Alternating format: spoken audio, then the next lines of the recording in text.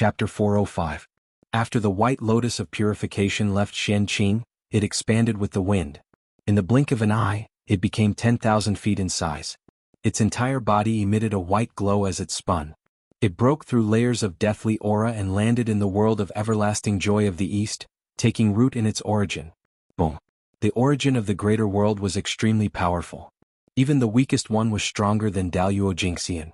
Not to mention, for a top-tier greater world like the world of everlasting joy of the East, its origin was definitely not weaker than the great Abhijna. Hence, under the influence of the world's origin, the power of the grade 12 white lotus of purification was completely unleashed. The light of purification swept out like flowing water, enveloping everything. As a result, the surrounding space was illuminated into a vast expanse of whiteness. Sizzle. With the protection of the white lotus of purification, the world of everlasting joy of the East stabilized instantly. The deathly aura came into contact with it again. Before it could get close, it was purified by the light of purification that enveloped it. The white lotus of purification could purify all the filthy aura in the world. The deathly aura was also a type of filthy aura. It could not escape its purification. After the deathly aura was purified, it turned into the purest origin aura and integrated into the growing world of everlasting joy of the East to accelerate its evolution. This was also one of the abilities of the white lotus of purification. Otherwise, why would it be called one of the 10 great primordial spiritual treasures of the primordial world? Very good. As expected of the celestial sect of wonders. In the dark, Elder Hongjun saw this scene and nodded his head in satisfaction. This grand disciple was much more reliable than the sages. It was all thanks to him that they were able to complete the task entrusted by the heavenly axiom. If not for him, it would be troublesome this time. Reward. Great reward. Thinking of Xianqing's contributions, Elder Hongjun made a decision in his heart. He was going to record his contributions and reward him well. As the leader of the celestial sect of wonders, he naturally had to treat those who contributed well so that the disciples of the celestial sect of wonders would not be disappointed. Let the poor way see what is fated with you? Elder Hongjuan's heart skipped a beat. Endless heavenly secrets appeared and surged in his sea of consciousness. Everything related to Xianqing appeared. The best was not the most suitable. But the most suitable was definitely the best. As the number one god of the primordial world, Hongjun naturally understood that. Therefore, he wanted to know everything about Xianqing so that he could choose the most suitable treasure for Xianqing. Luckily, Pangu covered up all the secrets of heaven on Feng Zichen, including his connection with Xianqing. Dao ancestor Hongjun was the strongest, but he couldn't compare to Pangu, so he couldn't see through him. This allowed Feng Zichen to escape a calamity. Green lotus of creation? This kid is so lucky. In just an instant, Ancestor Hongjun learned everything that Xianqing had experienced and understood what he needed the most now. The four-sided lotus platform. The innate 5 elements flag. With these 9 top-notch connate merit numinous treasures, he managed to nurture the 36-grade green lotus of creation. However, it was a pity that he would never be able to gather all 9 innate merit spiritual treasures. Heavenly Tao. He would not let the rank 36 creation green lotus appear in the great desolate Aeon. However, a connate treasure level green lotus of creation can exist. It won't touch the bottom line of the heavenly Tao. This kid's idea is very good. Xianqing wanted to collect the origins of the 9 connate spirit treasures and use them to grow the green lotus of creation. Naturally, he couldn't hide it from Hongjun. Regarding this, he expressed his agreement. If it was done properly, it might be possible to cultivate a connate treasure level green lotus of creation.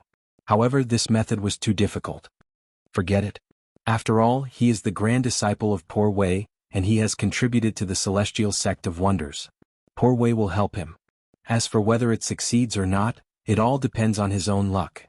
He remembered that he didn't give him any gifts when he entered the sect of Xianqing. In addition, he had made a great contribution to the celestial sect of wonders today. Dao ancestor Hongjun made a decision in his heart. He planned to combine the 2 rewards and give Xianqing a great creation. I'll give you this western white cloud-bound flag. It's not in vain for you to call Poor Wei Grandmaster. Dao ancestor Hongjun waved his hand and took out a white flag. There were cloud patterns embroidered on it, and it was surrounded by connate Gingjin Qi. It was the western white cloud-bound flag of the connate 5-element flags. It was a supreme-grade connate merit spirit treasure, one of the 10 great connate spirit treasures of the primordial world. This treasure should have been given to the Jade Pool Golden Mother by Tao ancestor Hongjun after the witch demon calamity. It should have turned into the immortal gathering flag and was one of the treasures of the heavenly courts. However, from what he meant just now, he clearly wanted to give this item to Xianqing to help him cultivate the green lotus of creation. History had really changed. Go. With a casual toss, Tao ancestor Hongjun threw the western white cloud-bound flag out. It turned into a stream of light and broke through layers of void, flying to Xianqing. What is it? Xianqing, who was paying attention to the changes in the eastern Qinghua world of Chang'e, suddenly saw a stream of light flash in front of him. He subconsciously reached out to grab it. This is the western white cloud-bound flag. The stream of light immediately turned into a small white flag. Xianqing glanced at it and felt that it was very familiar. After thinking carefully for a while, he could not help but exclaim. He had already come into contact with 3 of the Khanate 5-element flags.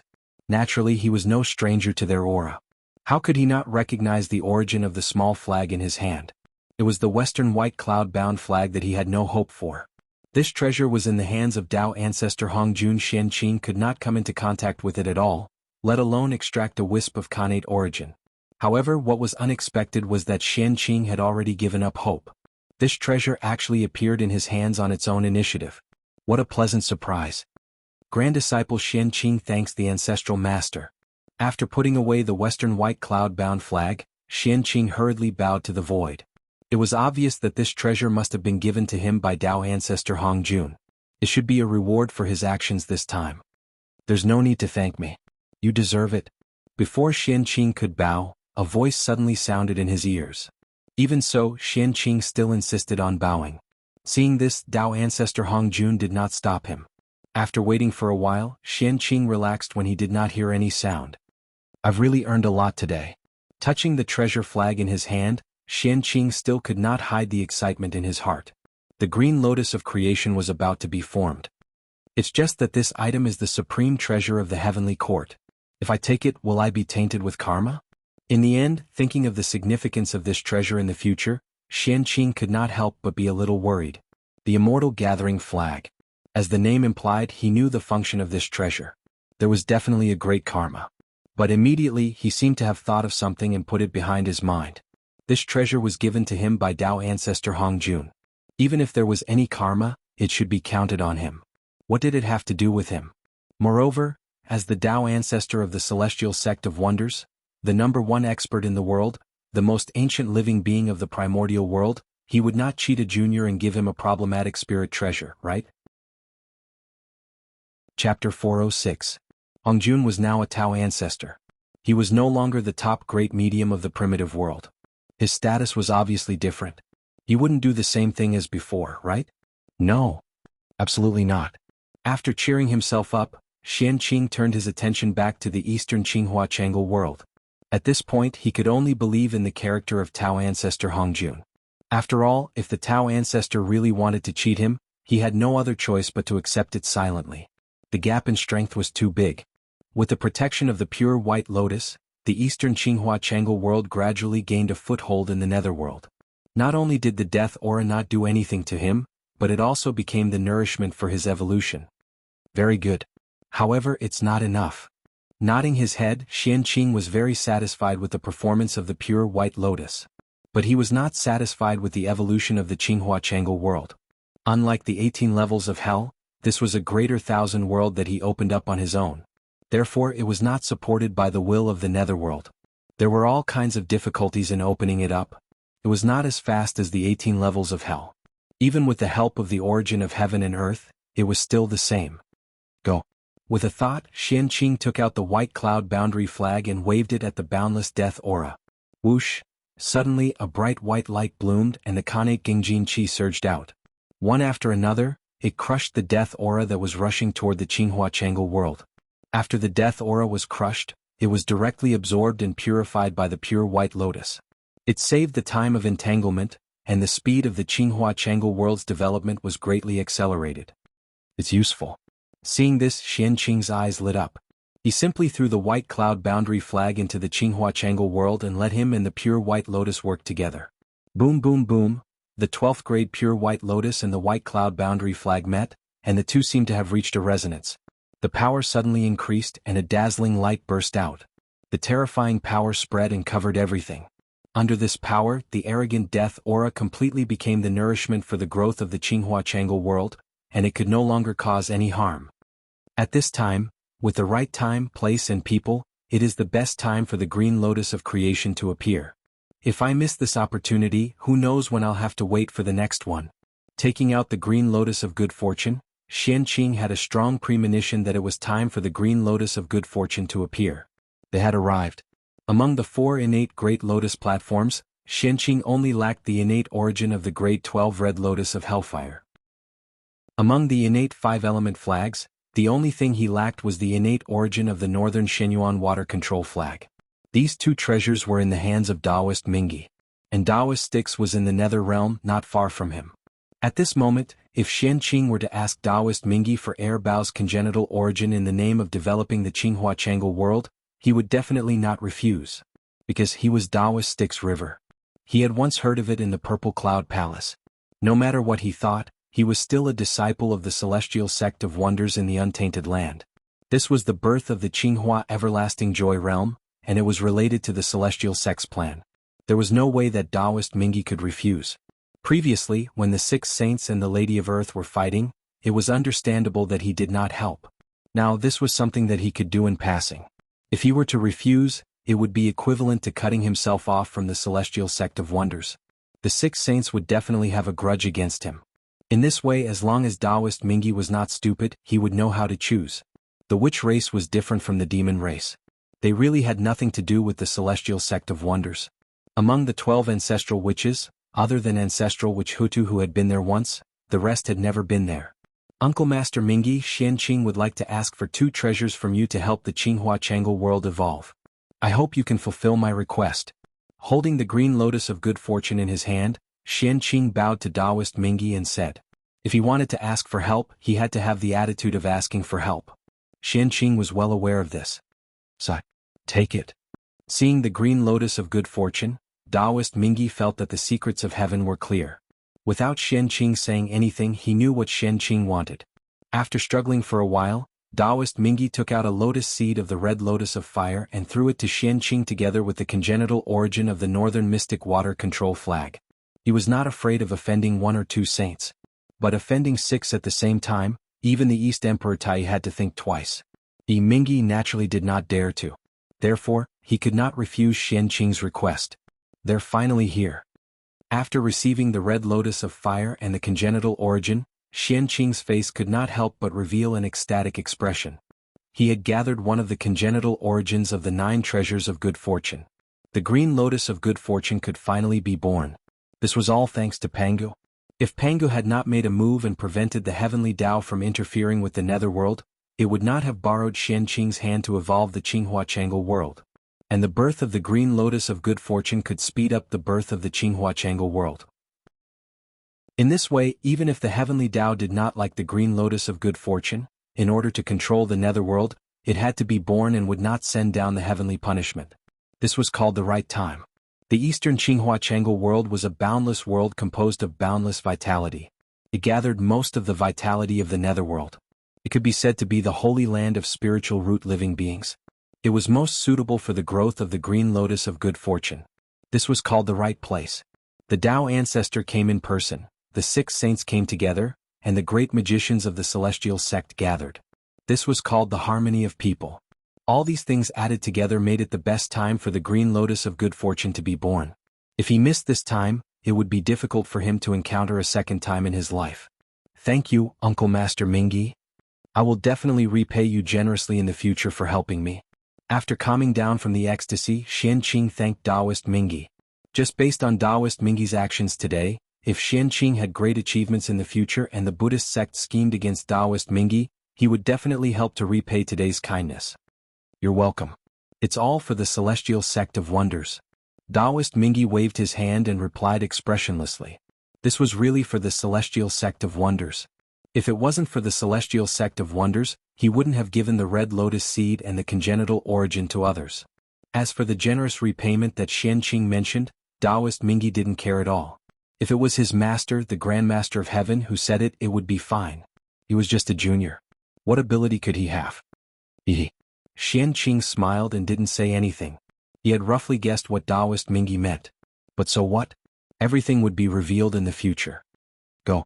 Qianqing formed a Tao seal and sent the green lotus of good fortune and the origin of the 9 treasures of good fortune that he had collected earlier into the eastern Qinghua Chang'e world so that they could fuse there.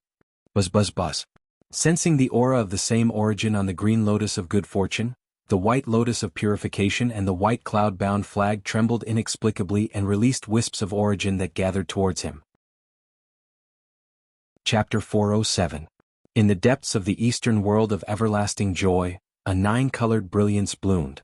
The creation chi surged and the laws of great Tao filled the air. It was abnormally mystical. That was the phenomenon caused by the growth of the creation green lotus. An extraordinary object would definitely have an extraordinary appearance. Needless to say, the creation green lotus was extraordinary. Even though it was only a connate numinous treasure, it still had boundless power. Even heaven and earth had to celebrate its rebirth. The 9-colored light was formed by the origins of the 4 connate lotus platforms and the connate 5 elements flag. It enveloped the creation green lotus and deduced the origin of creation. It explained the true meaning of the great Tao and helped it take root. Before long, the connate origins of the creation 9 treasures were completely absorbed by the creation green lotus.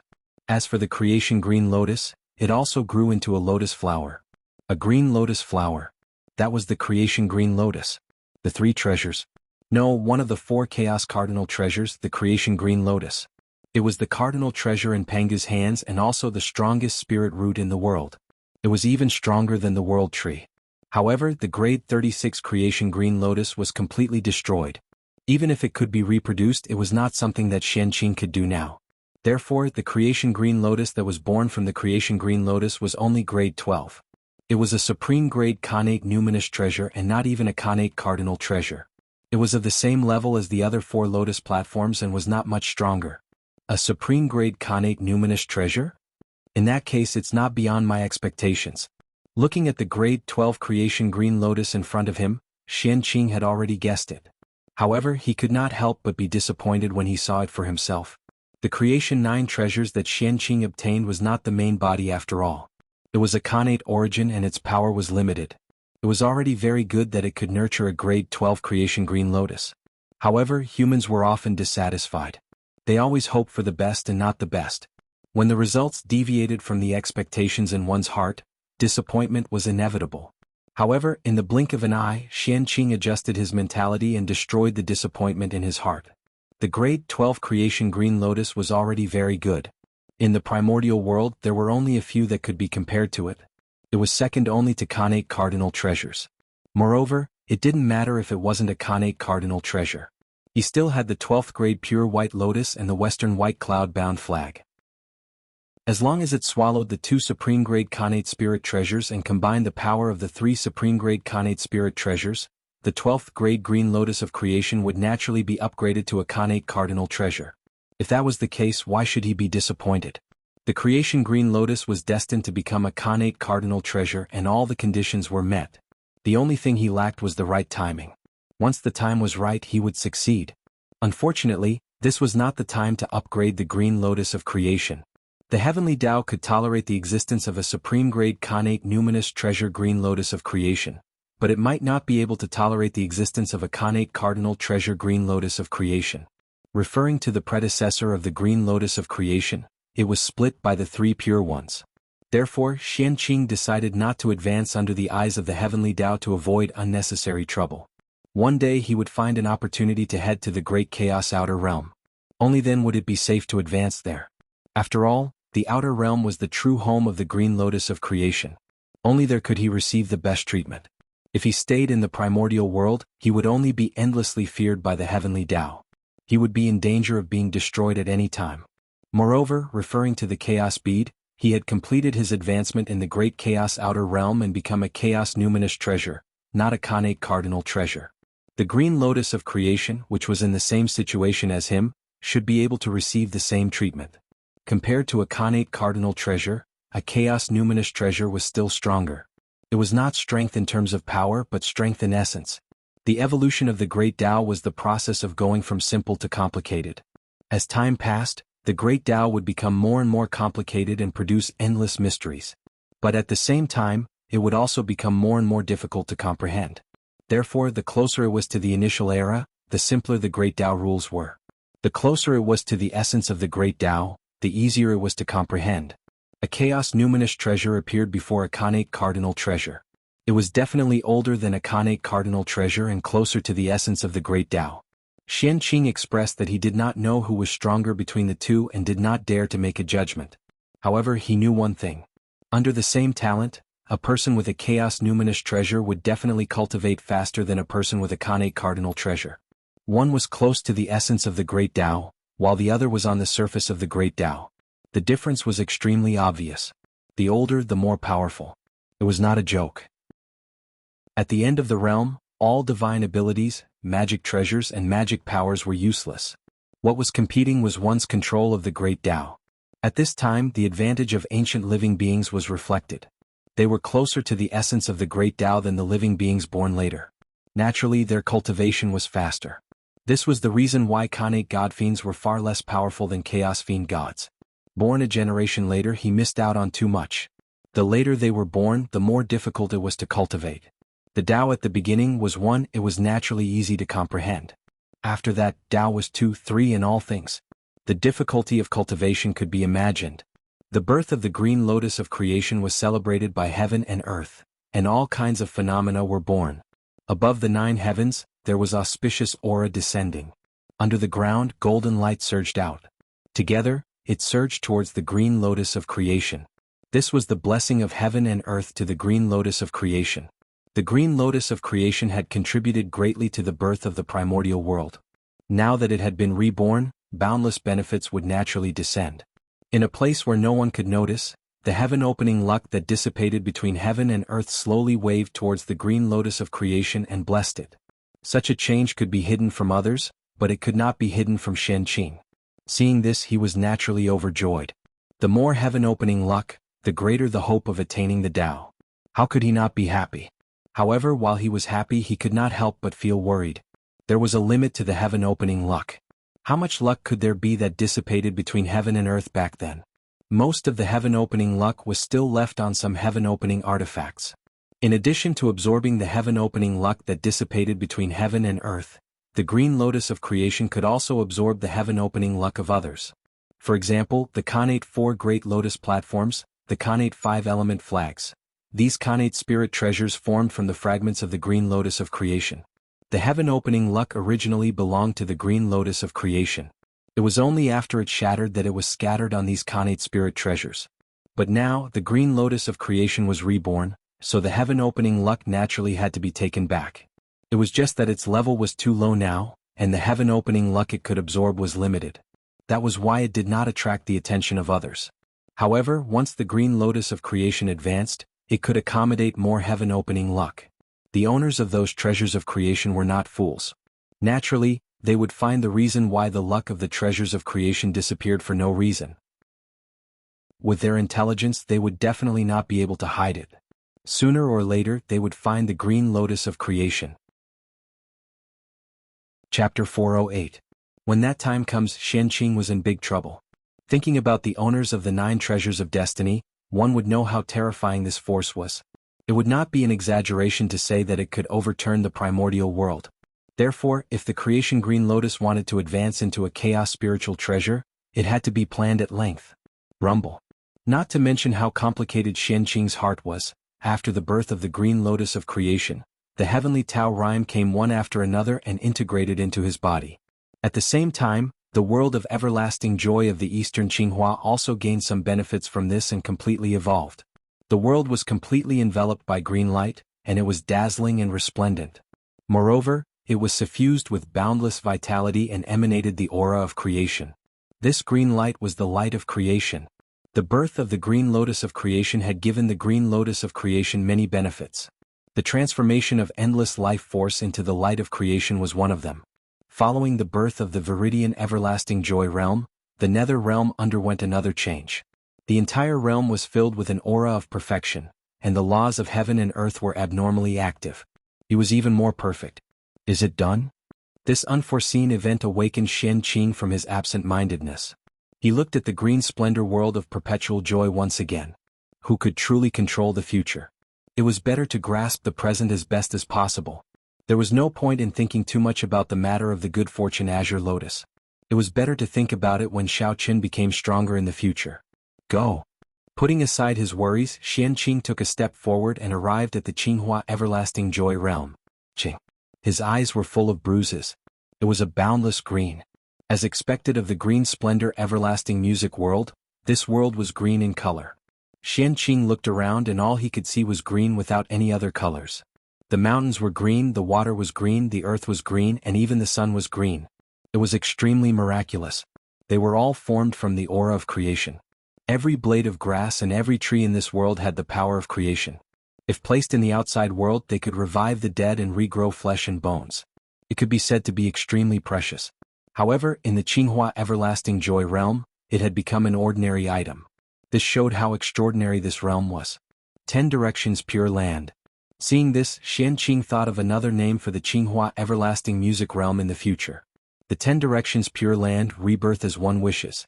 This was the holy land of the mortal world after death. By coming here, one would be able to transcend. The Tai Heavenly Lord of Salvation from Misery was also known as Heavenly Lord of 10 Directions.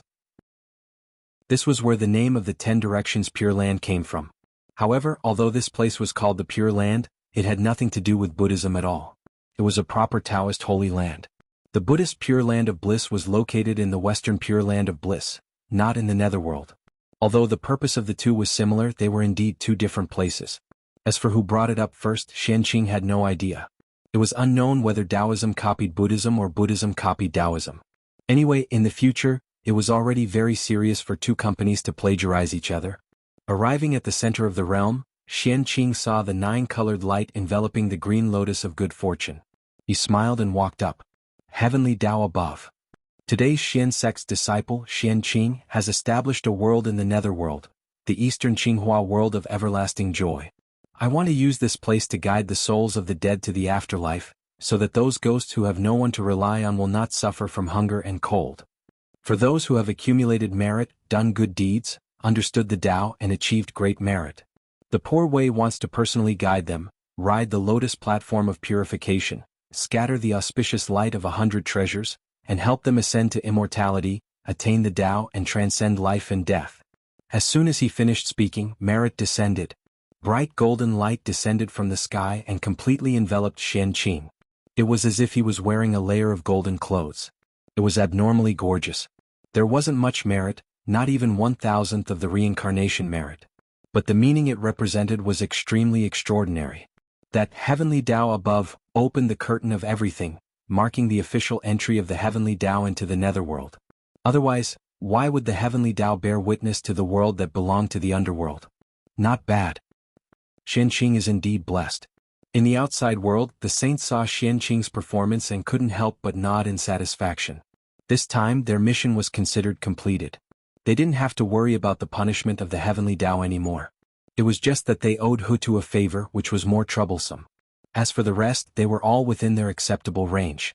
However, the 6 saints were already very satisfied with this. The price they had to pay this time was much less than expected. Rumble.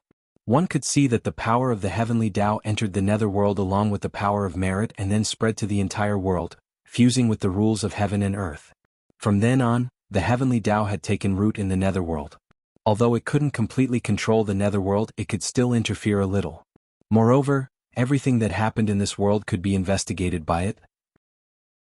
The only thing that wasn't affected by the heavenly Tao was the 6 paths of reincarnation disc. 6 fellow Taoists. In this case, are you satisfied? After everything was settled, Huda looked at the 6 of them and said coldly, "Fellow Taoist Huda, please calm down." Poor Wei and the others promised that if there's nothing important in the future, they won't step into the netherworld. Since their goal had been achieved, the 6 saints' attitude towards Huda softened as they said with a smile. In any case, it didn't mean much to them whether they came to the netherworld or not. The 6 saints wouldn't lose anything by saying some soft words to Hutu to calm her anger. In that case, then please go back, fellow Taoists. With a cold snort, Huda sent them off. It was really infuriating to see them. Since everything was over, it was better to send them away as soon as possible so that they wouldn't be an eyesore here. Fellow Taoist Hutu Poor Wei and the others will take their leave first. After cupping their fists, the figures of the 6 saints gradually disappeared and left this place. In fact, there was no need for Hutu to speak. They were about to leave.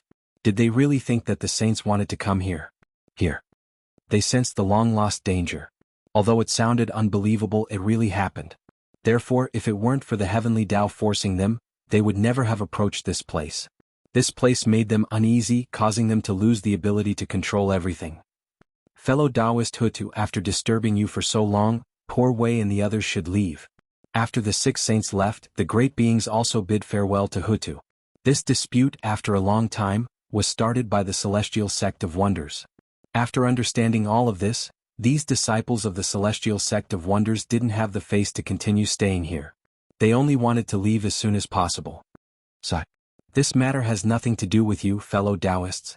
After sighing, Hutu said with understanding. She knew that although these people were disciples of the Celestial Sect of Wonders in name, that was all they could do. They couldn't be the master of any Celestial Sect of Wonders. In the end, they have no face. Fellow Taoist Hutu will go now. We'll meet again if fate allows. With a helpless smile, everyone left one after another. After this departure, I'm afraid that we won't meet again for many years? Looking at the backs of everyone leaving, not only Hutu but even Dijun, Tai, the 6 saints, and the great beings who had been famous for a long time in the primordial world were a little absent-minded. After thinking for a long time, Dijiang still couldn't figure it out. He simply stopped thinking about it and planned to ask Hutu directly later. After that, he brought the other ancestral magi and strolled around the netherworld. On the other side, Fengdu walked silently behind the Lady of Earth, constantly organizing his words in his heart, intending to persuade her to set up the Yin court. Now that everyone had left, it was time to bring up the matter of establishing the Yin court. Fengdu and the Lady of Earth discussed the matter of the Yin court for the time being. On the other hand, Feng Zichen had been in a state of excitement ever since he obtained the origin of the tunnel. When everything in the netherworld was over, he directly left Fengdu's incarnation to guard this place. He couldn't wait to leave this place and return to the ancestral land of the human race. He wanted to refine the origin of the tunnel. That was the great Taoist priest. Daluo Jingxian was invincible. The great Taoist priest who would become primordial Daluo Jingxian. In the primordial world. Who could resist his temptation? Feng Zichen didn't know about others, but he definitely couldn't. Especially since he was only a line away from the great Taoist priests. It could be said that he was within reach. That was even more impossible to endure. After refining the origin of the tunnel in his hand, he would be the great Taoist priest. Thinking about it was really exciting. Fengdu has already bloomed the flower of the tunnel. As the original body, I can't fall behind. After teasing himself, Feng Zichen took out the origin of the tunnel and directly refined it. This origin of the tunnel was not prepared for him. Instead, it was forcefully taken by the Lady of Earth. It was not compatible with his aura. Naturally, the refinement was not as smooth as the previous two. It even caused a strong resistance from the origin of the tunnel. Boom boom boom. The true will of all things surged out from the origin of the tunnel and transformed into various forms. It contended with Feng Zichen's mana and prevented him from refining it. That wasn't all. The origin of the tunnel rumbled and resonated with the mountains, rivers, and earth. It stirred up the power of the earth and headed toward Feng Zichen. For a moment, Feng Zichen felt that his body was incomparably heavy. It was as if he was carrying an ancient divine mountain on his back. It was so heavy that he couldn't breathe. Even with Feng Zichen's cultivation, he was still pressed down. Could be seen how heavy it was.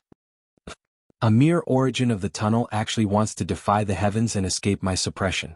What a joke. Great Tao furnace, refine for me. Feng Zichen couldn't help but be furious that he couldn't refine the origin of the tunnel. He directly summoned the Great Tao furnace and stored it inside, using the power of the Great Tao to refine it. Compared to the power of the Great Tao, the origin of the tunnel was much weaker. Therefore, even if the power of the Great Tao possessed by the Great Tao furnace only had a trace of the true power of the Great Tao, it was definitely not something that the origin of the tunnel could contend against. In the Great Tao furnace, the arrogant origin of the tunnel was completely suppressed by the power of the Great Tao. Traces of the origin were refined and merged into Feng Zichen's body. However, as he watched, Feng Zichen discovered a drawback of the Great Tao furnace. That was, there was no corresponding Tao fire. If there was a furnace, there naturally had to be a fire. Even the Grand Pure One had to use the Khanate 8 trigrams furnace to refine pills with the purple Tusita fire. Of course, the Great Tao furnace also needed a matching Tao fire. In the past, when the Great Tao furnace was still the Heaven and Earth furnace, Feng Zichen used the fire of all creations. This was a variant of the star fire.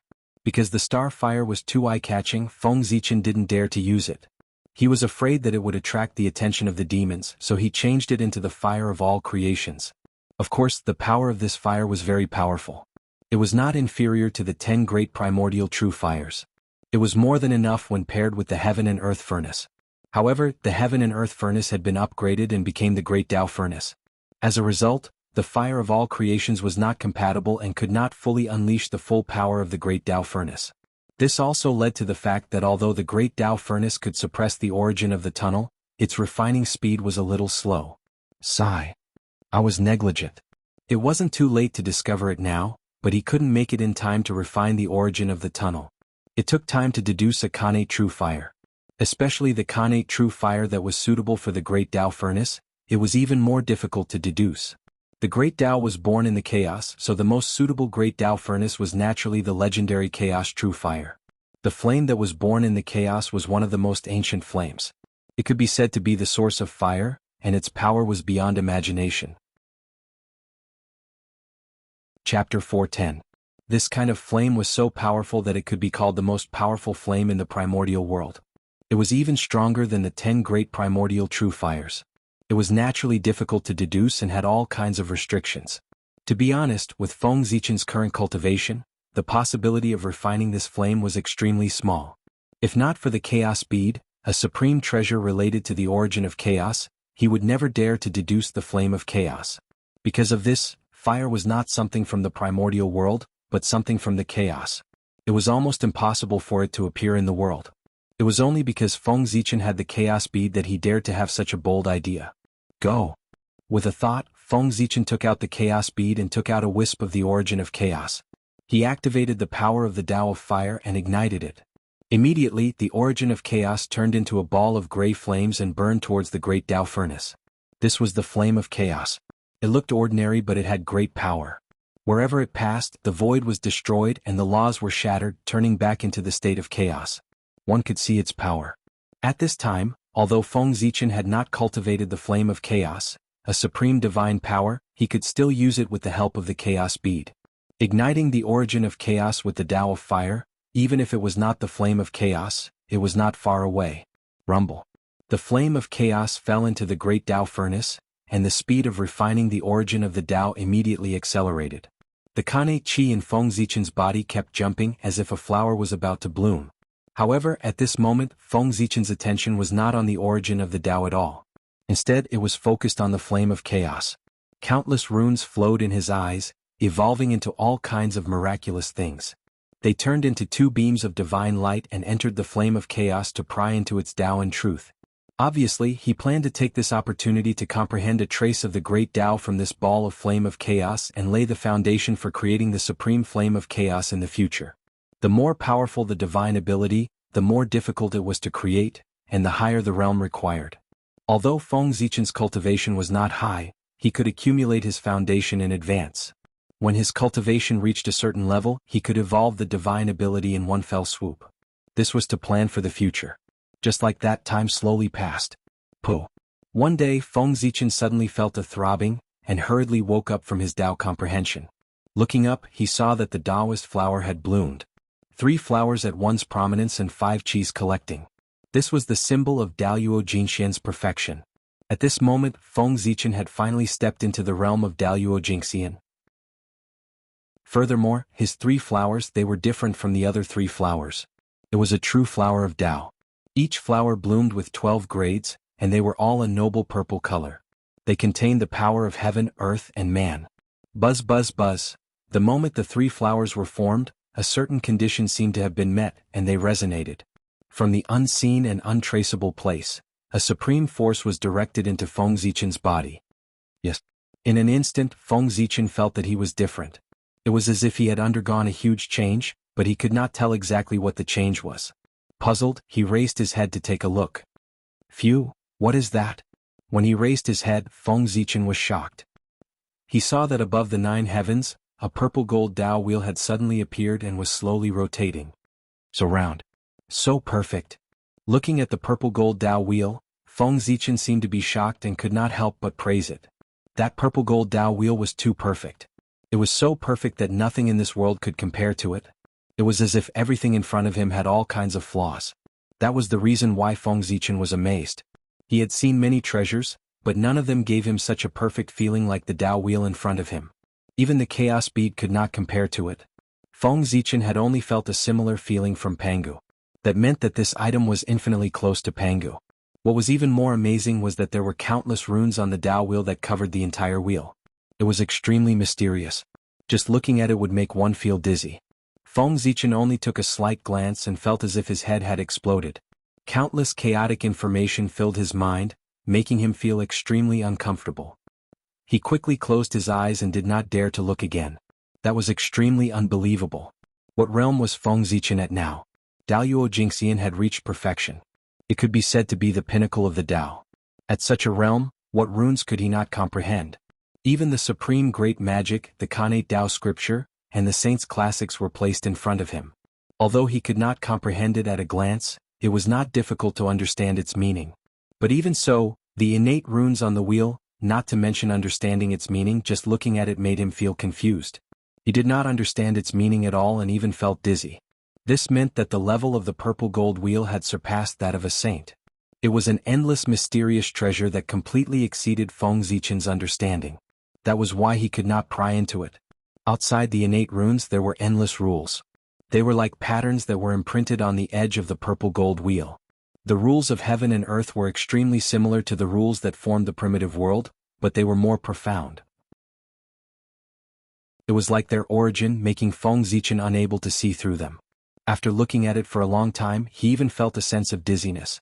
It was even more serious than the aftereffects of looking at the innate runes just now. After a while, Feng Zichen calmed down the restlessness in his mind and continued to look at the purple gold wheel. However, with the previous lesson, he did not dare to look at the runes and rules on it again. Instead he looked elsewhere.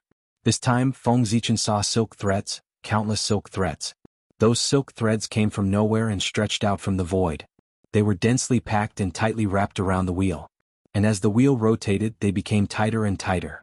These silk threads were different from the rule runes and did not have the slightest bit of magic. Feng Zichen looked at them for a long time and did not feel uncomfortable. He continued to look at them, wanting to see their origin. At first he did not feel anything strange. But after looking at them for a long time, he did not discover their origin and found that something was wrong. It was fine that the silk threads were entangled deeper and deeper. But as the silk threads were entangled deeper and deeper with the wheel, it began to affect the speed of its rotation. It was as if there was a huge monster at the end of the silk threads that firmly held the wheel and did not let it continue to rotate. Although this effect was very small and almost undetectable, and if not for Feng Zichen's careful observation, he would not have discovered it. But it did affect the rotation of the wheel. Perhaps he could not see anything now, but as time passed, there would be more and more silk threads firmly wrapped around the wheel, bringing him great pressure. Chapter 4:11. This pressure would become stronger and stronger. First, it would continuously slow down the speed of the Tao wheel. In the end, it would even completely drag the Tao wheel, causing it to completely stop spinning and stand quietly in the void. Then, something big would happen in the primordial world. At this point, how could Feng Zichen not understand the origin of the purple gold Tao wheel? It was clearly the true ruler of the primordial world, the supreme heavenly Tao. That's right. In the primordial world, only the three Taos of heaven, earth, and man could be so magical and powerful, far surpassing the saints and directly comparable to Pangu. This purple gold Tao wheel existed above the 9 heavens, in the deepest part of the boundless void. Its origin was self-evident. Good boy. If the heavenly Tao stops operating, the primordial world will be exciting. I'm afraid that the primordial world will be destroyed and the immeasurable calamity will descend soon. Feng Zichen frowned and looked at the heavenly Tao. He thought with some fear. The heavenly Tao slowly rotated. It was clearly a sign of operating the world and pushing the laws. If it completely stopped, it would be terrible. There would not be a big problem in the primordial world. However, whenever the world reached the end, the heavenly Tao would be the first to sense it. It would be affected and stop operating. Therefore, if the heavenly Tao stopped operating, it would be the arrival of the immeasurable calamity and the precursor to the destruction of the world. That thread is... Looking at the thread, Feng Zichen frowned tightly. He wanted to see its origin and solve this problem for the heavenly Tao. No one could stand idly by when they saw such a major matter that concerned the survival of the primordial world. Moreover, he was a promising young man. Furthermore, he had the heavy responsibility of Pengu on him. It was even more impossible for him to ignore it. Unfortunately, even the heavenly Tao could not solve it. It was even more impossible for Feng Zichen. After looking carefully for a while, he still did not find any useful information. Khanate 8 trigrams.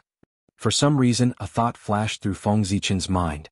He used the supreme mystical ability passed down by Fuxi. The Khanate 8 trigrams was the foundation of Fuxi's Tao. At the same time, it was also the pillar of the primordial world. Its power was naturally top-notch. Just in terms of deduction alone, the innate 8 trigrams was enough to rank in the top 3, not to mention that it had other functions. The shadow of the innate 8 trigrams appeared in Feng Zichen's eyes. Heaven and earth changed greatly, and the universe was transformed. The secrets of the threads were gradually revealed in front of him. Yes. It actually worked. The ability of the pre-celestial 8 trigrams was somewhat beyond Feng Zichen's expectations, but it made him a little excited.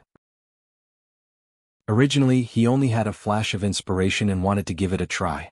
He did not know whether it would succeed or not. Who would have thought that it would actually work? This was truly a huge surprise. The 3 flowers at once prominence had caused great changes in Feng Zichen, but the specific changes were somewhat inexplicable and required him to figure it out himself. Seeing the heavenly Tao was one of them. This was the second reason why the power of the divine ability would be increased. Yes, that's right. After Feng Zichen cultivated the 3 flowers at once prominence, the power of the divine ability had increased by an entire realm, and his understanding of the Great Path had also increased by a level. Otherwise, with his current mastery of the pre-celestial 8 trigrams, it would be impossible for him to deduce the origin of the threads. But now he had easily done it without much effort. It had to be said that this was the benefit of forming the 3 flowers of heaven, earth, and man. Karma? That's reasonable. Withdrawing his divine ability, Feng Zichen was a little absent-minded. That thread was the thread of karma. It was the karma of all living beings that firmly entangled the heavenly path, pulling it and preventing it from continuing to operate. So, this is troublesome. After understanding the origin of the threads, Feng Zichen could not help but have a headache. He had no way of dealing with this matter. Previously he did not know the origin of the threads. Seeing that they were harmful to the heavenly path, Feng Zichen was extremely nervous and wished that he could leave and burn those threads. But now, after understanding that the threads were the threads of karma, the nervousness in Feng Zichen's heart disappeared. He was not as worried as before. He just felt that it was a little troublesome. The heavenly path would clean up the threads of karma on its own, so he did not have to worry about it. When the heavenly path felt that the existence of the threads of karma affected its operation, it would trigger the calamity of heaven and earth and clean up the primordial world. It would clean up the karma that was entangled with it in one go. This was the origin of the calamity of heaven and earth. There was too much karma accumulated between heaven and earth, and it had already hindered the operation of the heavenly path. In order to protect itself, the heavenly path triggered the calamity to clean up everything. This was completely understandable. Karma came from all living beings. This sin should naturally be borne by all living beings. Only in this way could the justice of the heavenly path be demonstrated. In fact, triggering the calamity and cleaning up the primordial world was also a method that the heavenly path had no choice but to do. If someone could clear up all the karma that was entangled in the heavenly path and let it operate steadily, there would naturally be no more calamity in the primordial world. However, that was completely impossible. The karma of a world was huge and complicated. They were connected to each other and entangled with each other. There was no clue at all. It was impossible to clear them up. Even an existence like the heavenly path that had no intelligence and was completely programmed could not be sorted out, let alone sentient beings. If not for that, the heavenly path would not have sent down a killing tribulation to clean up a portion of the living beings of the primordial world and cut off the messy karma. That was the simplest and fastest method. It would also cause the least damage to heaven and earth. However, there was no perfect method in the world. There were still loopholes in this method. Not all karma could be cut off quickly. Some karma was like poison that was attached to the bones. It was firmly entangled in the heavenly path and could not be removed no matter what. Previously, it had been said that the heavenly path could sacrifice everything for the primordial world. Among them, there was no lack of people who had contributed to the world. Not only that, those with merit would definitely be protected by the heavenly path. If these people died, it would be on the heavenly path. Even the Pangu would form karma, let alone the heavenly path. If these people died, the heavenly path would naturally be entangled in karma and could not be removed. In that case, there was quite a lot of karma on the heavenly path. It was easy to end the karma of all living beings. It was fine as long as they all died. However, how could the karma of the heavenly path be ended? Naturally, he had to let the heavenly Tao die to end everything. As time passed, the karma would accumulate and the heavenly Tao would not be able to remove it. When it could not withstand the weight of the karma, the heavenly Tao would stop operating. In that case, the immeasurable calamity would arrive. The calamity was the sin of all living beings. It was the retribution given to all living beings by the heavenly Tao. The immeasurable calamity was the sin of the heavenly Tao. It was the retribution given to the heavenly Tao by those who had died. The heavenly Tao could not withstand the weight of karma. It would naturally collapse. In that case, the world would be destroyed and all karma would be cleared. Chapter 4:12. In the primordial world, it was easy to survive the immeasurable calamity. Not only could Feng Zichen not think of a way to solve this matter, but even the many great divine powers and the high and mighty saints could not solve it. The only thing they could do was to cultivate hard, hoping to reach the realm of primordial chaos Daluo Jingxian before the immeasurable calamity and transcend everything. Under the immeasurable calamity, everything would return to chaos. Nothing and everything would be the same. Only primordial chaos Daluo Jingxian could escape. The so-called immortality of the primordial world relied on the primordial world. It could only be said that as long as the world was not destroyed, Daluo would not die. If the world was destroyed, Daluo Jingxian would lose his support and die. Why did the great divine powers painstakingly pursue the primordial chaos Dao realm? They did not want to die in the immeasurable calamity. After becoming Daluo Jingxian, the only thing that could worry them was the immeasurable calamity. Although they did not know when the immeasurable calamity would come, they knew that it would definitely come. This was a calamity that all worlds could not escape. Sigh. The sins of the world should be suffered by all living beings. Under the immeasurable calamity, primordial chaos Daluo Jingxian could survive, but countless living beings below would be destroyed along with the primordial world. Born in the primordial world and die in the primordial world. This was a cycle and also a cause and effect. Unless the primordial world could be promoted to an eternal world, it could jump out of this cycle. It's not that there's no way. Thinking of the eternal world, Feng Zichen could not help but think of a way. That was to continuously raise the level of the primordial world before the immeasurable calamity so that it could bear more karma and not be implicated by karma and enter the realm of the end. Although this method was somewhat like drinking poison to quench thirst, it was the only way Feng Zichen could think of. At the same time, this was also the method that the heavenly Tao was currently using. The purpose of launching the immeasurable calamity was not only to end karma, but also to harvest a wave of origin of the world. However, although the heavenly Tao's plan was very good, reality was often different from expectations. In the untainted land, even the way of heaven could not truly control everything. After all, the water in the untainted land was too deep. There were too many people and things that were out of control. Maybe there was a backup plan left by the chaos fiend god somewhere. Moreover, the great adepts were too powerful. He was strong enough to destroy the world. As a result, the origins that the heavenly Tao reclaimed were far from enough to make up for the damage caused to the primordial world during the battle between the great divine abilities, let alone being used for advancement. Therefore, after each cultivation tribulation, the untainted land, which was supposed to be stronger, became weaker. From this, it could be seen that having too many powerful beings was not necessarily a good thing. If they were to really cause a ruckus, perhaps the world would be destroyed by them before the immeasurable calamity arrived. Therefore, if Feng Zichen wanted to upgrade the level of the untainted land, the first thing he had to do was to strengthen the untainted land so that it could withstand the impact of the great mediums. Of course, Feng Zichen could not do this. Even Dao ancestor Hongjun could not do it. He was the Daluo Jingxian who was still thousands of miles away from the primordial chaos Dao realm. If he wanted to do it, wouldn't he be dreaming? However, although Feng Zichen could not do it, Pangu could. The Tree of World was prepared for this. This was the backup plan that Pangu had prepared for the untainted land. Every time he thought of this, Feng Zichen admired Pangu in his heart. When the untainted land had just been created, he had seen all kinds of things in the future and left a solution. How could such a realm and such strength not be amazing? It seems that the matter of upgrading the Tree of World can't be delayed any longer. I have to hurry up and upgrade its strength to the primordial chaos Tao realm. Thinking of this, Feng Zichen had a headache. If the Tree of World wanted to support the untainted land, it had to be at least at the primordial chaos Tao realm. Otherwise, no matter how extraordinary its essence was, it would be crushed under the heavy pressure of the untainted land. It would be difficult for it to support the untainted land. But the primordial chaos Tao realm. How could it be so easy? Feng Zichen had spent so many treasures, but he had only managed to upgrade the level of the Tree of World to the half-step primordial chaos Tao realm.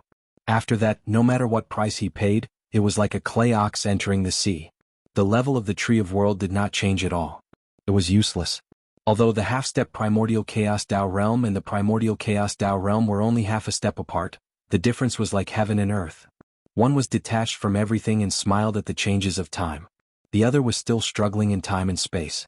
It was restricted by heaven and earth and could not transcend. It was too difficult to advance. It was not enough to rely on treasures. It needed more opportunities. What the Tree of World lacked was opportunities. It was not just the Tree of World.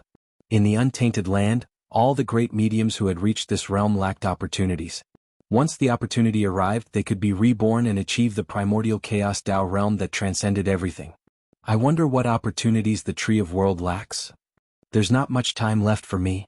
At this time, even Feng Zichen could not help but feel a little anxious. With the establishment of the 6 paths of reincarnation, the shaman demon tribulation was not far away. If he did not think of a way to upgrade the level of the Tree of World when Mount Buzhou broke, the Tree of World would not be able to support the untainted land. Then he would end up miserable. Ever since Feng Zichen obtained the seed of the Tree of World, he had received countless benefits. Moreover, these benefits were each greater than the other. It was not an exaggeration to say that he had become who he was today. However, if these benefits were really calculated, it could be said that Pangu had paid him in advance. It was his reward for cultivating the Tree of World.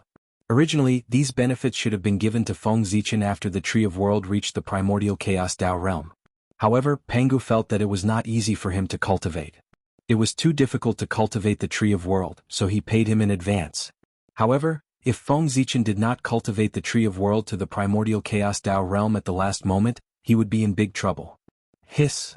Thinking about the benefits he had received over the years, Feng Zichen could not help but feel his scalp go numb. A gust of cold air rose from the soles of his feet and rushed straight to his head, causing him to shiver uncontrollably. This karma was too great. It was so great that he could not bear it.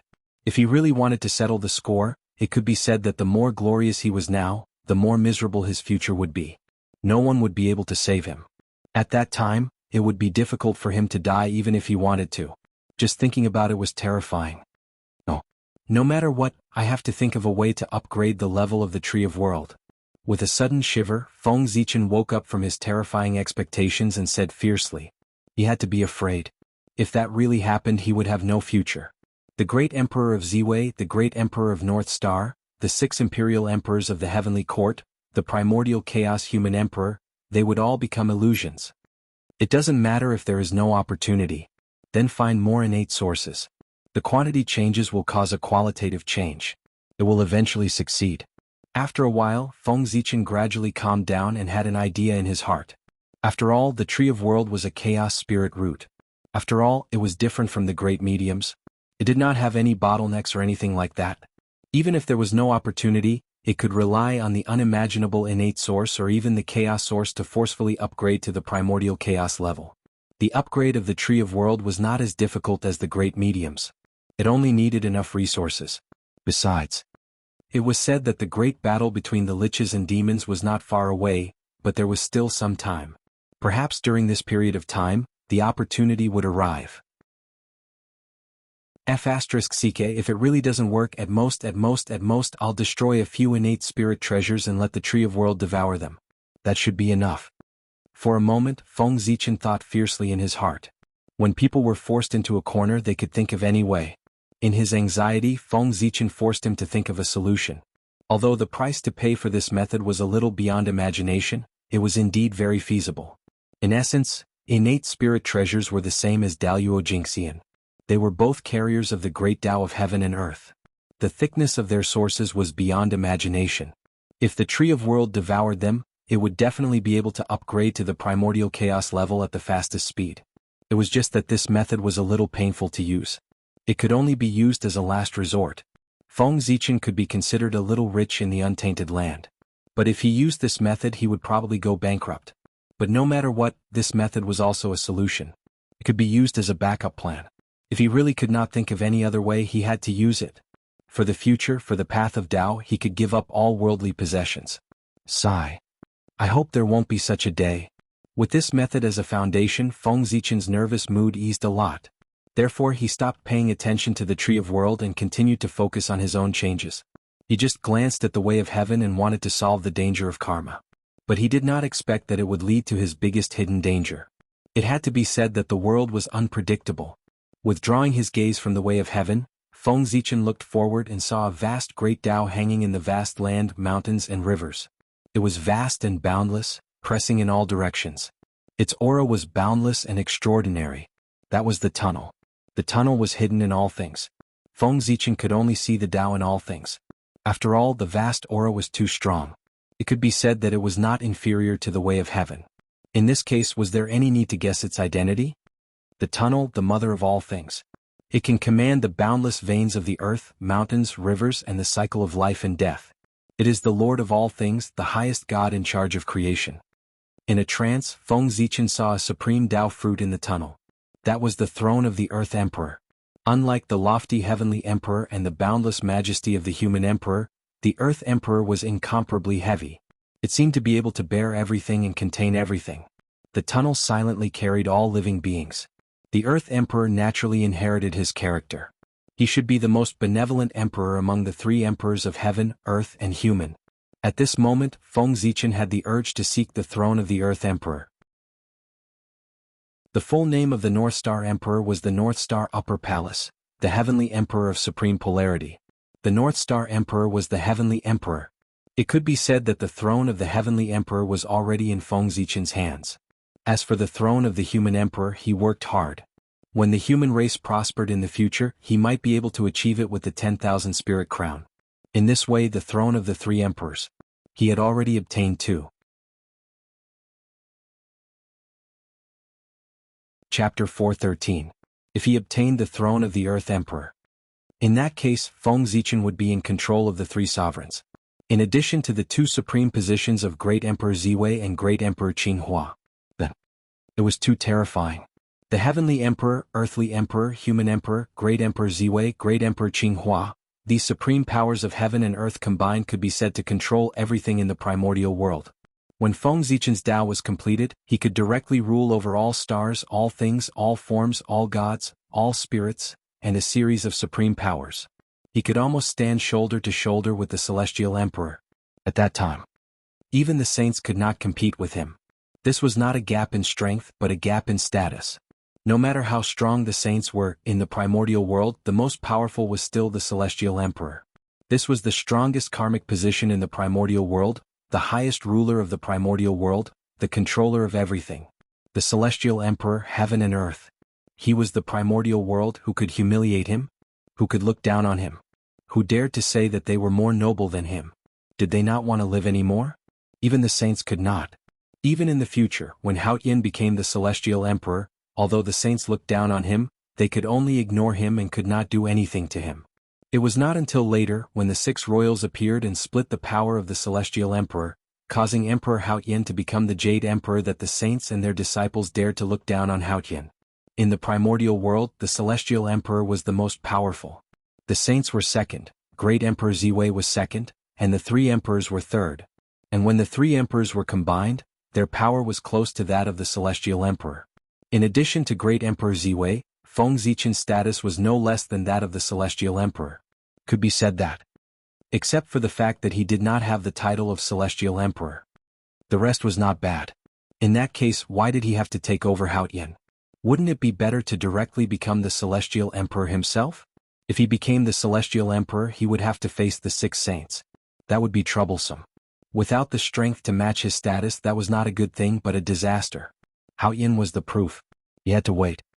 When the saints took action and established the six royals, completely taking over Haotian, he would suddenly expose his identity and take the position of Celestial Emperor with the power of the three emperors, catching the saints off guard. Thinking about it, the scene at that time must be very exciting. The expressions of the saints must be interesting. He had spent so much effort scheming, but in the end he had helped someone else. Wasn't his expression interesting? This isn't right.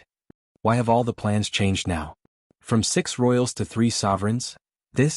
Suddenly Feng Zichen came back to his senses and realized that his plan had been completely messed up. His initial goal was to become Great Emperor Ziwei. Later he saw the Taoist fetus of Gaochen in the Thunder Lock and refined it into an incarnation. Only then did he have the idea of becoming one of the 6 royals and overriding the celestial ruler. At this moment, although Feng Zichen's initial goal had not changed, to become Great Emperor Ziwei, the nature of his goal had changed. From the legendary Great Emperor Ziwei to the real Great Emperor Ziwei. A Great Emperor of Ziwei who had no restrictions and no power to be divided. But now, everything had changed. The 6 royals had yet to be born, but he was about to become one of the 3 emperors. This is really... For a moment, Feng Zichen was speechless. All of his plans were prepared to become Great Emperor Ziwei. He did not consider the throne of the 3 emperors at all. However, the 6 royals that he had meticulously planned had yet to be seen. The throne of the 3 emperors that he had no plans for at all was about to be achieved by accident. What the hell is going on? Moreover, Feng Zichen vaguely felt that there was something wrong with his state today. He was too arrogant. He actually dared to scheme against a saint. No. According to what he thought, that was not scheming, that was provocation. This was not just arrogance, it was simply arrogance, wasn't it? Did he really think that he was Pangu in the world? He was too arrogant. He was not like the Loki him at all. Feng Zichen, who came from the future, knew better than anyone else how powerful the saints were after the calamity of witches and demons. It was not an exaggeration to say that they had no opponents. How could such powerful them let a true celestial ruler be born in the primordial world and suppress them? Therefore, if anyone had this intention, they would immediately join forces to suppress them. The overlapping of the powers of the 6 royals great emperors in the future was one of the methods that the saints used to prevent the birth of the celestial emperor. The saints were cunning. Feng Zichen did not think that he could defeat them. What celestial emperor, what replacing the primordial world, what jumping out to slap the saints in the face when they were at their proudest? This was impossible.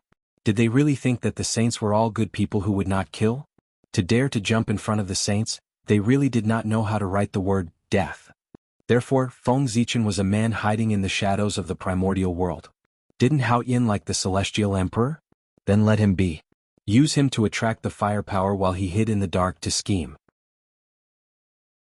If he really wanted to be the celestial emperor, he had to wait until he reached the primordial chaos Tao realm and had the strength to contend with the saints before he could jump out. Otherwise, the saints could completely arrange everything clearly. In the primordial world, strength spoke. Strength was the most important thing. I'm too arrogant. I've been too complacent recently. I've forgotten who I am and almost made a big mistake. Thinking about it carefully, Feng Zichen knew why he was arrogant. His journey had been too smooth. He had not encountered many hardships at all. Especially recently, he had easily achieved a series of successes and obtained a lot of benefits. Moreover, since his debut, almost all of his plans would succeed. It was simply his wish coming true.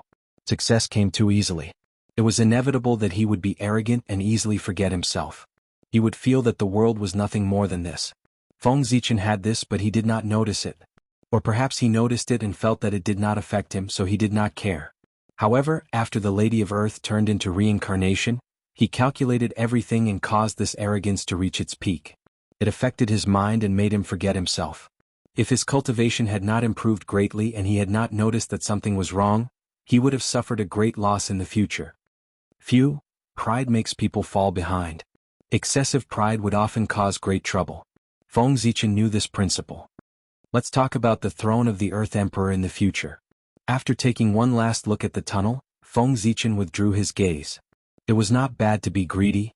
He had enough burdens on his shoulders. With the addition of the throne of the Earth Emperor, it was a little too much. There was no time to plan. It was not too late to plan for the throne of the Earth Emperor after he had settled the matters on his body. Anyway, he was there and could not run away. It's the human path. Above the heads of all living beings, Feng Zichen saw the human path. He was protecting all living beings. It was because of his existence that there would not be a tragedy of great magical beings sacrificing countless living beings in the primordial world. He was the true guardian of all living beings. If one day the human path was no longer there, it meant that all living beings had died. he existed in the hearts of all living beings and existed with all living beings. Therefore, the human emperor born from the human path had boundless majesty. Internally, he used his majesty to subdue all living beings and lead them to prosperity. Externally, he used his majesty to suppress all living beings, intimidate all enemies and protect all living beings. Human Emperor. Whether I can succeed or not depends on the future of the human race. In the future, if the human race prospered and redefined the human path, then Feng Zichen would naturally become the human emperor. If the human race fell, everything would be for naught. The myriad Tao of heaven and earth. Billions of laws. And the origin of heaven and earth. Oh my God, this. After looking at the three paths of heaven, earth and man, Feng Zichen looked around. This look gave him a fright. In the void, the myriad Tao appeared, and the rules of heaven and earth were clearly visible.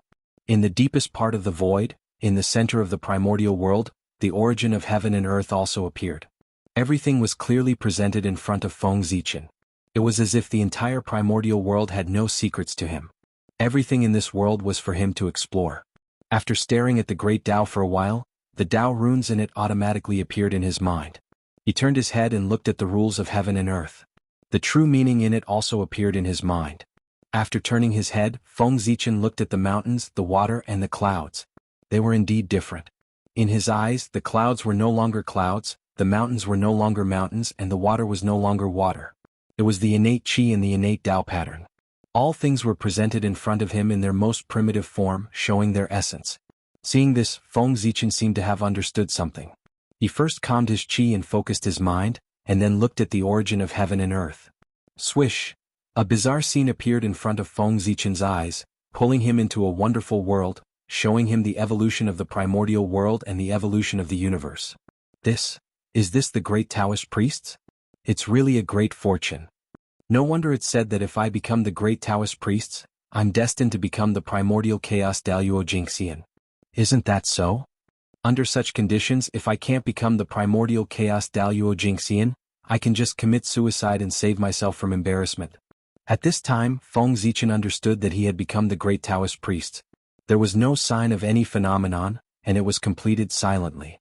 At this time, all his changes were brought about by becoming the great Taoist priest. Feng Zichen hadn't felt the invincible power of the Daluo Jingxian for the time being, but he understood the origin of the Daluo Jingxian. After becoming the great Taoist priests, everything in the primordial world was no longer guarded against him. He could see the most essential primordial world. The three paths of heaven, earth, and man appeared in front of him most directly, allowing him to feel the greatness of Tao. The origin of heaven and earth, all the innate paths of the primordial world, and the rules that operated heaven and earth appeared in front of him without reservation, allowing him to observe and understand the principles contained in them. What a great opportunity this was! If becoming the primordial chaos Daluo Jingxian was a test, then after becoming the great venerable, it was equivalent to obtaining the answers to the test paper. In this way, if he still couldn't achieve Tao, he could only be said to be as stupid as a pig. If he couldn't achieve Tao, he deserved it. He couldn't blame others. Haha. The true meaning of heaven and earth is in front of me, allowing me to take it. My Tao has been achieved. Looking around, Feng Zichen felt carefree and couldn't help but laugh. Chapter 4:14. This was the joy of being about to achieve the Tao. Achieving the Tao.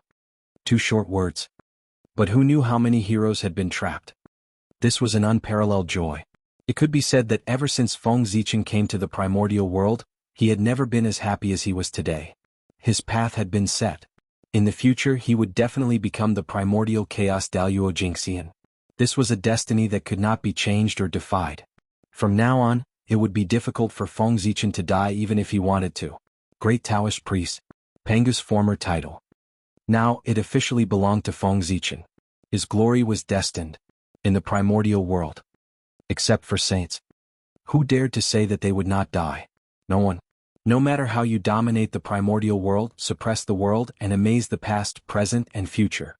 If you don't become a saint, you will still die when the great calamity comes. But there wasn't in the past, but now there was. It was Feng Zichen. In a sense, the title of great Taoist priest was more honorable than saints. Because saints represented the way of the heavens, but the great Taoist priests represented Pangu. with this title as long as the name of Pangu did not completely disappear in the primordial world. Then even if one day Feng Zichen accidentally died, he could still use it as a basis to reappear from the ashes. This was not a resurrection but a reappearance. A complete reappearance, a reappearance in his peak state, returning to the world. Compared to Daluo Jinxian's self-resurrection, there was still a period of low spirits. It was obviously different. Such an ability was no different from that of saints. The only difference was the difference in strength. The great Taoist priest was so extraordinary. Otherwise, how could he be called a great sage? How could he be called Pangu so respectfully? It was because he didn't have this ability before, but after he hooked up with Pangu, he naturally had this ability. Even if he didn't have it, he had to have it. Pangu's strength was unparalleled since ancient times. From this it could be seen. Haha. Feng Zichen laughed for a long time before he gradually stopped laughing. However, he still felt incomparably carefree in his heart. He just wanted to let out a long howl to release the carefree feeling in his heart. In fact, he did so. Boom! That long howl was like the rumbling of thunder, and it even resonated with the essence of the world and the endless grand Taos, causing them to tremble together.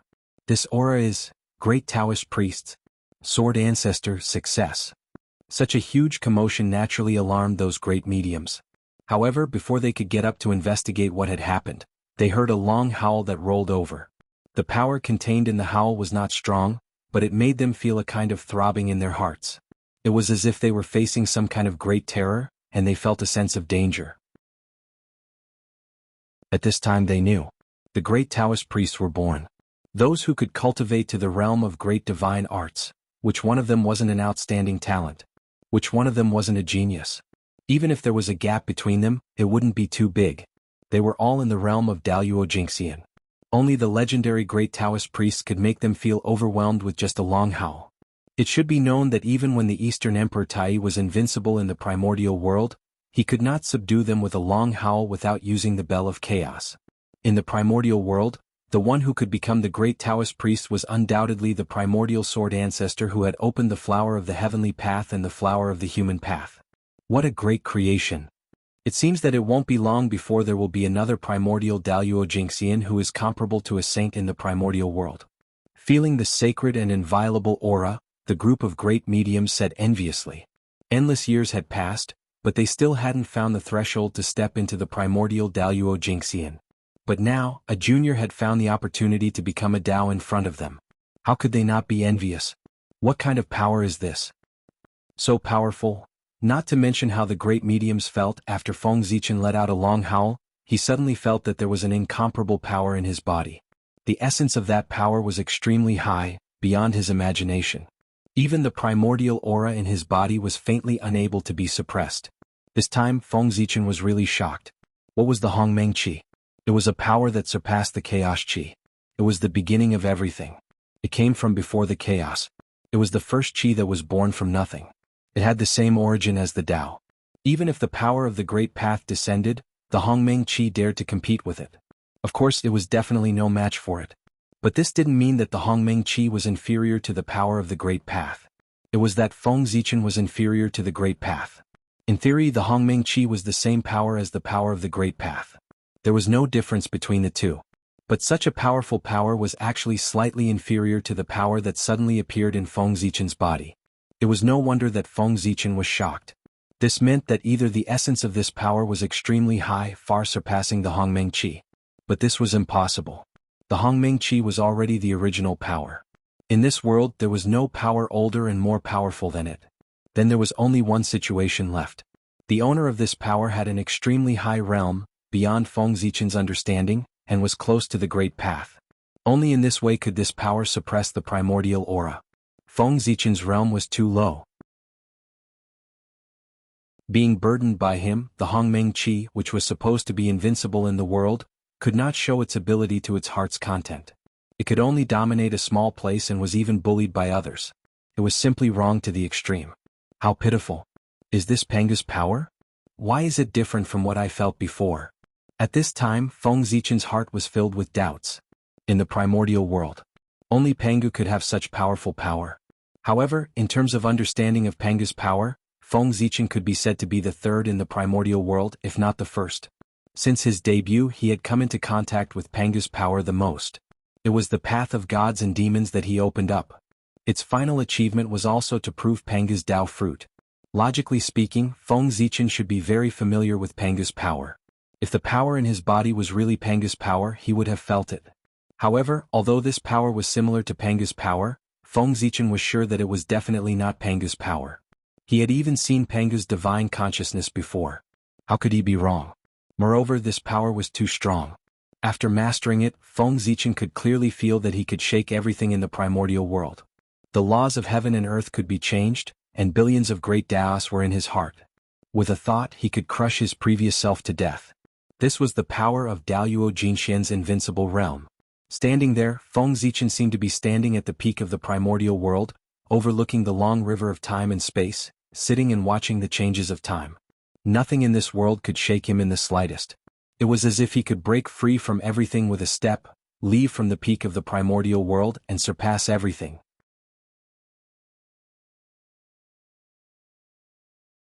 Chapter 4:15.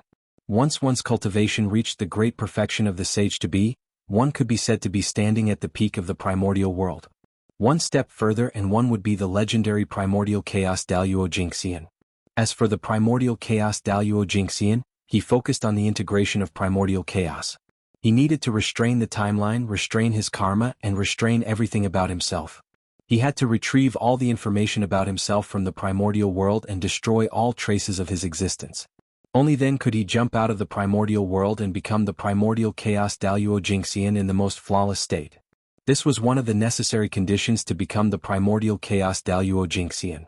Only when one was unrestrained and had no connection to the primordial world could one achieve the Tao. Otherwise, how could one transcend? For the primordial world. The primordial chaos Daoyuo Jingxian was a transcendent. Only by transcending the primordial world could one not be disturbed by the immeasurable calamity. Therefore, the great perfection of the sage to be was the peak of the primordial world. Now, with the support of a strange and powerful force, Feng Zichen had an illusion that he could surpass everything and achieve the primordial chaos Tao fruit with one step. But, of course, that was impossible. How could the primordial chaos Daoyuo Jingxian be so easy to achieve? This feeling was just an illusion that he had suddenly obtained a powerful force and was a little bloated for a moment. He was still far from the primordial chaos?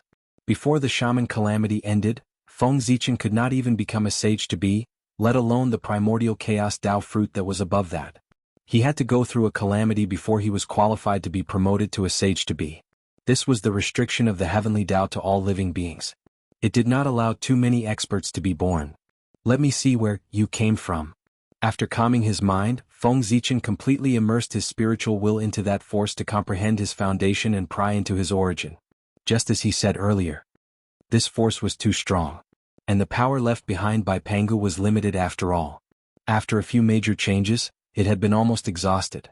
Especially when the reincarnation was opened, it directly collected the entire primordial world and absorbed Pangu's power. Primordial world. Pangu's remaining power was gone. Even if it did, it wouldn't be this powerful. However, if this power did not belong to Pangu, then who did it belong to? Other than Pangu, who else in this world could possess such power? Roar. Roar. Roar. In a trance, Feng Zichen seemed to have heard a huge roar. Before he could react to what had happened, he suddenly woke up. This is, where? After coming to his senses, Feng Zichen found that he was no longer in the untainted land, but in a vast world. Simple and desolate. Grand simplicity chaotic chi. Taking a deep breath, Feng Zichen suddenly felt something different. This place was filled with grand simplicity chaos chi. As far as the eye could see, there were chaotic airflows everywhere. This was the grand simplicity chaotic chi. A grand changer, the predecessor of the grand cosmos 5 cosmos. This was the first process of transforming the chaotic chi into the Kane chi. It had almost inherited all the characteristics of the chaotic chi, but it did not have the brutality of the chaotic chi. It could be said to be a supreme treasure for cultivation. However, this did not mean that it was not dangerous. It was just much safer than the chaotic chi. If one was not careful, they would still be swallowed by it.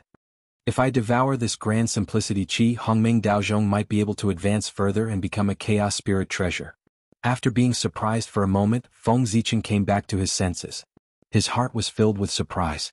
If Hongming Daozhong wanted to advance to a chaos spirit treasure, it had to devour the Khanate 5 essences. However, the Khanate 5 essences only appeared when the world was first created. After that, there was no news of them. Feng Zichen searched for a long time, but he did not find any clues. However, he did not expect that there would be so much Grand Simplicity chaotic chi here. This meant that the origin of Grand Simplicity definitely existed here. Otherwise, where did the Grand Simplicity chi come from? Even if there was none, it did not matter. There was so much Khanate Grand Simplicity chi here that it was comparable to the Grand Simplicity origin. If Hongmeng Daozhong devoured all of it, it would most likely advance to a Chaos Spirit treasure. What a pleasant surprise. To Feng Zichen, no matter how many Dharma treasures he had, they were not as precious as Hongmeng Daozhong. This was his foundation in the primordial world. Hongmeng Daozhong, who was only a Khanate Spirit treasure, had already displayed power that was not inferior to a Khanate Cardinal treasure. If it advanced to a Khanate Cardinal treasure, who knew how powerful it would be? It was simply unimaginable. That's not right. This place is strange. However, Feng Zichen did not feel happy for long before he realized that something was wrong. The Grand Simplicity chaotic chi was vast and mighty. It was like a sea of chaos that covered the entire world. However, in this world, the mountains and rivers were still there. In the chaotic airflow, divine mountains stood tall. No matter how the Grand Simplicity chi surged, it could not shake them at all. In Feng Zichen's opinion, it was an extremely inconceivable thing. Even if the Grand Simplicity chi was inferior to the Chaos chi, it was still something that ordinary people could provoke. Only perfected golden immortals could remain calm in the midst of Tai Chi. In that case, didn't that mean that those divine mountains were not inferior to Daluo Jingxian in essence or even stronger? How was that possible? Just now, Feng Zichen made a rough count. There were 3,000 divine mountains. 3,000 mountains. That was 3,000 mountains. Other than the primordial world, Feng Zichen had never heard of another world that had such a foundation. This was already stronger than the heaven realm and the netherworld. This world was not simple. And that strange power could bring him to this world, which was even more not simple. Hee. Who cares what's strange about it? In short, I'll take the benefits first. After looking around for a while, Feng Zichen did not find anything wrong. Finally, he could not wait any longer. He decisively took out the Hongmeng Daozhong and wanted to devour the Grand Simplicity Chaos Chi here. No matter how strange this place was, as long as the Hongmeng Daozhong was promoted to a Khanate Cardinal treasure, then all the trouble would not be trouble. Clang. Feng Zichen pointed at the Grand Simplicity Chi, and the Hongmeng Daozhong appeared from the void. Although it was only 100,000 feet tall and could not be compared to the Grand Simplicity Chi of this world, its body was covered in ancient runes, and even the mark of a chaos demon god appeared. It trembled slightly, and the runes around its body shone brightly. The shadow of a demon god appeared and surrounded it, chanting continuously. Boom. The Hongmeng Chi poured out majestically, carrying boundless power. It surged towards the Grand Simplicity Chaos Chi, wanting to devour it. At this moment, something strange happened. As if sensing danger, the previously quiet Grand Simplicity Chaos Chi suddenly erupted, stirring up boundless tides and stirring up the entire world. Buzz. Then the huge divine mountain suddenly trembled. Then, under Feng Zichen's incredulous gaze, the vast Grand Simplicity Chi poured directly into the divine mountain. Chapter 416. In the blink of an eye, it had completely disappeared. This time it was Feng Zichen's turn to be dumbfounded. He hadn't even made a move, but the Tai chaotic chi that covered the entire world disappeared just like that, leaving nothing behind. For a moment, Feng Zichen's movements couldn't help but pause. He raised the Hongmeng Daozhong and didn't know what to do. But even though he stopped, the Hongmeng Daozhong didn't stop. With a boom, the Hongmeng purple chi poured down like the Milky Way falling and the sea of stars roaring. With a majestic force, it covered the entire vast world. However, the Tai chaotic chi that should have been entangled with him had disappeared without a trace, leaving only the Hongmeng chaotic chi in the world. What's going on? What on earth is that divine mountain? How can it absorb the Tai chaotic chi? Looking at the towering mountain peaks in front of him, Feng Zichen was a little surprised and doubtful. He didn't know the origin of that mountain. It was one thing for it to be able to resist the invasion of the Tai chaotic chi, but it could also absorb it. It was really incredible. Unfortunately, Feng Zichen wasn't in the mood to care about the origin of that mountain. At this moment, the joy in his heart from seeing the Tai chaotic chi for the first time was replaced by anger. He only felt that the mountain was incomparably abominable. How dare it snatch food from the tiger's mouth? It was really unforgivable. I don't care what you are. You have to pay the price for taking what's mine. In Feng Zichen's heart, he had long regarded the Tai chaotic qi as his own. Now that it had been taken away by the mountain, how could Feng Zichen tolerate it? Making up his mind, Feng Zichen immediately raised the Hongmeng Daozhong and was about to smash it at the mountain peak. He wanted to smash it to see if the Tai chaotic qi was still there. No matter what, the Tai chaotic qi was too important to him. It was a necessary item for the Hongmeng Daozhong to advance. He couldn't give it up. If he gave it up now, who knew when he would be able to find it again next time? It was now or never. Clang. The Hongmeng Daozhong trembled slightly, and the Hongmeng qi that filled the entire vast expanse world immediately retreated. Then the Hongmeng Daozhong suddenly expanded until it was as tall as the sky. It hung high in the sky with the mouth of the bell facing downwards, shrouding a mountain peak. Clearly, Feng Zichen wanted to refine the mountain and see if he could refine the grand simplicity chaotic qi from it. Although the mountain peak was huge and towered into the clouds, it seemed a little small compared to the current Hongmeng Daozhong. The difference between an ant and an elephant was more than enough to cover it. However, there was one thing. Feng Zichen had miscalculated. That mountain peak was obviously not easy to bully. As if sensing danger before the Hongmeng Daozhong could cover it, the mountain suddenly trembled violently. Then, with a flash of purple brilliance, the mountain shook and transformed into the shadow of a demon god. Bang! After the demonic god projection appeared, it did not say anything. It clenched its right fist and threw a punch at the descending Hongmeng Dao bell. Clang! After that, a loud bang was heard. The primordial chaos Dao bell was actually sent flying by a single punch from the demonic god's shadow, smashing into the boundless void. What? This sudden change really gave Feng Zichen a fright. But in the end he reacted quickly. Without hesitation, he took out the purple imperial sword and fiercely swung it at the demonic god's shadow. Whoosh! Resplendent sword light surged out like a sea of stars, vast and boundless. It was also like the Milky Way hanging upside down, falling from the 9 heavens with a majestic aura. This was the stellar sword technique. It was a unique skill that Feng Zichen created himself. It was a combination of the stellar path and the Khanate sword path. It represented his achievements in these two paths. Although this was not the most powerful skill that he had mastered, it was the most powerful one among the unique skills that he created himself. Its power was so great that it could kill Daluo Jingxian and severely injure a sage to be. Unfortunately, although Feng Zichen's skill was powerful, the demon god shadow was even more extraordinary. He smiled contemptuously, raised his right hand and punched out again. Boom! Suddenly, a terrifying power came. It was almost endless. It swept across the entire void and directly shattered the starry sword light. And it did not slow down and went straight for Feng Zichen. Clang! At the critical moment, Feng Zichen called back the Hongmeng Daozhong from the void. It hovered above his head and blocked the terrifying attack. Chaos Demon God. He is the Chaos Demon God. After a round of fighting, Feng Zichen recognized the origin of the demon god that the mountain transformed into. Arrogant, domineering, fierce and superior aura, as well as the charm of the great way flowing all over his body. What else could he be if not the legendary Chaos Demon God? Oh no. This mountain has turned into a demon god shadow. Doesn't that mean the other mountains may also turn into demon god shadows? Hiss! Suddenly Feng Zichen seemed to have realized something. He looked at the other mountains and felt the terrifying aura flowing over them. He could not help but gasp. What is this place? There are 3,000 demon god shadows here. How terrifying. If I accidentally startled them, I would be blown to pieces in an instant. One demon god is enough to make people tremble, let alone 3,000 demon gods. Even Hongjun would turn around and run away if he saw them. Unless Pangu is still alive, who can defeat them? Thinking of this, Feng Zichen felt a lingering fear when he thought of what he had done just now. Fortunately, he was vigilant enough to only attack one mountain instead of being careless and attacking all of the mountains. Otherwise, if 3,000 demon gods attacked me together, I would not even be able to withstand one punch from each of them. On the other side, seeing that Feng Zichen did not move, the demon god shadow moved and took the initiative to attack him. Not fighting back. That is not the style of a chaos demon god.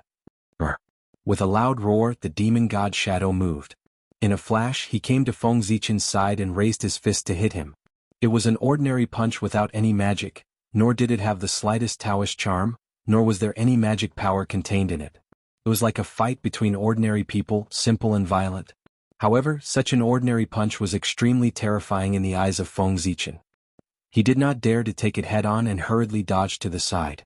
The most powerful means of a chaos demon god was not their magic power, nor their magic treasure, but their physical body, which was what they relied on to run rampant in the chaos.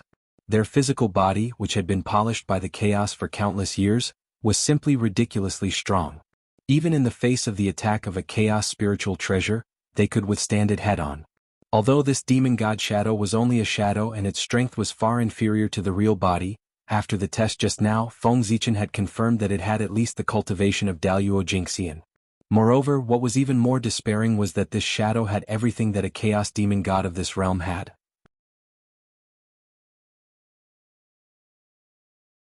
Chapter 417. Including the physical body. In other words, the demon god phantom in front of Feng Zichen could be said to be a real chaos demon god. A demon god in the Daluo Jingxian realm. 4 chaos demon gods, this realm was the realm they could have when they were born. But for the creatures in the primordial world, it was a transcendence that they were painstakingly pursuing. Chaos demon gods were so powerful. They were the most powerful creatures known to man. As soon as they were born, they had the cultivation of Daluo Jingxian. They directly reached the end of the primordial world. It was so enviable. Logically speaking, as Daluo Jingxian, Feng Zichen should not be afraid of chaos demon gods. But in the face of chaos demon gods' attack, he had no power to resist at all. He was beaten back and had to hide. There was a huge gap between innate god fiends and innate creatures. Similarly, there was a huge gap between chaos demon gods and innate god fiends. And it was even bigger, like the difference between heaven and earth. How could a creature born of the innate origin compare with a creature born of the chaos origin? That was the difference in essence. Daluo Jingxian in the primordial world would encounter danger at any time if he was not careful after coming to the chaos outer realm. But chaos demon gods were different. They could freely travel in the chaos outer realm. The difference was obvious at a glance.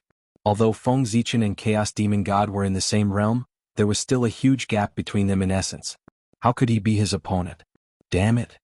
After retreating repeatedly, Feng Zichen was also angry. He could not help but use all his strength and punch the chaos demon god. Boom. After the punch, Feng Zichen only felt an irresistible force coming. His right arm made a cracking sound, and his body flew backward involuntarily. Bang. Tens of thousands of miles away, Feng Zichen smashed hard on the ground. The huge impact burst out, forming a huge pit with a radius of tens of thousands of miles around him. Hiss. This is too strong. Feng Zichen struggled to get up from the ground. He was still in disbelief. He knew that the chaos demon gods were strong, but he didn't expect them to be this strong. He defeated him with a single punch. Rationally, he did not want to believe that it was true. However, the heart-wrenching pain that came from his right arm clearly told him that it was true. He lowered his head and saw that his right arm, which was used to fight against the chaos demon god, was twisted in an unnatural shape. Apparently it was broken. The pain he felt earlier was caused by this. The light of creation flickered on his body. Feng Zichen tried to heal his arm, but there were wisps of murderous aura lurking on the wound, preventing him from healing. If the wounds left by the chaos fiend gods could be easily healed, they wouldn't be the most powerful creatures in history. No matter how the light of creation flashed, it could not expel it. With the appearance of the murderous aura, Feng Zichen felt even more intense pain. However, how could physical pain compare to the shock in his soul? After all, Feng Zichen's physical body was not the strongest in the same realm, but it was one of the best. It belonged to a small part of the top. Otherwise, why would it be called Panga's Dao body? But even so, it was difficult to block the punch of the chaos fiend god. That was to say, in the primordial world, no one in the same realm could block the punch of the chaos fiend god. How powerful would the true body of the chaos fiend god be? No wonder Panga did not allow the chaos fiend god to step into the primordial world. Any one of them could sweep across the primordial world. In the past, Feng Zichen only knew that the chaos fiend god was powerful, but he did not know much about how powerful he was. Now that he had experienced it personally, he finally understood. The difference in essence caused a difference in concept. The creatures of the primordial world were not in the same dimension as the chaos fiend god. How could they compete with him? They could not beat him at all. Unless Feng Zichen underwent another transformation and cultivated the true body of Pangu, or stepped into the primordial chaos Dao realm. If he cultivated the true body of Pangu, his physical body would not be weaker than the Chaos Fiend God. Naturally he could fight him. And if he reached the primordial Chaos Tao realm, even if he stepped into the realm of the Chaos Fiend God, he could still compete with him. What a pity. This Chaos Fiend God is strong but he's not smart. He doesn't have any treasures in hand. When cultivators fought, they not only relied on strength, but also magical powers and magic treasures. The Phantom of the Demon God had the cultivation of Daluo Jingxian, which was already extremely impressive. Feng Zichen did not believe that he still had magic treasures. Thinking of this, Feng Zichen waved his hand and summoned back Hongmeng Daozhong. Immediately, the aura of Hongmeng circulated and wrapped around his broken arm, obliterating the murderous aura. At the same time, the light of creation burst out and his arm recovered. Then Feng Zichen raised Hongmeng Daozhong and smashed it hard at the Chaos Fiend God. Dong. The violent impact, accompanied by the melodious sound of the bell, caused huge ripples, and directly sent Feng Zichen flying. At the same time, Hongmeng Daozhong flew back faster than it came. But the fate of the Phantom of the Demon God was not much better. He also flew back, and an obvious mark appeared on his body, which was left by Hongmeng Daozhong. He was injured. Speaking of which, Hongmeng Daozhong's essence was the highest and was equal to the Great Tao. Feng Zichen could not hurt the Chaos Fiend God, but he could. Again? Seeing that Hongmeng Daozhong was useful, Feng Zichen stood up, grabbed Hongmeng Daozhong, rushed to the side of the Phantom of the Demon God, and smashed it hard. Dong dong dong dong, a series of rapid bell sounds rang. That was the sound of Hongmeng Daozhong smashing the Phantom of the Demon God. Previously, Feng Zichen was severely suppressed by the Phantom of the Demon God.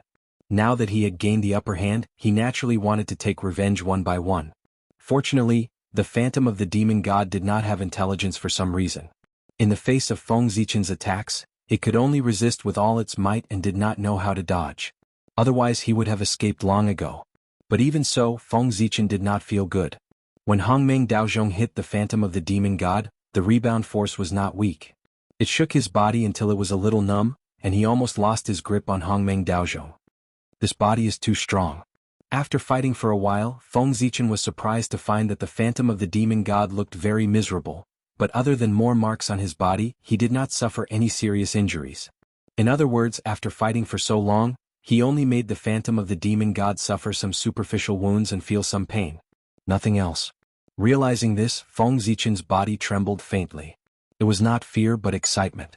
Because he saw a trace of his future from the Phantom of the Demon God. Strong. Absolutely strong.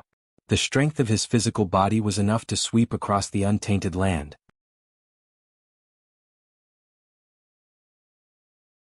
Chapter 418.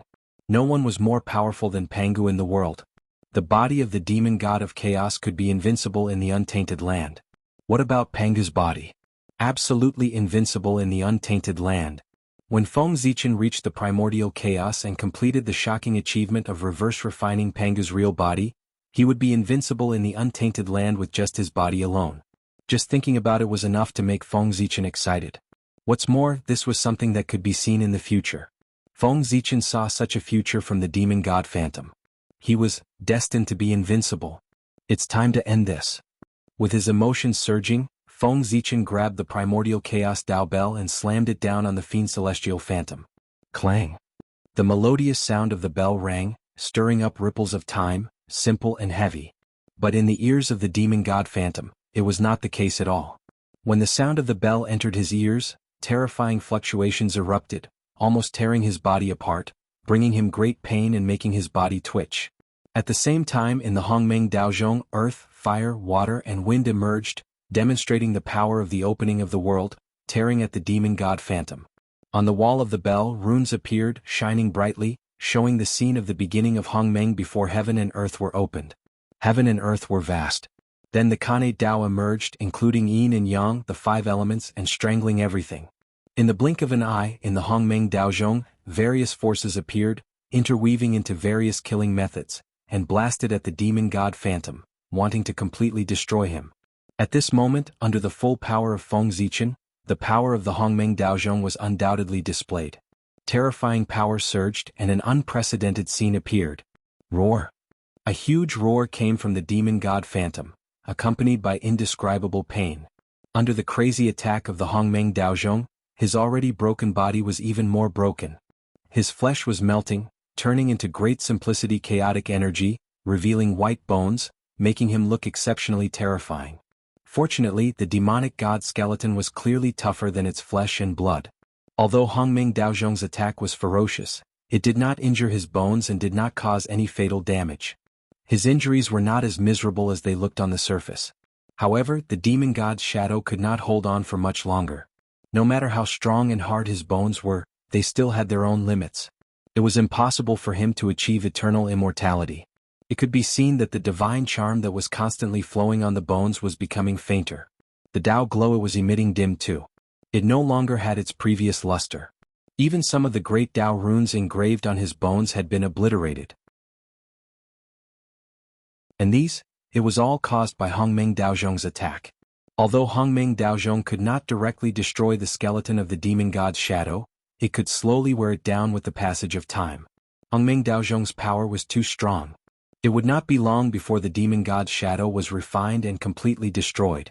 It would turn into great simplicity chaotic energy again and become the nourishment for Hongmeng Daozhong's promotion. Within the bell wall, the demon god's shadow seemed to have sensed the danger. He knew that if this continued, the only thing that awaited him was death. Therefore, he finally could not help but erupt completely. Roar! He roared and suddenly attacked Hongmeng Daozhong crazily. All kinds of great magic that Feng Zichen could not understand poured out of his hands and hit Hongmeng Daozhong one by one. It made his heart thud and tremble endlessly.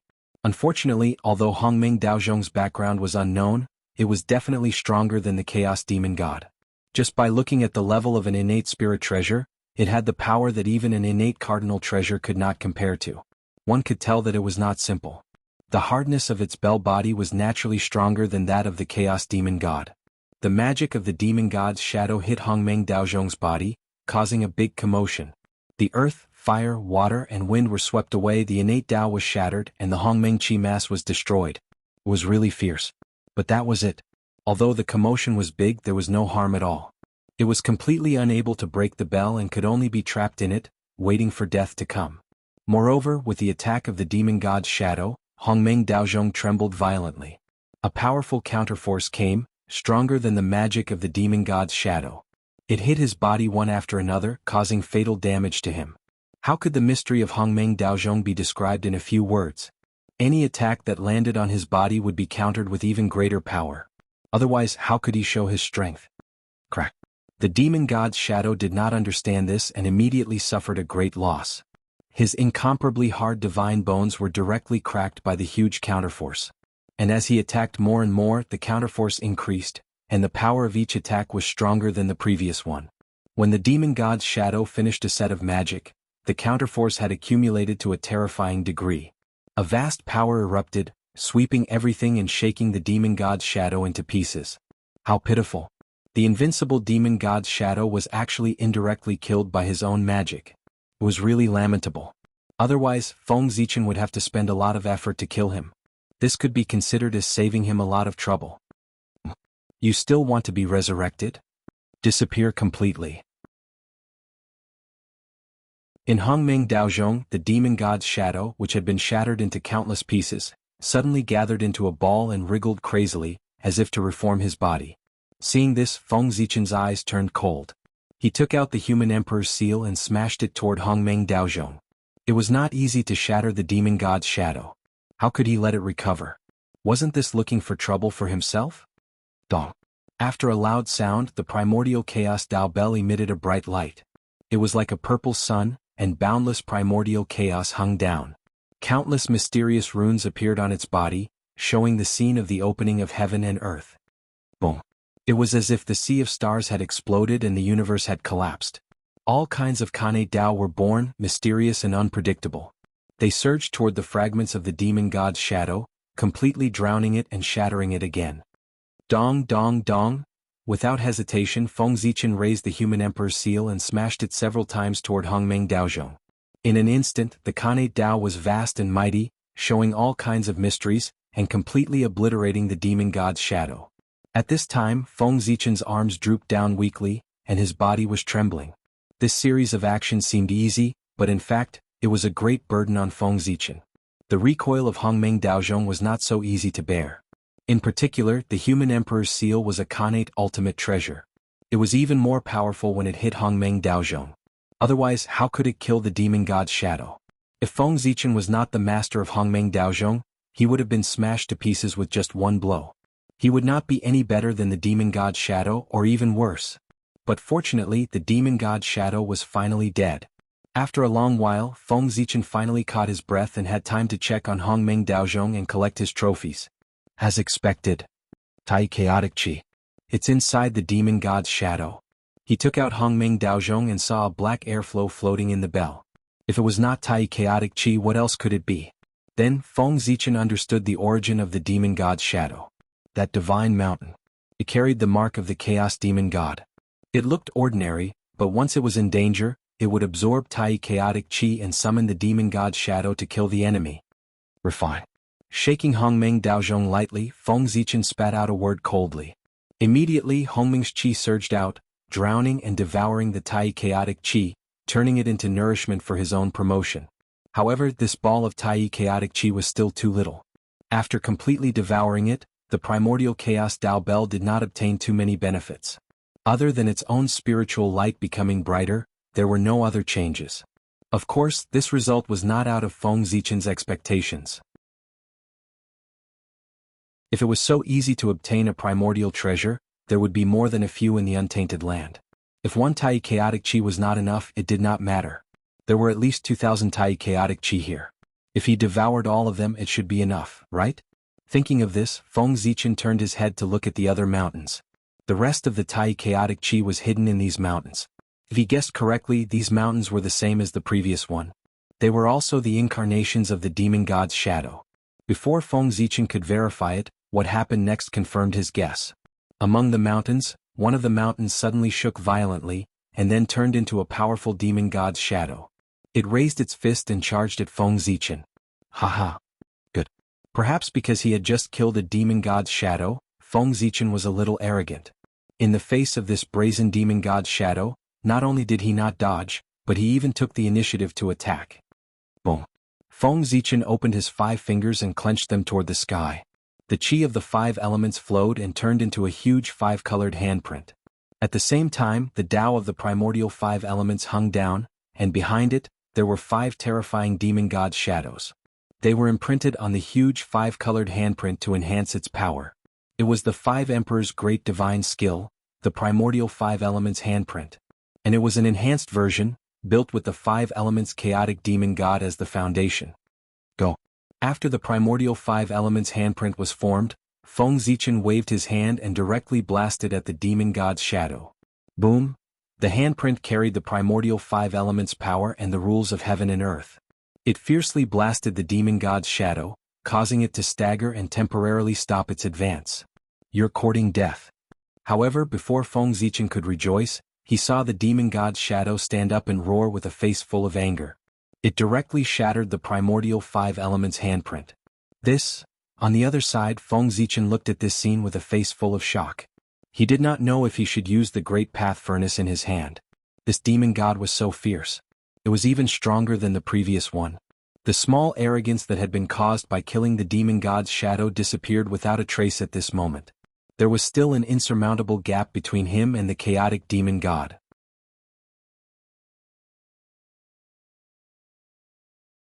Chapter 419. With just a roar, the phantom of the demon god broke the magic that Feng Zichen was so proud of. It had to be said that it was a huge blow to him.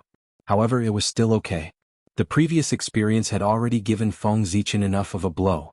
This experience, except for making him more aware of the gap between him and the demon god of chaos, was not a big deal. Go. Knowing that he was no match for the phantom of the demon god, Feng Zichen did not try to be brave. He put away the furnace of the Great Way in his hand and took the opportunity when the phantom of the demon god was unprepared to take him in. The Emperor's seal was the disguise of the Chaos Bead, and the Chaos Bead was a legendary Chaos Spirit treasure, which was not necessarily worse than the demon god of chaos. If the phantom of the demon god fell into it, he would be at his mercy. However, Feng Zichen's idea was quite good, but what happened next shocked him to the extreme. His heart was full of fear, and he only felt that the crisis of death had come to him. After Feng Zichen took out the Emperor's seal, the rest of the mountains, which were originally quiet, suddenly moved together. All of a sudden they all turned into phantoms of the demon god and attacked him. How could... Seeing this scene, Feng Zichen was really shocked and angry. He quickly called back the emperor's seal and hung it over his head. At the same time, Hongmeng Daozhong also flew out and covered him. Together with the chaos bead, it protected him firmly. After that, Feng Zichen did not care whether it was useful or not. He directly urged his Dharma power to the limit and hit all the great magic that he had mastered, bombarding the phantoms of the demon god with the intention of blocking their attacks. Unfortunately, it was completely useless. Those were 3,000 demon gods of chaos. Even if it was just a phantom, it was not something that anyone in the same realm could resist. What's more, Feng Zichen could not even defeat one demon god. How could he resist 3,000 demon gods? With 3,000 demon gods attacking together, except for Pangu, no one in the untainted land could defeat them. Boom. Fist seals flew over one after another. Feng Zichen's great divine ability was completely unable to resist and was shattered one by one. This included his most powerful divine ability, the heaven-opening sword art. The gap was too big. *CK. Seeing this scene, Feng Zichen couldn't help but curse, and then he didn't know anything else. This was because he had been smashed into pieces and had completely left this world. Even Hongmeng Daozhong and the Chaos Bead would not be able to protect Feng Zichen from the joint attack of the 3,000 demonic gods. In the blink of an eye, all the defenses were broken, and Feng Zichen was reduced to ashes. How frightening. I thought I was really going to die. In the outside world, after Feng Zichen was killed by the joint attack of the demon god phantoms, he woke up with a start. He didn't have time to think about what had happened. He jumped up and hurriedly checked his body. When he found that there was no problem, he let out a long sigh of relief. Fortunately, it was just an illusion. The scene that he had just experienced was really too frightening. The feeling of death was too real, causing him to think that he was really dead for a time. Now that he suddenly realized that the experience was just an illusion, he couldn't help but feel that he had survived a disaster. How could he not feel relieved? No. That was definitely not an illusion. After a while, Feng Zichen gradually regained his composure and gradually figured out that something was wrong. Everything that he had experienced in the vast world was definitely not an illusion. First of all, it was too real. It didn't seem fake at all. Second of all, at Feng Zichen's level, he could still distinguish whether it was real or fake. Finally, the most important thing was, Feng Zichen flipped his hand and took out the Hongmeng Daozhong. The Kanate Dao light that soared on it proved that everything that had just happened was real. Otherwise, how could the Hongmeng Daozhong that had been improved in the illusion be reflected in reality? In a trance, Feng Zichen seemed to have realized that that place should be an opportunity left behind by Pangu. It should be an opportunity specially prepared for the great Taoist priests. But suddenly, there was an inexplicable throbbing between heaven and earth, which made Feng Zichen understand everything. The origin of the terrifying power in his body and the cause of the vast world. It was indeed left behind by Pangu. In the past, Pangu opened the sky and died of exhaustion. Although his body had turned into the primordial world, there was still a part of his power that didn't turn into Tao but dissipated between heaven and earth. Pangu was like that. So was the Chaos Demon God. Although his body and origin had become nourishment for the growth of the primordial world, there was still a part of his power that was left behind to create chaos in the primordial world.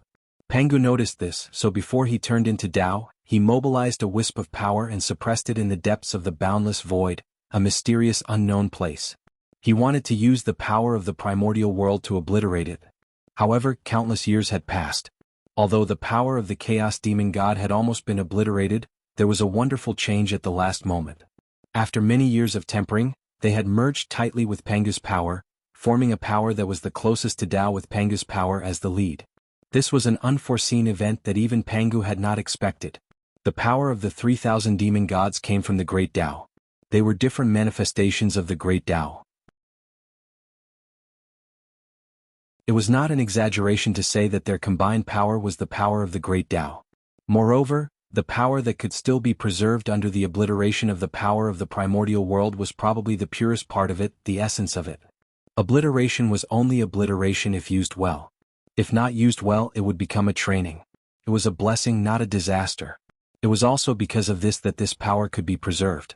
Because the power of the primordial world could no longer obliterate it. The essence was too different. However, the will of the Chaos Demon God was completely obliterated with the help of Pangu's will. The rest, It was an extremely pure power of the great Tao. However, although its essence was extremely high in reality, there was not much left. It was far from being comparable to back then. After all, it had been obliterated for so many years. Therefore, Pangu had hidden it and treated it as an opportunity for the great Taoist priests.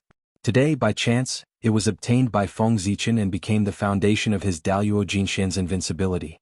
That's right, the so-called invincibility of the Daluo Jingxian by the great Taoist priest was due to this power. The great Taoist priest was a Tao immortal, not a realm. Without the help of external forces, how could he have unparalleled combat strength? In addition, the so-called not much power left was compared to the power of the Chaos Demon God. Naturally, it was nothing. However, in the primordial world, it was a power second only to the primordial Chaos Tao realm.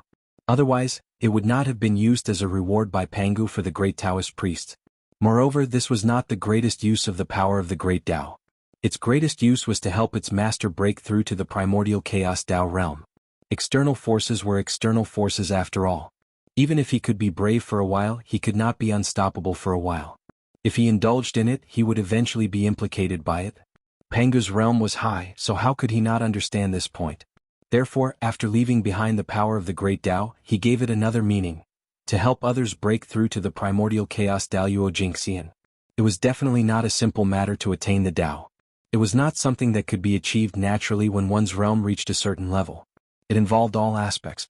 Just like back then, when Feng Zichen wanted to break through to the primordial Chaos Daluo Jingxian, he had clearly reached a certain level, but because of the lack of congenital origin, he had been unable to break through for a long time. The primordial Chaos Daluo Jingxian's breakthrough also involved congenital origin, and it required more than one could imagine. The saints could attain the Tao so easily not because they had accumulated enough, but because the heavenly Tao had directly imbued them, saving them the time to accumulate. However, this was not without a price. One of the reasons why saints could not break free from the heavenly Tao. Feng Zichen, on the other hand, did not have such concerns. In this world, there were not many forces better and stronger than the power of the great Tao. As for congenital origin, it was obviously not one of them. When his realm reached a certain level, Feng Zichen only needed to refine the power in his body to accumulate enough origin and naturally become the primordial Chaos Daluo Jingxian. Otherwise, if he relied on his own accumulation, how long would he have to wait?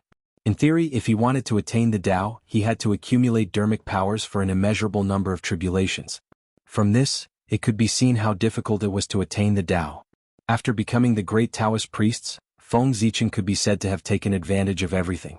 The path to attaining the Tao had already been paved, and he was just waiting for time to pass. If news of this spread, countless people would be envious. As for the vast expanse world, its background was even greater. It had something to do with Pangu suppressing the river of time and space. The realms of Pangu and the 3,000 demon gods were unfathomable and beyond imagination. They had already reached a realm that could not be explored. The impact of the battle was naturally shocking.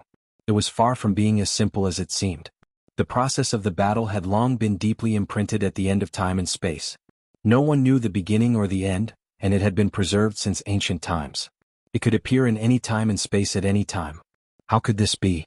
If this battle suddenly appeared in a certain period of time and space in the primordial world, the damage would be great. It was estimated that just the aftermath of the battle could destroy the entire primordial world. Therefore, after realizing this, Pangu made a prompt decision.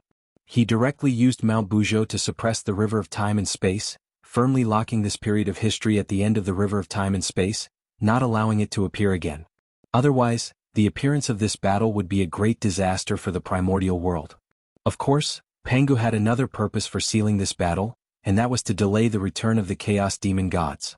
Imagine if that battle appeared openly in the primordial world and was constantly being talked about by all living beings.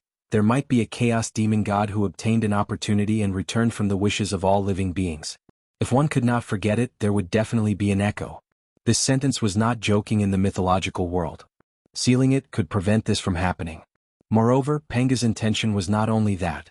The Chaos Demon Gods did not have a past or a future. They only had the present.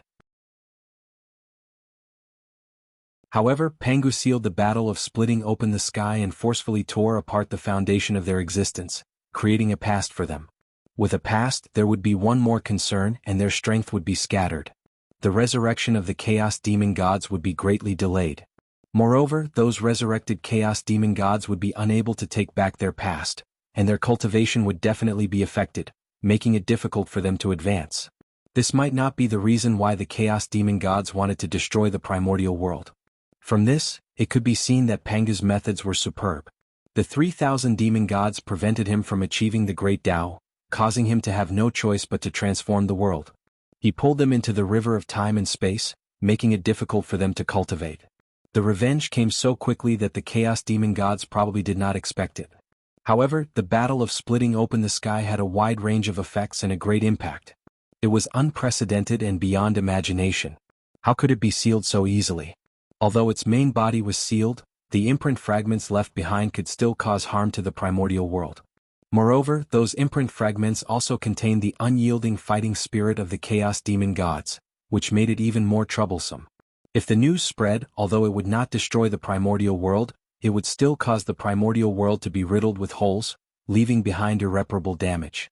Pangu had no choice but to use the last of his mental power to create a mental battlefield. It swept across the entire primordial world, pulling the imprint fragments of the great battle and the unyielding fighting spirit of the chaos demon gods into it and suppressing them. In this way the vast world was formed. Also, because this world was opened by Pangu's mental power, it belonged to the mental plane. Therefore, it had a form but no substance, and only the mind could enter this world. To put it bluntly, this was another battlefield that continued the battle of splitting open the sky, a contest on the mental plane. It was a war launched by the chaos demon gods because they were unwilling to accept their death and their indestructible spirit wanted to destroy the primordial world. Even if a person with a high cultivation level died, he could still cause a lot of trouble. Pangu had no choice but to fight. After his death, his spirit was not extinguished, and he evolved the mental realm to continue the battle with the chaos demon gods. Unfortunately, the chaos demon gods were no match for Pangu when they were alive, and of course they were no match for him after their death. Not long after, they were suppressed by Pangu one by one. After Feng Zichen entered the vast world, the mountains that he saw were the result of Pangu's efforts. He intended to use the power of time to wear them down. After all, time could erase everything. No matter how big a thing was, how unforgettable a love was, how deep a hatred was, it would eventually be forgotten with the passage of time. It was a pity that his great power was known. However, the chaos demon gods were not people who would wait for death. Seeing that things were not going well at the moment when they were suppressed by Pangu, they used the last of their strength to tear a hole in the vast world and draw in the Tai chaotic chi. Tai, the first process of the evolution of heaven and earth, had boundless creation. The chaos demon gods drew in this chi with the intention of merging it with the vast world, so that this world would turn from illusion to reality and completely manifest in the world. They could also take advantage of this opportunity to refine their Taoist bodies and return. It had to be said that the chaos demon gods had a good plan. After Pangu's spirit sealed them, it completely dissipated and could no longer interfere with their actions. If the chaos demon gods were given enough time, they might really succeed. Unfortunately, Feng Zichen came and changed everything.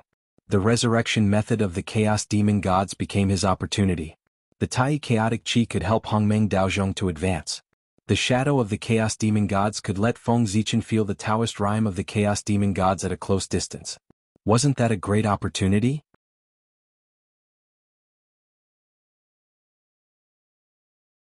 Chapter 420. In fact, if one thought about it carefully, it might have been Pangu's plan. Cultivation was not enough to rely on hard work. One had to apply what they had learned. Blindly cultivating was like building a cart behind closed doors. Sooner or later, one would fall behind others. Otherwise, how could one have great achievements? Only by applying what they had learned and using their own Tao to verify the heaven and earth could one continue to improve. Pangu might have left this spiritual battlefield with the intention of training his successor. After Feng Zichen became the great Taoist priests, there were no more secrets in the primordial world to him. The Kanei Tao and the rules of heaven and earth were all clearly visible. He could enter the state of enlightenment at any time and feel the mysteries of heaven and earth. It could be said that from now on, his cultivation was like the help of heaven. His rapid progress was considered slow. However, these could only increase his cultivation and make his realm advance by leaps and bounds. It could not increase his combat strength by much. In the primordial world, although realm was important, it did not mean that combat strength was not important. Realm determined the upper limit, but combat strength determined life and death. With a high realm but no corresponding combat strength, one usually could not live long in the primordial world. After all, on the path of cultivation, it was inevitable to engage in life and death battles with others. If the realm difference was big, it was fine. One could easily win by suppressing others with realm. However, if the realm difference was not much, then the importance of combat strength would be reflected. Whoever had the higher battle prowess would be able to win or even kill their opponent. Just like back then, as Daluo Jingxian, Dong Huangtai could be the best of his generation and be invincible in the world. It was because his combat strength was unparalleled in the world. In the spiritual battlefield, there was the existence of the demonic god's shadow. Feng Zichen entered and wanted to obtain the Tai chaotic chi. He had to fight with it. Although Feng Zichen was no match for the demonic god's shadow, fighting with it would be of great benefit to him. Every move of the demonic god's shadow was in harmony with the Tao. A casual attack was a great magical power that contained the charm of the great Tao and supreme creation. Feng Zichen's confrontation with them could be used to sharpen his supernatural powers and transform them beyond the scope of the primordial world. Moreover, if he could comprehend some mysteries from the magic of the demonic god's shadow, there would be indescribable benefits. Training in the spiritual battlefield could completely make up for Feng Zichen's lack of actual combat experience. Even if he was no match for the phantom of the demon god, he could only rely on Hongmeng Daozhong to fight it. However, Dharma treasures were also a part of one's strength. Being able to win was a good method. Moreover, Feng Zichen's strength was not constant. As he continued to fight with the demonic god's shadow, he would definitely transform and become stronger. He believed that in the end, Feng Zichen would definitely be able to kill the demon god phantom with his own strength without the help of any magic treasures. The power of the great Tao allowed Feng Zichen to have the invincible power of Daluo Jingxian. The spiritual battlefield could allow Feng Zichen to continue to transform and finally obtain a heart that matched his strength. The two complemented each other. When the two were combined, Feng Zichen could achieve the realm of primordial Daluo Jingxian in the most perfect state. It had to be said that the means left behind by Pangu were really amazing. He could create a primordial Daluo Jingxian at the fastest speed. Just this point. This proved how powerful he was. The primordial Daluo Jingxian, who was at the peak of the primordial world, could be created just like that. It was really amazing. Rumble. In Feng Zichen's body, the power of the great Tao suddenly became restless. A very small part of the power completely integrated into his body and became a part of his power. Seeing this scene, Feng Zichen was slightly surprised. Such a situation had never happened before. One had to know that the power brought by the karmic rank, whether it was the power of destiny, the power of heaven and earth, or other forces, were all external forces that were borrowed from heaven and earth. They did not come from his own hard work and did not belong to him at all. In general, this was the power that he only had the right to use but not ownership. He could use this power to fight against enemies, to assist in cultivation, and to do many things. However, he could not refine it and turn it into his own power. This was the power of heaven and earth, which he had borrowed. If he took it for himself and harmed heaven and earth to enrich himself, wouldn't he be afraid of being punished by heaven? Therefore, even though Feng Zichen's body had all kinds of powers that could quickly increase his strength, he did not dare to refine it. That was exactly what he was afraid of. But now, the power of the great Tao had actively integrated into his body and become a part of his power to increase his strength. This was something that Feng Zichen did not expect. Yes. I see. After deducing in his heart for a while, Feng Zichen gradually understood. The power of the great Tao was originally the power that Pangu had prepared for him. It was the power to help him break through the primordial chaos Daluo Jingxian. So, this power originally belonged to him. He could refine it without worrying about the punishment of heaven. As for why the power of the great Tao would take the initiative to separate a part of it and integrate into Feng Zichen's body, it had something to do with killing the demon god Shadow. Although this power of the great Tao was mainly based on Pangu's power, he only occupied a very small part of it. More of it was the power of the 3,000 demon gods. And this power had an inexplicable connection with the demon god Shadow in the spiritual battlefield. Therefore, when Feng Zichen killed the demon god Shadow, the power of the great Tao had a reaction. The power that belonged to this demon god Shadow lost its existence. It automatically integrated into Feng Zichen's body. What is this? Passing the game? There's a reward for passing every level? After thinking about it, Feng Zichen felt that this scene was somewhat similar to some of the passing games in the later generations.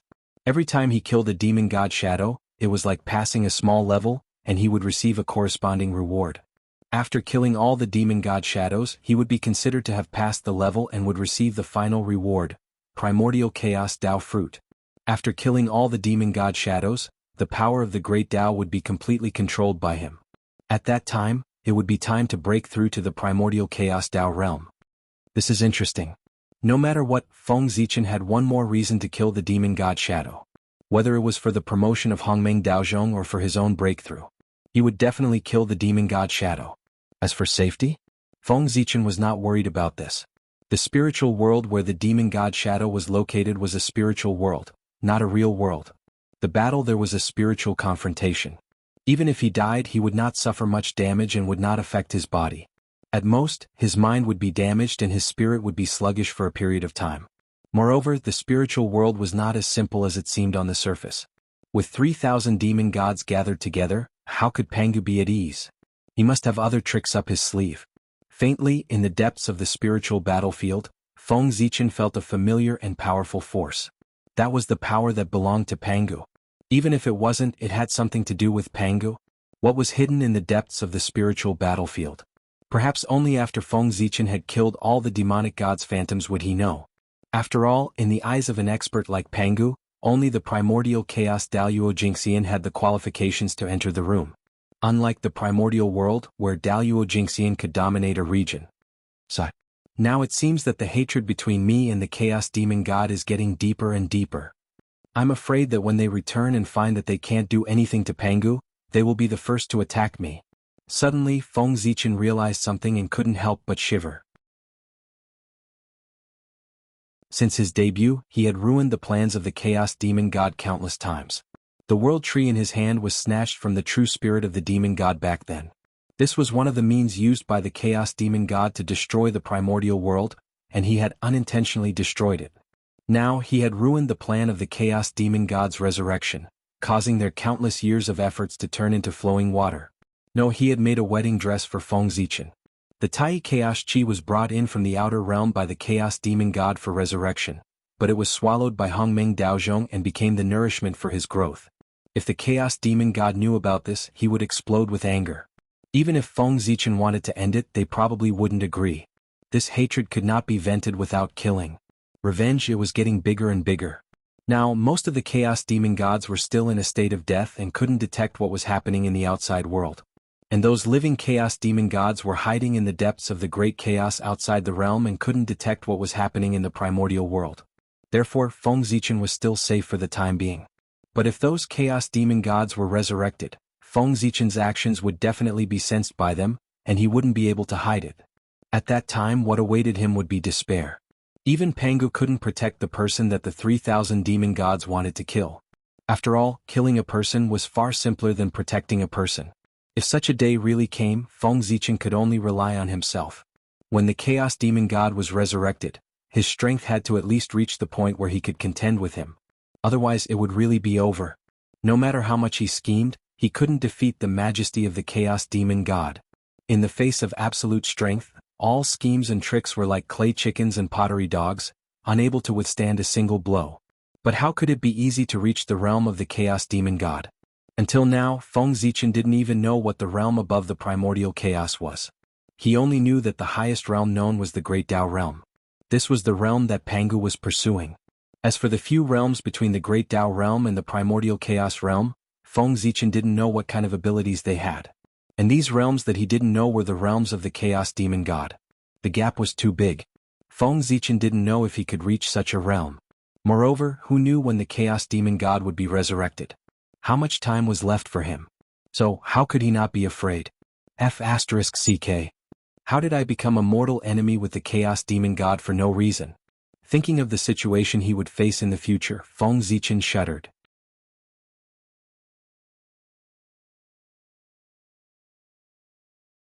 Chapter 421. That was an indescribable horror. No. Absolutely not. The demon god of chaos must not be resurrected. At the very least, before I have the strength to protect myself, they must not be resurrected. As his thoughts raced, Feng Zichen made a decision in his heart. Since things could not be done, he would think of ways to prevent the resurrection of the demon god of chaos and buy himself time to cultivate. Anyway, he had already offended him and there was no room for redemption, so it was not a big deal. Demon god of chaos, don't blame me. I was forced to do it too. If you want to blame someone, blame Pangu. If he hadn't killed all of you, there wouldn't have been so many things after that. After snorting twice, Feng Zichen seemed to be talking to himself, but also seemed to be talking to some kind of existence in the unseen world. So, killed by the joint forces of 3,000 demon gods. In this world, other than Pangu, there is only me. According to this is still an honor. Even if I die, it's enough to be recorded in the annals of history for the world to admire. If I don't die, it'll be even more amazing. That's an achievement comparable to Pangu's, enough for all living beings to worship. After all, Feng Zichen had experienced a lot of reincarnation.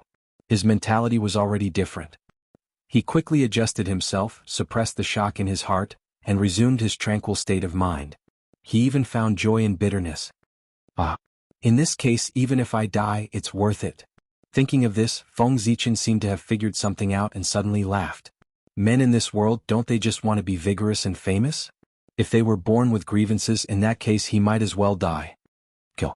With his emotions surging, Feng Zichen seemed to have understood something. He raised the Zichen sword in his hand and directly swung it forward. This sword contained Feng Zichen's determination to be ordinary, his confidence to achieve great things, and his belief that he would not fall behind others. With this sword he strengthened his Taoist heart. They believed that they were invincible and could do what ordinary people couldn't. This was an invincible sword. Whether it was true or not was not important. At least, that was what Feng Zichen thought. However, the power of this sword was indeed extremely strong. Although it was an exaggeration to say that he was invincible in the primordial world, it was not an exaggeration to say that Daluo Jingxian was invincible.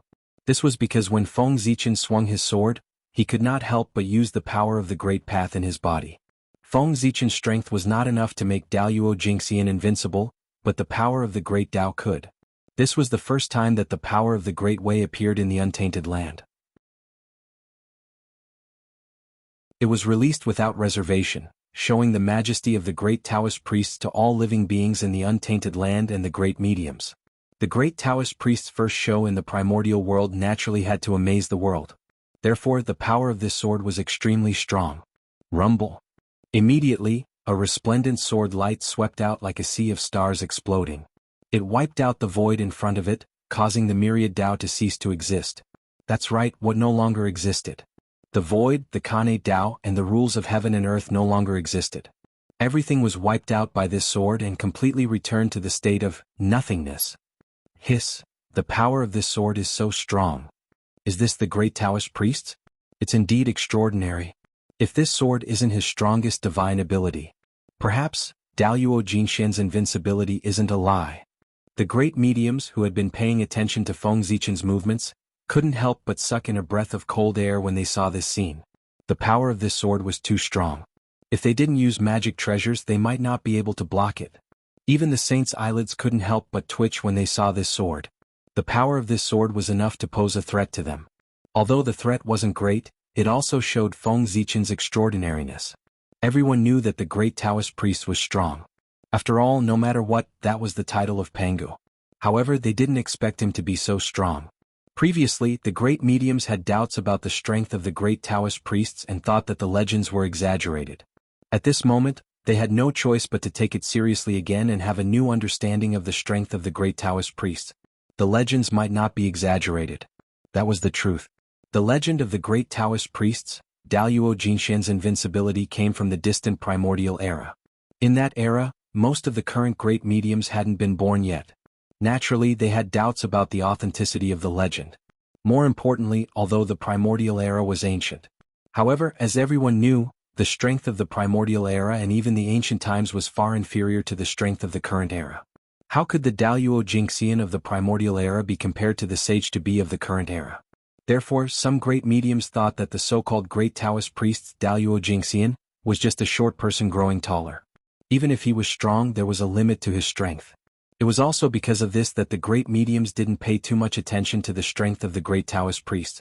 Instead, they focused on the effect of definitely becoming a primordial chaos. Now, Feng Zichen's sword had attracted their attention and attracted their attention. They had to pay attention. It was fine if they didn't know that he was so strong. but knowing that he was so strong, Hu dared not to take it to heart.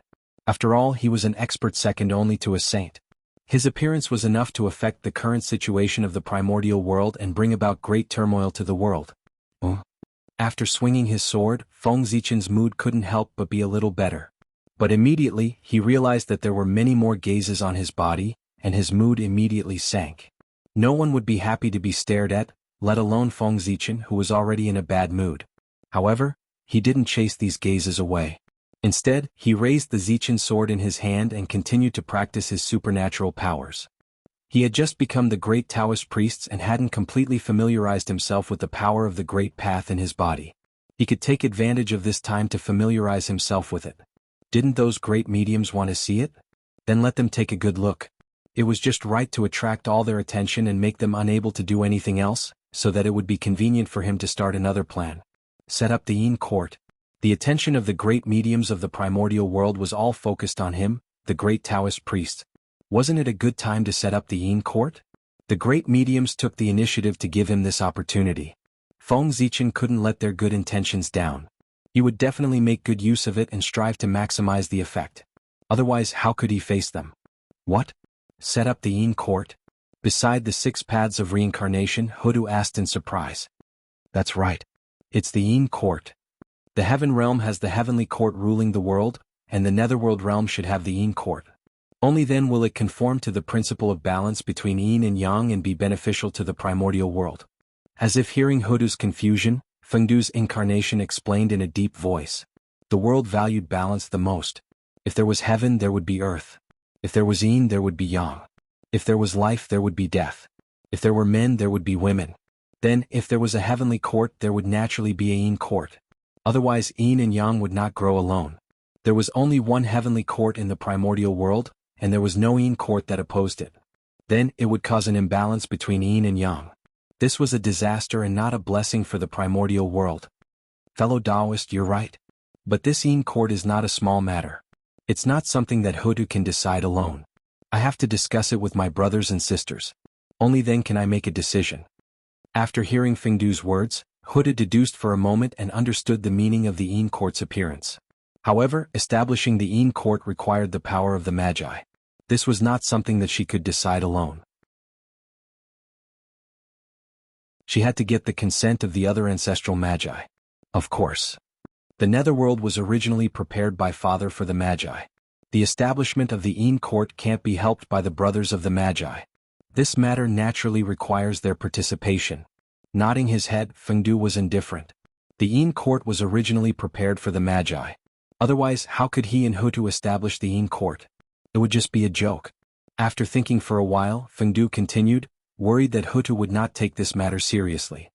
Establishing the Yin court is not only beneficial to the primordial world, but also to the Magi. The reason why the demons can compete with the Magi is because of the heavenly court. If the Magi establish the Yin court, they can compete with the heavenly court for the destiny of the world and achieve the goal of weakening the strength of the demons.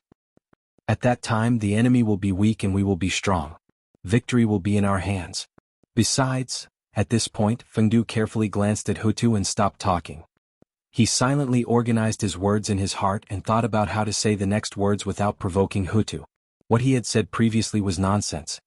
He had chosen some pleasant words to foreshadow what he was going to say next. That was because what he was going to say next was the real reason. It was just that it was a little unpleasant. Moreover, fellow Taoist, you have transformed into reincarnation, causing the strength of the Magi to be greatly reduced. It will be difficult for the 12 divine fiends array to form. As a result, the Magi have lost their greatest trump card. Facing the demons, they no longer have an absolute advantage. They might even be at a disadvantage. If we don't establish the Yin court to increase the strength of the Magi and fight against the demons, then the future of the Magi is worrying. After thinking for a while, Fengdu decided to tell the truth. That was because he could not find the right words. It was Hudu's fault to begin with. As expected, after hearing Fengdu's words, an unnatural look flashed across Hudu's face. Although it was fleeting, it was still noticed by Fengdu, who had been observing her. However, Hudu did not flare up. Instead, she informed the other ancestral Magi as if nothing had happened and asked them to come here for a chat.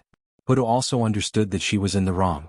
After transforming into reincarnation, Hutu had not let down the primordial world that gave birth to her. She had also let down all living beings. However, she had let down the Magi who respected and loved her. His departure directly destroyed the great situation of the sorcerer tribe. She had even pushed them into danger. From the strong Magi and the weak demons to the strong Magi and the weak demons. It was so fast and so unexpected. Moreover, this was not caused by the strength of the demons. It was caused by the destruction of the Magi's foundation and the great reduction in strength. A few years ago, the Magi had made one big move after another. They were about to completely destroy the demons and unify the primordial world.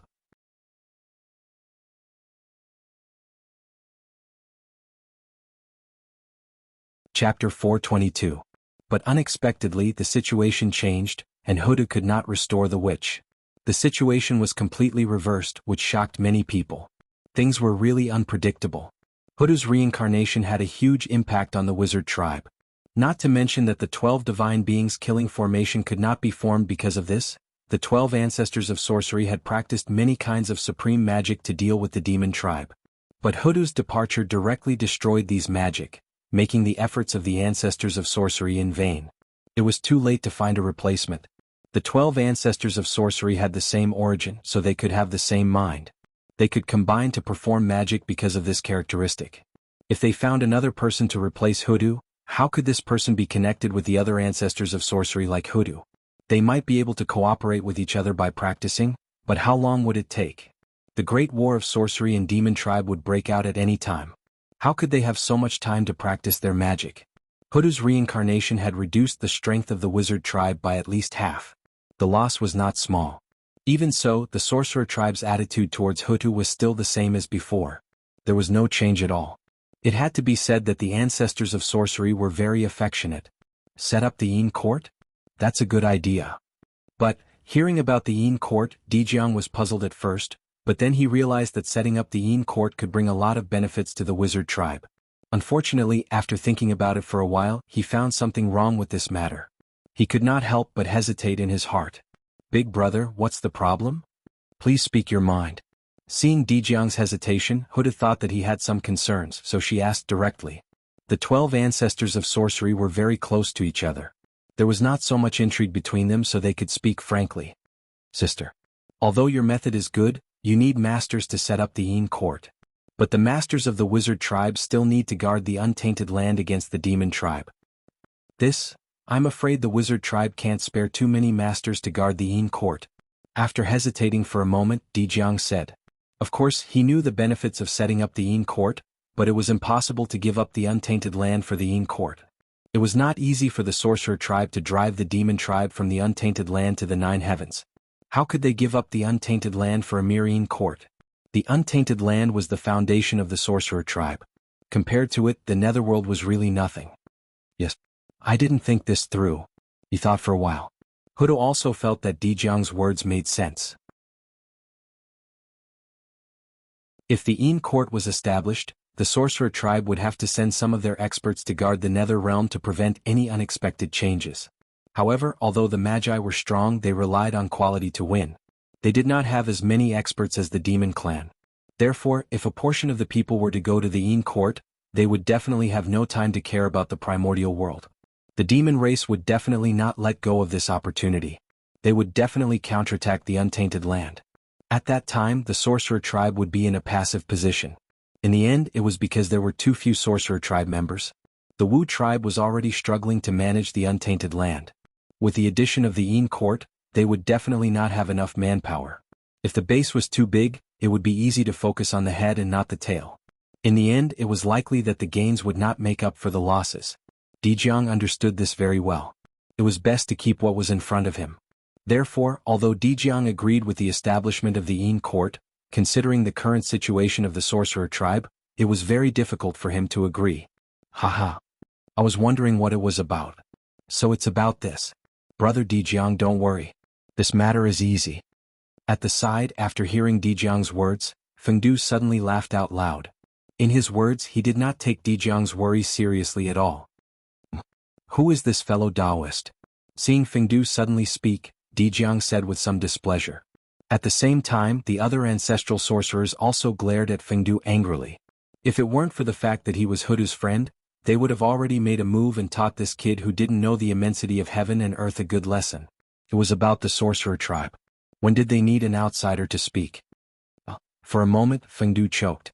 He had forgotten that he had not told the person in front of him his identity. The pride of the ancestral sorcerer. It was famous in the primordial world. Even Dao ancestor Hongjun was not taken seriously by them. An outsider like him had rashly interfered in the affairs of the sorcerer tribe. They did not directly attack him because of Hutu.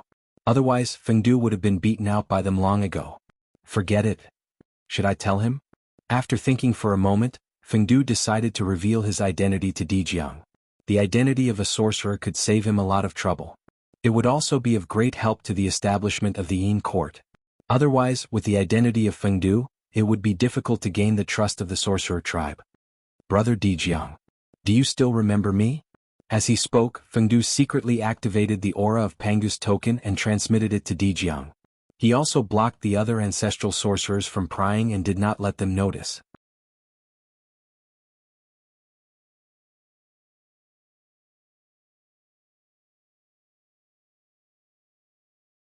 Chapter 423. What do you know? This is a good friend I made in my early years. We are true friends of life and death. When I met him, you weren't born yet. How could you know of his existence? I thought that he had long retreated from the world. I didn't expect him to come out again. As he spoke, Dijiang made a sorrowful expression, as if this matter was true. I see. Hearing Dijiang's words, Zhurong really believed it. Because Dijiang was the first ancestral wizard to be born. Before the other ancestral wizards were born, he was already born and went out to travel in ancient times. This was an experience that the other ancestral wizards did not have. Moreover, Zhurong did not think that Dijiang would lie to him. After listening to Dijiang's explanation, the other ancestral wizards also nodded and smiled kindly at Fengdu. Since he was Dijiang's friend, he was their friend. On the other hand, the candle dragon, the sage of the wizard race, had a strange light in his eyes. Obviously, he had guessed Feng Zichen's identity. However, just like Dijiang, he did not expose Fengdu's identity. Instead, he continued to play dumb. Fellow Taoist, you said that it's very simple for the wizard race to establish the Yin court. What do you mean? Without giving the other ancestral wizards a chance to speak, Dijiang asked Fengdu directly. Fellow Taoist, you forgot. The netherworld has the Lady of Earth guarding it. Who would dare to cause trouble here? Therefore, establishing the Yin court doesn't require the wizard race to send out many experts. What we need is to send some people over to maintain the normal operation of the Yin court. By the way, arrange a few great experts to support the Yin court. Fengdu smiled and replied. With the Lady of Earth, even if a saint came, he wouldn't be able to cause any trouble in the netherworld. It could be said that after the Yin court was established, it would be extremely stable. However, the establishment of the Yin court would definitely require a large number of people and some experts to maintain the facade. Therefore, Fengdu had set his sights on the sorcerer tribe. That makes sense. Nodding, Dijiang said, then let's establish the Yin court. Reincarnation was established by the Lady of Earth. The experts guarding the netherworld should be selected by the Lady of Earth tribe. As for the clansmen who maintain the Yin court, the 12 tribes will each provide a portion. Is that okay? With a plan in his heart, Dijiang directly arranged it. Very good. Dijiang's words were in line with everyone's thoughts. How could they disagree? No matter how good the netherworld was, it was not as good as the primordial world. Moreover, the netherworld was not good for him. There were probably not many Magus experts who were willing to stay in the lifeless nether realm. In addition, Ancestral Shaman was not willing to let his experts leave the tribe and go to the nether realm. Although the relationship between the shamans was good, there was still competition. Otherwise, why would there be 12 tribes? With one less master, the strength of the tribe would be weakened. Who would be willing to do that? What about the master of the Yin court? As the master of Samsara, Goddess Ho-Tu has to guard the 6 paths of reincarnation. She has no time to deal with the Yin court. Therefore, we still need to choose a ruler of the umbral court. Fellow Taoists, who is willing to take up this position? Feng Du couldn't help but ask after seeing Dijiang talking for a long time without getting to the point. Yin court. Most importantly, he was the master of the Yin court. That was an existence that could rule over the nether realm and bear the destiny of heaven and earth. No. There are still a lot of things that we need to deal with in the primordial world. We don't have time to manage the Yin court. Upon hearing Feng Du's suggestion to let them be the masters of the Yin court, the ancestral shamans waved their hands and refused. The primordial world was vast and boundless. It was impossible to measure it with reason. Even the heaven realm and the nether realm together were not as vast as the primordial world. Therefore, every ancestral shaman ruled a vast territory that was even larger than the nether realm. They had no time to manage the Yin court. Fellow Taoist, you have nothing to do anyway. In my opinion, you should be the master of the Yin court. Suddenly Di Jiang suggested. As a shaman, Feng Zichen was suitable for this position. It's not impossible. He thought that even if the ancestral shaman didn't want to be the master, he would let the first-generation great shaman do it. However, Feng Zichen didn't expect that Di Jiang would recommend him. Of course he couldn't refuse. How could he refuse the benefits that were delivered to his door? Although Feng Zichen's original plan was to let the shaman clan experience a calamity for the future generations. However, plans couldn't keep up with changes. It wasn't impossible to dominate the Yin court in advance. That's good. I'll do as you say. Now that the attention of all living beings in the primordial world is attracted by the birth of the great Taoist priests, it's a good time to set up the Yin court. There's no time to lose. We should hurry up and pray to Father God and set up the Yin court. Feng Zichen wasn't a wishy-washy person. After making a decision in his heart, he immediately began to act. Fellow Taoist, you're so impatient. Then let's do as you say. We'll set up an altar and worship Father God. Di Jiang waved his hand and took out the altar used by the shaman clan to worship Pangu from the Pangu hall. He planned to worship Pangu here. On the side, the other ancestral shamans who wanted to say something couldn't say anything when they saw this. At this moment, stopping Feng Zichen from becoming the master of the Yin court would be a slap to Di Jiang's face. Father God above. Today the nether realm has appeared. As the home of the dead, it will fill the primordial world. However, the nether realm has just appeared. It is extremely chaotic and the rules are incomplete. Therefore, the shaman clan wants to set up the Yin court in the nether realm to govern the death realm and set the rules to manage the dead in the world. Please enlighten us, Father God. In front of the altar, Di Jiang first bowed and then swore loudly. Instantly, the primordial world shook. A vast divine light appeared out of thin air and shone in the center of the nether realm. It was like a heavenly pillar that pierced through the three realms of heaven, earth, and man and went straight into the chaos outside the heavens. That light was too dazzling. It was even more dazzling than the sun. Even across the endless world it could be seen. In an instant, it attracted the attention of the great magicians from the great Taoist priests to the nether realm. Yin court? What's that? Is it a force similar to the heavenly court? Yin court was an extremely unfamiliar word. However, because the heavenly court was in front of them, everyone more or less guessed what he meant. Whoosh! There was a good show to watch. The shaman clan was going to fight to the death with the demon clan. Even the foundation of the demon clan was going to be dug out. Thinking of the impact of the Yin court's appearance on the demon clan, the great magicians of the primordial world immediately perked up. They looked in the direction of the heavenly court with expressions of watching a good show. They wanted to know how the majesty would react in the face of the sudden actions of the shaman clan. Exciting. It was really too exciting. The situation of the shaman clan was really changing day by day. Just as the shaman clan was about to suppress the demon clan, the shaman clan suddenly destroyed their foundation, causing their strength to plummet. However, before the demon clan could start to become strong, the situation was changing. The shaman clan set up the Yin court and wanted to break the foundation of the demon clan.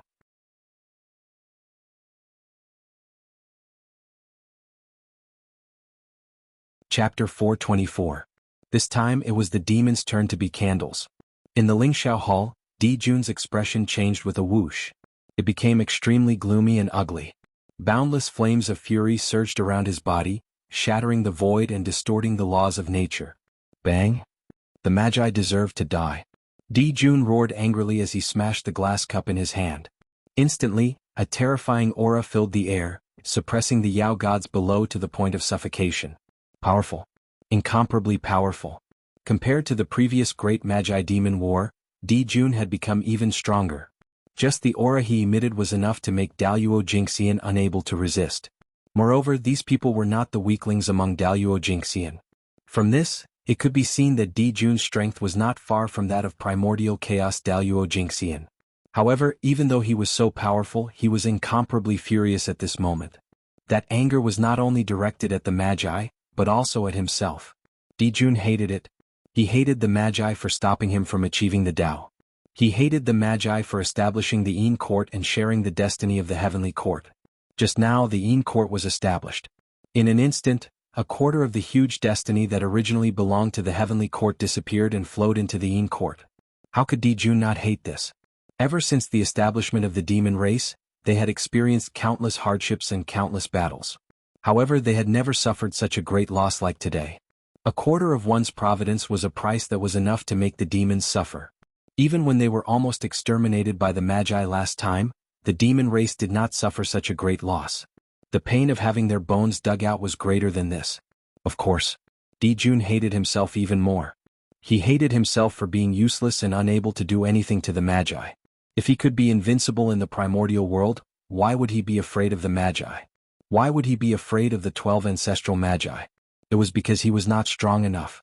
Shame. A great shame. When the demon race was at its weakest, we had never been so severely injured. However, just when the demon race was at its peak, our demon race suffered such a heavy blow that our foundation was almost shaken. This, after Dijun, Tai roared, unable to suppress his anger. Her tone was filled with humiliation and bone-deep hatred. A vast and boundless aura emanated from his body. It was even more profound and powerful than Dijun's. It distorted everything and interfered with the operation of the Great Path.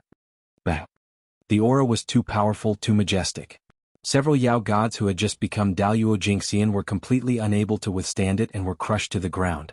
This was the Eastern Emperor Tai, the god closest to primordial Daluo Jingxian. He was also the only god who could rival the saints. His strength was well known in the primordial world. Done? Let's think about what to do first. The situation is not clear yet. It's not a good time to start a war with the shaman tribe. At this moment, Fushi said. As his voice fell, a gust of spring wind seemed to blow in the Lingxiao hall. It was extremely warm and carried a thick sense of hope, calming Dijiang Tai's anger. At the same time, it also eliminated the two grand auras in the hall. The Yao gods in the hall could not help but heave a sigh of relief. Fushi, the founder of the heavenly court, one of the three emperors of the demon race, the top great divine ability of the primordial world, and also the top sage of the primordial world. Although under the glory of Dijun and Tai, his figure could not help but be a little dim, so his name was not well known in the primordial world. However, this did not mean that he was not powerful. On the contrary, Fushi was very powerful. Even if he was not as powerful as Dijun and Tai, he was not far behind. In terms of victory or defeat, he might not be a match. If they really fought to the death, the outcome would be hard to say. After all, Fushi had almost become a saint back then. Looking into the past, Taoist Hongjun had attained the Tao and was going to preach the Great Path in the Purple Cloud Palace. For a time, all the Daluo Jingxian in the primordial world set off and headed to the chaos outside the heavens to search for the Purple Cloud Palace and try their luck. Among them, the three pure ones were the first to arrive, followed by Fushi and Yuhua. At that time, Fushi could tell that the 6 seats were extraordinary and seemed to contain a great opportunity. With his ability, he could have occupied a seat. However, he refused and gave this great opportunity to his only sister. Fushi's strength was beyond imagination. The Khanate 8 trigrams was what he could show. The Zhouxing array was his achievement. Dijun and Tai could hide his light. It was not that he was not strong but that he did not fight. The demon race. It was enough for them to shine and heat. The Fushi should be hidden under their light. In the hall, the atmosphere was extremely oppressive and unsettling. However, Fushi's words were like a spring breeze, silently dissolving Dijun and Tai's aura. Just this move showed that Fushi was extraordinary. His cultivation level was at least half a step into the primordial chaos Daluo Jingxian. In fact, Fushi was also very angry that the demon race had lost a quarter of their luck. However, the demon gods present were already in a weakened state. If he were to get angry again, some of the demon gods would probably make a fool of themselves on the spot. If that was the case, it would be a little ugly. Moreover, the 3 demon emperors were angry at the same time. It was inevitable that they would lose their demeanor. Therefore, Fushi suppressed the anger in his heart and tried to persuade him with an amiable expression. What else can we do? With Huta here, even if we attack together, we can't do anything to the Yin court. We can only accept this loss. With a cold snort, Kunpeng said sullenly. The Yin court stood in the netherworld, which meant that it was destined to be unshakable. Because no one could defeat Hutu in the netherworld. Sigh, in my opinion, your majesties, you don't have to worry. To establish the Yin court, we must set rules and coordinate everything to operate the primordial world. However, the wizard race has developed limbs and simple minds. They are simply a group of boorish men. It's no problem for them to fight, but if they are allowed to rule the world, there will definitely be chaos. We demons don't have to interfere in the Yin court at all. We can sit and watch the wizard race do what they want. I believe that it won't be long before the netherworld becomes chaotic under the rule of the wizard race. In the end, the netherworld will even riot because of this, causing the dead to be uneasy and disturbing the order of the primordial world. At that time, the Yin court will no longer be the protection of the wizard race, but their death warrant. Under the backlash of heaven and earth, even saints can't treat it lightly, let alone the wizard race. In this way, the wizard race will collapse on its own. The wizard race is just a group of boorish men. They dare to establish the Yin court without comprehending the heavenly Tao. They are really courting death. Seeing that the three emperors had calmed down, Bai Zhe walked forward and began to analyze the pros and cons of the wizard race establishing the Yin court in front of everyone. From what he said, the wizard race establishing the Yin court was not only useless, but also self-destructive. Sounded like a joke. However, everyone thought about it carefully and felt that what Bai Zhe said made sense. Therefore they all agreed.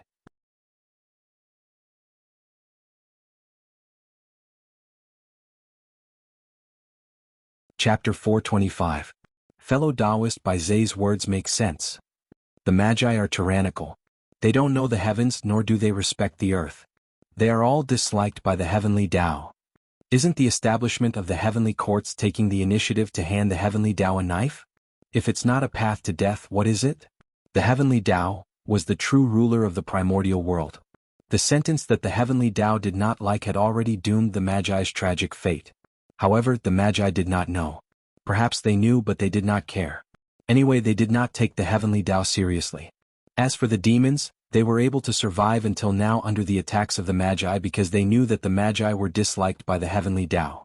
Therefore, the demons firmly believed that as long as they could persevere, the Magi would sooner or later be punished by the heavens and destroyed by the heavenly Tao. In the early days, the difference in strength between the liches and the demons was too great. The demons were no match for the Magi at all. They relied on this belief as their motivation to persevere. Otherwise, the demons would have long been destroyed by the Magi. After Bai Zhe finished speaking, everyone present had different reactions. However, at the top, there were the three emperors and one master of the demon race. These were the absolute experts of the demon race, the top great mystical abilities of the primordial world. His heart skipped a beat. He knew that the battle between the liches and the demons had reached an irreversible stage. Especially when he saw the expressions of approval on the faces of the demon gods present. There was no noise at all. He could not help but feel a chill in his heart.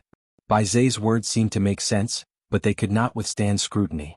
If the Magi were all boorish, how could they fight with the demons until today? Moreover, the demons could not even defeat a group of boorish people. Didn't that mean that the demons were all trash? The Magi.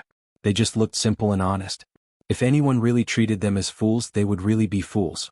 But now, what was the situation? Bai Zhe looked like he did not take the Magi seriously at all. The demon gods present were the same. It was as if they were not the ones who were chased and beaten by the Magi back then. Damn it, if the Magi were really so easy to deal with, why did the demons hide in the heaven realm and not live in the primordial world? This was not the future. The heaven realm was the world that everyone yearned for. It was the residence of the immortals. At this moment, the heaven realm was far inferior to the primordial world. No, it should be said that all the worlds were inferior to the desolate wilderness. That was the foundation of the primordial world, the origin of everything. It was the richest place in the primordial world. At this moment, the Yao gods were clearly showing signs of tribulation aura entering their bodies. Only in this way would they lose their minds and their previous calmness. They would think that the Magi were vulnerable and would have thoughts of lawlessness. Everyone present was Daluo Jingxian. This was especially true for the 10 great demon gods led by Bai Zhe. They were the best of the Daluo Jingxian and were about to become quasi-saints. However, it was still unknown whether or not the tribulation aura had entered such an expert's body. The tribulation aura was terrifying. From this, one could see the general situation. Of course, even so, it was still not enough to surprise Di Jun, Tai, Fushi, and Kunpeng. How strong were they? They had experienced all kinds of storms and waves. Just the tribulation aura entering their bodies was not enough to move them. What really moved them was that the tribulation aura was so vast that it almost covered the entire heaven realm. This was the sign of the impending cataclysm. At the same time, it was also a sign that heaven and earth could not tolerate. The conflict between the two magi had reached the point where even the heavenly Tao could not stand it anymore. It had specially sent down the cataclysm to force the two races to fight. At this time, even if the demon race did not want to fight, they had no choice. Under normal circumstances, these Yao gods respected Di Jun and the others and obeyed their orders. However, with the tribulation aura entering their bodies, Di Jiang and the others' restraint on these demon gods was not as good as before. They might not listen to the orders of Di Jun and the others. Your Majesty, the Yin court has just been established. It will definitely be chaotic and unstable. Our demon race should send people to sneak in and lie low to wait for the future. Seeing that Di Jun and the others did not speak, Bai Zhe thought that his analysis had been agreed by them and hurriedly continued to suggest a plan. After saying that, Bai Zhe had a smug look on his face. He was proud that he could come up with such a plan. However, he did not see the look of pity in the eyes of the four people at the head of the table.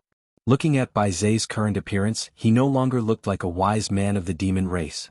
He was completely bewitched by the tribulation aura and had lost his previous wisdom. Yes. I already know about this. You may leave first. I will consider it in my heart. Seeing the current appearance of the demon gods, Di Jun's anger disappeared. He only felt a deep sense of powerlessness. He waved his hand and dismissed the demon gods. How could a man fight against the heavens?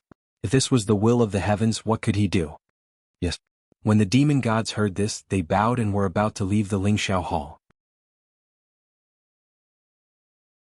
At this moment they heard Tai Yi say, Bai Zhe Ingzhao Fei Lian Shangyang Qinyuan Jiuing Guiche Xiai Tai Fei Dan Jimeng. The 10 of you stay.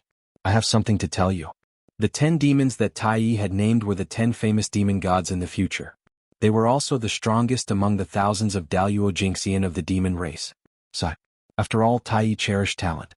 He could not bear to see them be completely bewitched by the tribulation aura and create a tribulation, turning their cultivation into flowing water. Therefore he planned to lend them a hand. Your Majesty Donghuang, what orders do you have for us to stay? After all the demon gods had left, Bai Zhe asked respectfully. Tai Yi looked at the 10 demons quietly and did not reply. Instead he took out the Donghuang bell and gently rang it. Clang. The simple and heavy sound of the bell rang. It was like the roar of the great path, and the sound of the great path lingered. It was also like the singing of the gods, expounding the great path. It echoed in the Lingxiao hall and in the hearts of everyone. When the bell entered their ears, it was like a thunderclap, exploding in the minds of the 10 demon gods. It caused them to shiver and their minds to go blank. Wah! Suddenly the 10 demon gods came to their senses and spat out a mouthful of dirty blood. Their faces were extremely pale and it was obvious that they were injured. However, their eyes were incomparably clear, and they were no longer as confused as before. In just 1 second, Tai Yi had eliminated the tribulation aura on their bodies. It could be said that his divine might was boundless. Thank you, Your Majesty Donghuang. At this moment, the 10 demon gods also realized what had happened. They thanked Donghuang with cold sweat on their faces. Being caught in a calamity without knowing it was a sign of death. If Tai Yi had not intervened, their fate would have been worrying. It's fine. I only eliminated the tribulation aura for you, but I did not eliminate your tribulation. This tribulation is too big. The entire demon clan is in it. Therefore there is nothing I can do. From now on you must be careful. If the tribulation aura enters your bodies again, I will not be able to save you. Tai Yi waved his hand, indicating that they did not need to worry. This time Tai Yi could help them get rid of the tribulation aura, but next time he would not. Moreover, Tai Yi was also deeply involved in this tribulation. If they wanted to transcend the tribulation, they still had to rely on themselves, who could protect others for a lifetime.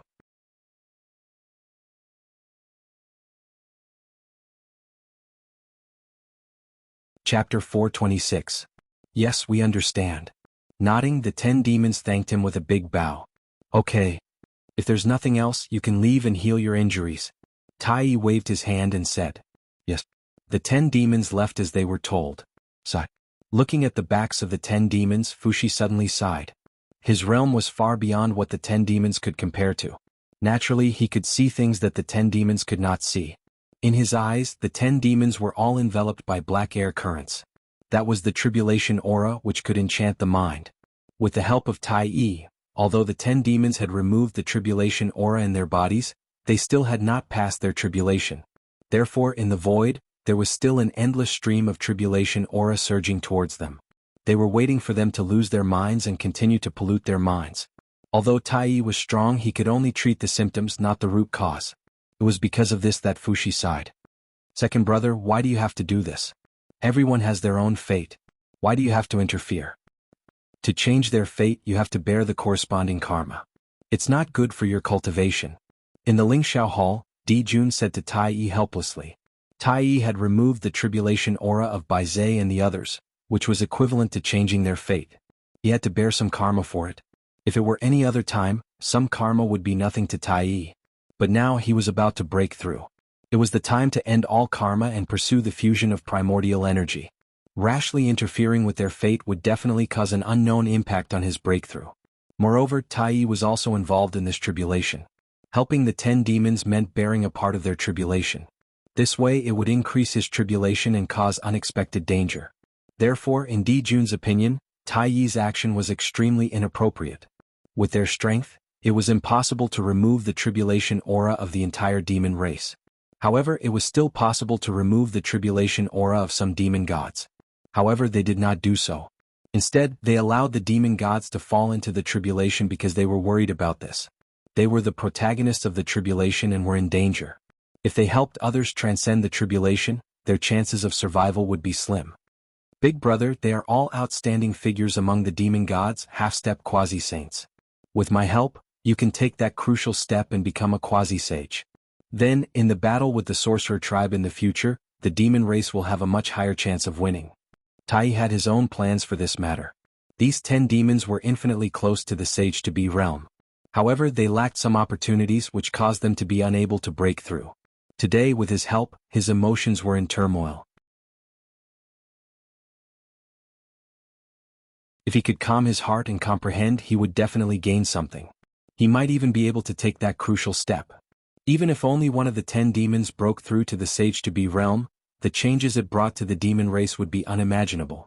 Although they were both in the realm of Daluo Jingxian, the gap between Daluo Jingxian and sage-to-be was like heaven and earth. If the demon race had 12 demi-saints, why would they need to fear the witch race? You're right. With the arrival of the cataclysm, everything will change. Things that were impossible in the past might become possible.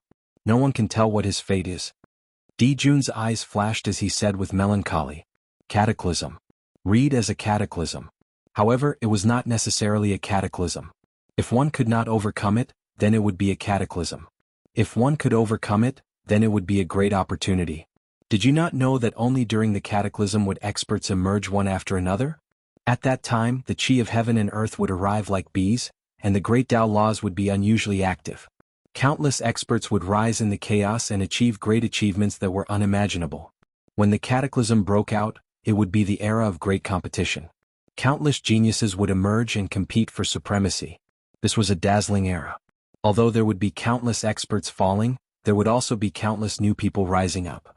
Whether they would continue to be glorious or turn into ashes would depend on their individual opportunities and whether they could seize that great opportunity. Brother Tai, you're right. Those 10 demons are indeed extraordinary. If they were born earlier, they might be able to compete with us. Beside him, Fushi also said. The base 10 demons were indeed talented, but they were born too late and did not make it in time for the Tao ancestors' preaching. As a result, they were still hesitating in the Daluo Jingxian and had not become demi-saints. Otherwise, there would be a few more great divines in the wilderness. Baze was a Khanate god-fiend born from the Tao of wisdom. He was known as the wisest of the demon race. Of course, this title might be a little exaggerated, but he was indeed the wisest apart from the demi-saints of the demon race. Such a person had a high chance of becoming a demi-saint. In the nether realm, when the divine light dissipated, a large group of palaces suddenly appeared at the foot of Yin Mountain. The palaces were layered and exuded an inexplicable charm. They were shrouded in Yin Qi as if they were hidden in a black fog, making it impossible to see through them. Moreover, unlike the sacred palaces of the heavenly court, The palaces of the Yin court were all black and exuded a solemn feeling. Good, good, good. Looking at the palaces, Feng Du could not help but laugh. The palaces were congenital and not man-made.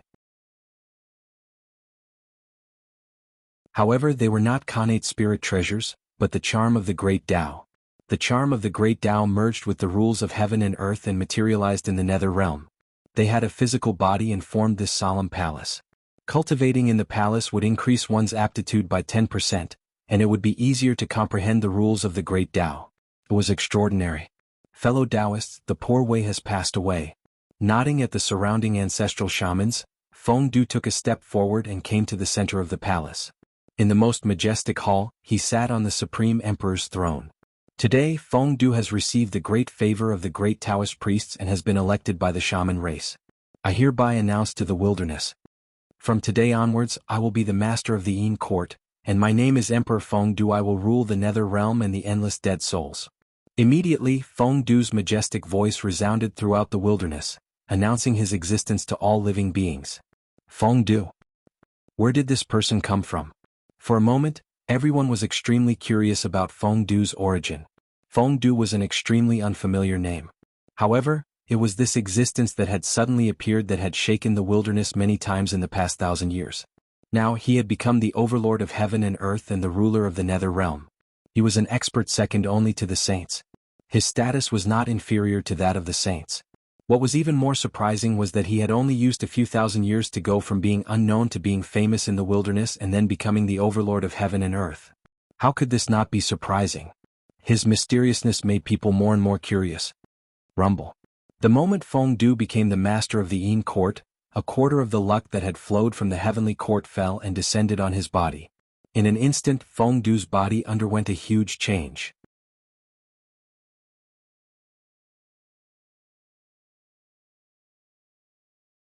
Chapter 427. This change was not a change in strength but his comprehension of the Tao. Feng Du's strength had long reached the limit of a quasi-saint. He could not advance any further. Only by becoming the primordial chaos Daluo Jingxian could he accommodate more strength.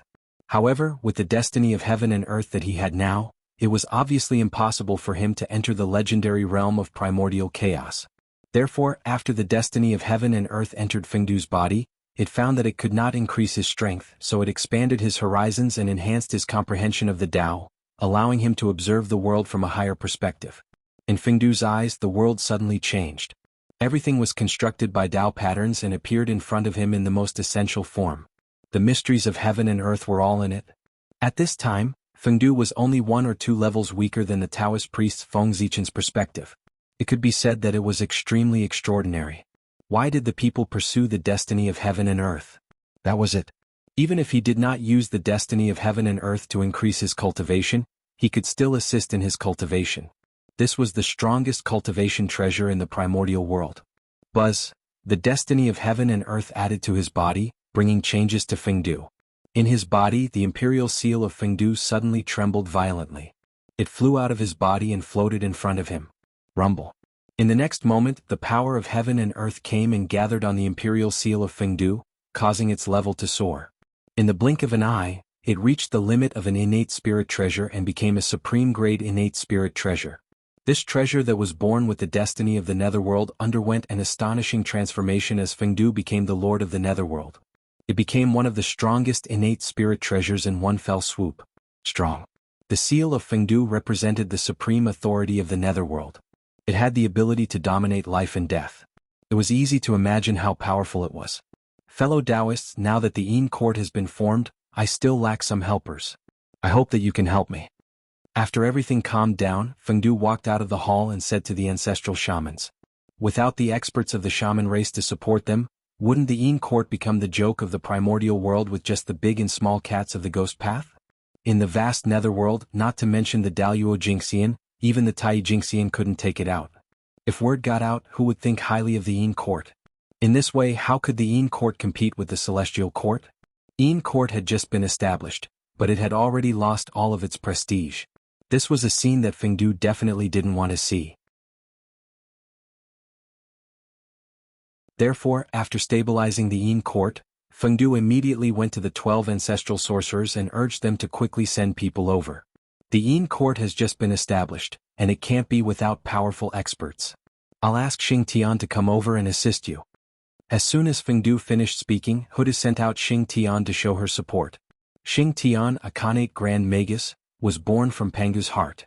He could be said to be a top-notch Khanate god. He was the most powerful being in the Hutu tribe aside from Hutu. It could be said that the Lady of Earth had sacrificed a lot to send him here. Thank you, fellow Taoist.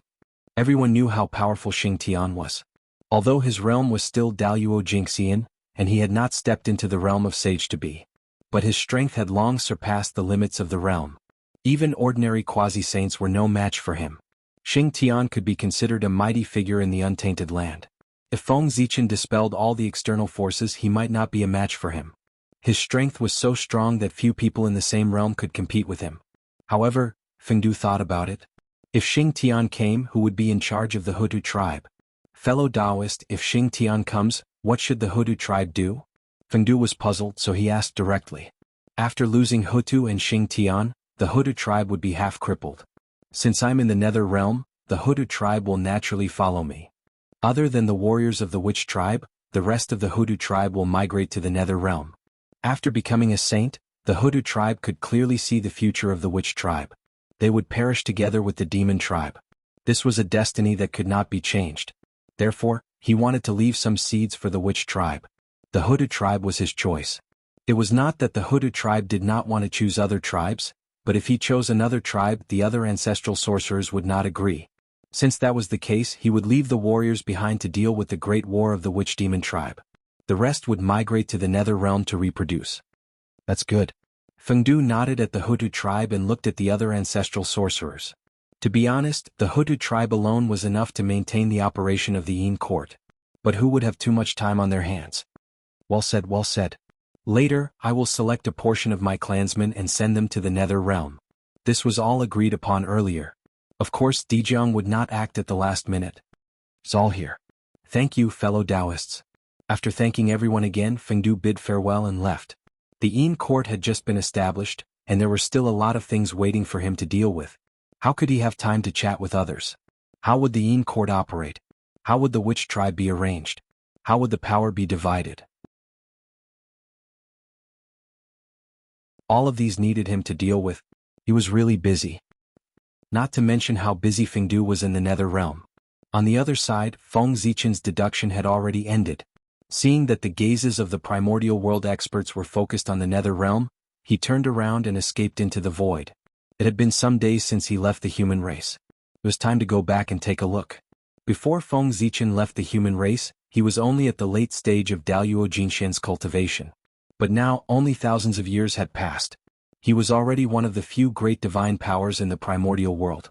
There were not many who could match him. Correspondingly, the increase in strength led to the increase in speed. His speed had already reached an inconceivable level. With a thought, he crossed the endless void and returned to the territory of the human race. It was as if he had teleported. What a magnificent scene. This is a sign of the rise of the human race. From afar, Feng Zichen saw that in the sky above the territory of the human race, the torch that represented the destiny of the human race was burning fiercely. It was like a small sun, emitting the spirit of self-improvement. This destiny was more than 10 times stronger than before he left. It seemed to have the atmosphere of a large clan. Good boy. I've only left the human race for thousands of years. Why does it feel like I've left for hundreds of thousands of years? Isn't this destiny rising too quickly? Could it be that something big happened to the human race after I left? When he first saw the destiny of the human race, Feng Zichen was also shocked. Wasn't this too much? But soon after, this feeling of surprise was replaced by joy. The more exuberant the destiny of the human race was, the faster the strength of the human race would increase. This was a great thing. However, faintly, Feng Zichen felt that something was wrong. The exuberant destiny of the human race was somewhat abnormal. The destiny of the human race was increasing too quickly, so quickly that it was beyond imagination. Just like adding oil to a raging fire. Although it was glorious, once the oil was exhausted, there would be an endless curtain.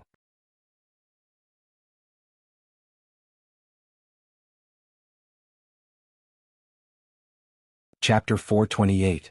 Let's go back and take a look. With doubts in his heart, Feng Zichen couldn't help but quicken his pace and walk towards the human imperial court. After Earth turned into reincarnation, the demon clan's massacre of humans was not far away. The changes in the human clan might be related to this. However, after leaving the human clan for a long time, Feng Zichen didn't directly return to the human imperial court. Instead, he hid himself and looked around the human clan's encampment to observe the changes in the human clan in recent years. Why are there so many foreign clans? After taking a few steps, Feng Zichen realized that something was wrong. Under his senses in the human clan's encampment, other than the grand and imposing aura of the human clan, there were also many foreign clans' auras. This meant that other than the human clan, there were also many foreign clans stationed in the human clan's encampment. This is interesting. With a thought, Feng Zichen took a step forward and directly arrived at the human clan's encampment. In fact, with his realm, if he wanted to know what had happened to the human clan in recent years, he could know everything with a casual deduction. However, anticipation came from the unknown. If everything was concluded by deduction, what fun would there be in life? Playing in the mortal world was also a form of cultivation. As expected, after arriving here, Feng Zichen discovered that there were many foreign clans among the people coming and going. They were talking and laughing with the people around them without any ill feelings. These foreign clans all walked in the mortal world in the form of Dao bodies and restrained their auras. They didn't look much different from the human clan. However, what kind of realm was Feng Zichen in? There were too few people in this world who could hide from him. With a slight glance, he knew the origins of these people. There were water clans, divine beasts, innate life forms, and all kinds of clans. There were also demons and shamans. Fortunately, they didn't fight. Moreover, the human clan's encampment had changed significantly compared to before he left. Lively. Very lively. If Feng Zichen didn't know that this was the primordial world, he would have thought that he had returned to the bustling city of the future. In his ears, there was the sound of hawking one after another. In front of his eyes, there were shops selling all kinds of goods. There were spirit herbs, divine stones, spirit springs, and all kinds of natural treasures. Everything one could think of was there. It was as if Feng Zichen had not come to a human settlement, but to a large trading market. What surprised him even more was that among the shops, other than the shops that sold treasures of heaven and earth, there were also restaurants. This was truly shocking to the extreme. Smelling the alluring fragrance floating in the air, Feng Zichen's tranquil state of mind began to fluctuate. How nostalgic. He had not eaten for a long time. With mixed feelings, Feng Zichen slowly walked forward, passing through street after street, walking aimlessly. However, the strange thing was that the surrounding pedestrians did not notice his existence at all. Even when Feng Zichen walked past them, it was the same. Feng Zichen did not feel irritated in the middle of a busy city. Instead, he felt a sense of familiarity. It was as if he had returned to the future. He couldn't help but smile and spread his arms, enjoying everything before him. I see. In a trance, Feng Zichen understood why the luck of the human race had increased so quickly. The reason was because of this trading market. He had gathered merchants from all over the world, countless races, and living beings from all over the world. Some flew in the sky, some ran on the ground, and some swam in the sea. There were many kinds of races. It did not include all the races in the untainted world, but it also gathered most of the races in the untainted world. The benefits brought by the gathering of so many living beings were undoubtedly amazing. It was natural for the luck of the human race to soar because of this. In the past, when Feng Zichen went to the wizard tribe, he had asked Taoist Shendu Yang to set up a human market to develop trade. Yang was also extraordinary. Not only had she completed Feng Zichen's request, but she had also exceeded Feng Zichen's expectations. Yang had Saint Tai Ching as his backer and the East Sea as his backing. He could mobilize most of the natural treasures from Penglai City that were not available in the untainted world. The moment the treasures in the sea appeared, their rarity, their effects, and their miraculous nature attracted a lot of attention in an extremely short period of time. In addition, the Eong clan would take out a few pills refined by the Grand Pure One every once in a while to auction them off. This also caused the reputation of the human market to spread throughout the untainted world, forming a great influence. Who was Saint Tai Ching? The eldest senior brother of the celestial sect of wonders, the number one of the 6 saints. Of course, although these identities were important, they were not the most important. The most important thing was that Saint Tai Ching was the ancestor of alchemy in the primordial world. The Tao of alchemy. It was passed down from him. The effect of the pills refined by such a person could be imagined. Even the most ordinary first transformation golden pill was better, stronger, and extraordinary than ordinary third or fourth transformation golden pills. Moreover, not to mention the medicinal power of the pills, just the name of the pills refined by Saint Taiching was enough to make people rush like cranes. If the pills refined by the saint were tainted with a trace of the saint's Tao runes, how extraordinary would it be? It might be able to help people break through Daoyuo Jingxian. Therefore, after Yang took out the pills refined by Saint Taiching, the human market immediately became popular, attracting countless experts of the untainted world. In particular, as Dijiang set up countless teleportation arrays in the entire untainted world, making transportation more convenient, more people came to the human market.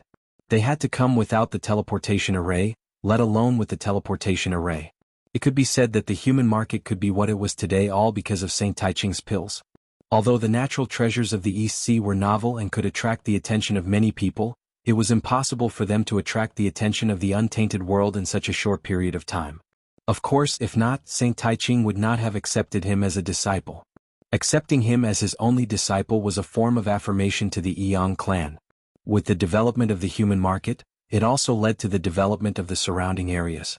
The encampment of the human race also received many benefits because of this and gathered a large number of experts of the myriad races.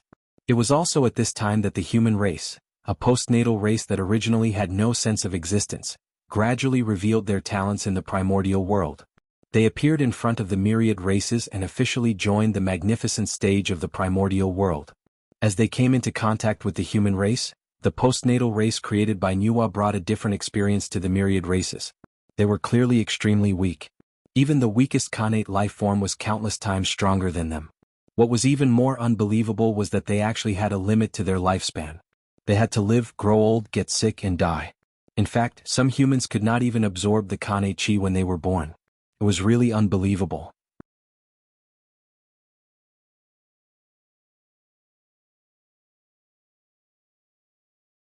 Chapter 429. This unbelievable scene was truly an eye-opener for all the Xiantian life forms. However, it was such a weak creature that had the creativity that the Khanate life forms did not have. Although the tools created by the human race were not as powerful as the spirit treasures in their hands, they had extraordinary imagination. This was a manifestation of use. It did not have the Tao and principles of the Khanate, nor did it have unfathomable abilities, but it had extremely valuable practicality that involved all aspects of life. This was called the postnatal Tao. That's right. From the human race, these Khanate life forms discovered another cultivation civilization that was different from the Khanate Tao.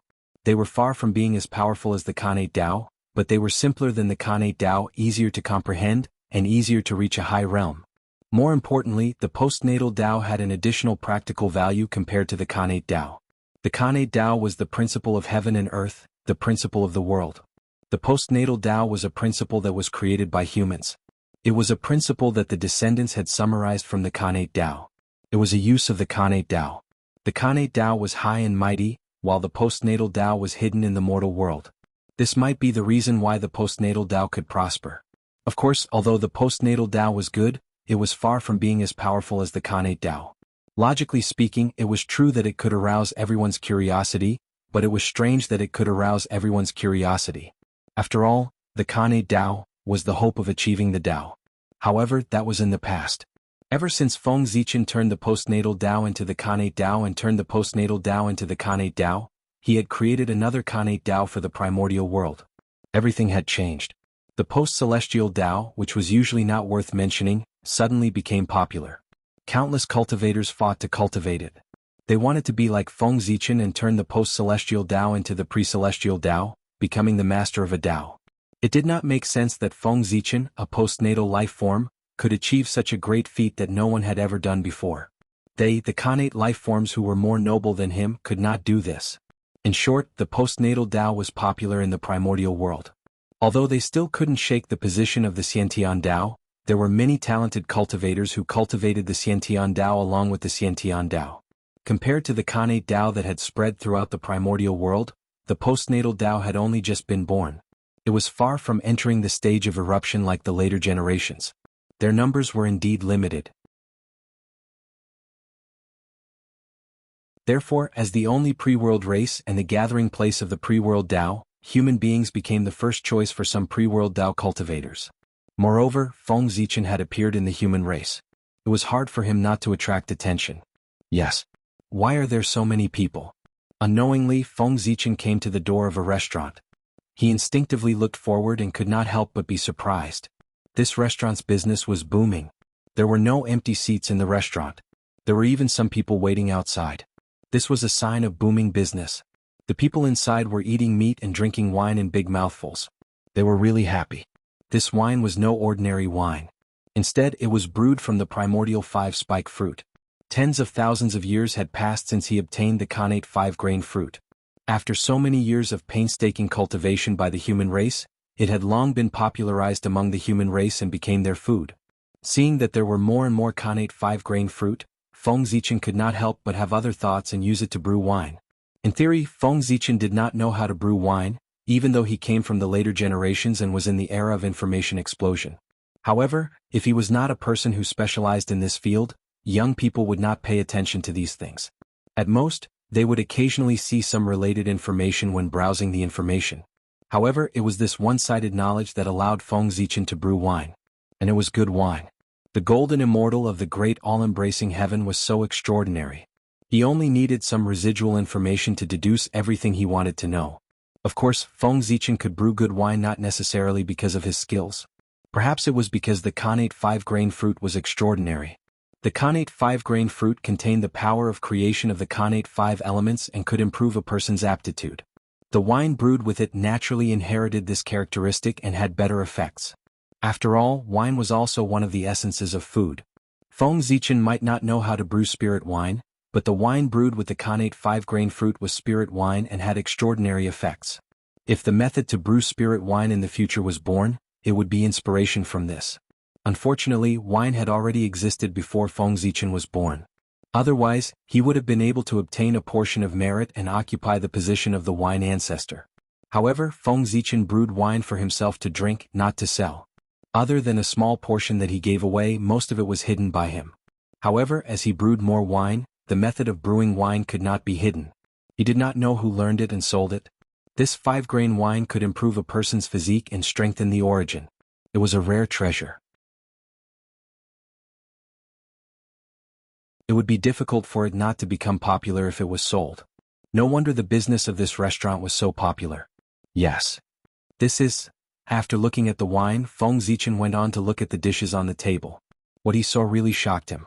The ingredients of the dishes were only ordinary beast meat and some ordinary spiritual herbs. This was not worthy of Feng Zichen's surprise. What really surprised him was that the combination of the beast meat and the spiritual herbs was actually in line with a certain pharmacology, causing its effect to greatly increase. Although it could not be compared to pills, it already had some possibilities. This was simply the embryonic form of the path of spirit food. If it could be deduced continuously, it might be able to develop and grow. Although the path of spirit food could not be compared with the path of alchemy, it was not much inferior. It was also a great path that assisted in cultivation. If this path was completed, the creator would at least be able to become a sage to be. Therefore Feng Zichen was shocked. If the creator of this path was really a human, it meant that in the future the human race was very likely to give birth to a primordial almighty. This person is really a great talent. With a thought, Feng Zichen walked to the back kitchen. He wanted to see who created this path. Speaking of which, this cooking method was created by Feng Zichen. Before he was born, the human race had just gotten rid of the era of eating raw meat and drinking blood. Their food was mainly wild fruits and roasted meat. However, although roasted meat was good, who could stand eating people every day? Therefore, Feng Zichen created a clay pot to boil soup. He was really fed up with the monotonous food. That's right, the original purpose of the clay pot was to satisfy Feng Zichen's appetite. As for the merit from the heavens, it was completely beyond his expectations. After that, as Feng Zichen gradually grew up, the clay pot could no longer satisfy him. Following that, various cooking methods appeared naturally, and the human race's menu also became richer.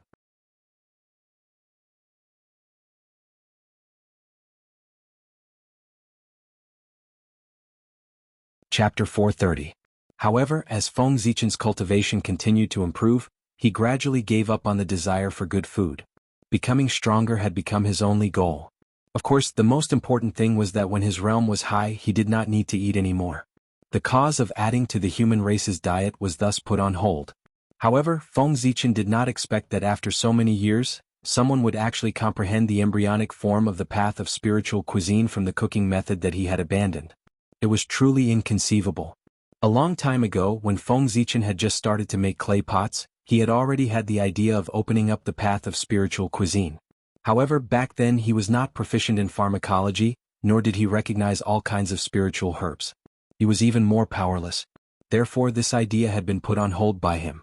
Later, when Feng Zichen had all the conditions to open up the path of spiritual cuisine, he no longer needed it. He simply buried this idea deep in his heart and did not think about it anymore. He left this opportunity for the future generations to open up. Feng Zichen already had more than enough. In the past, innate life forms did not have the desire for good food. However, after seeing the spiritual cuisine of the human race, they had it. Xiantian life forms fed on Xiantian qi. Any treasures that fell into their hands would be refined into pure Xiantian qi and devoured. It was the same for the meat of fierce beasts. Therefore, innate life forms had no use for things like starting a fire to cook, nor did they need it. They had never seen it before.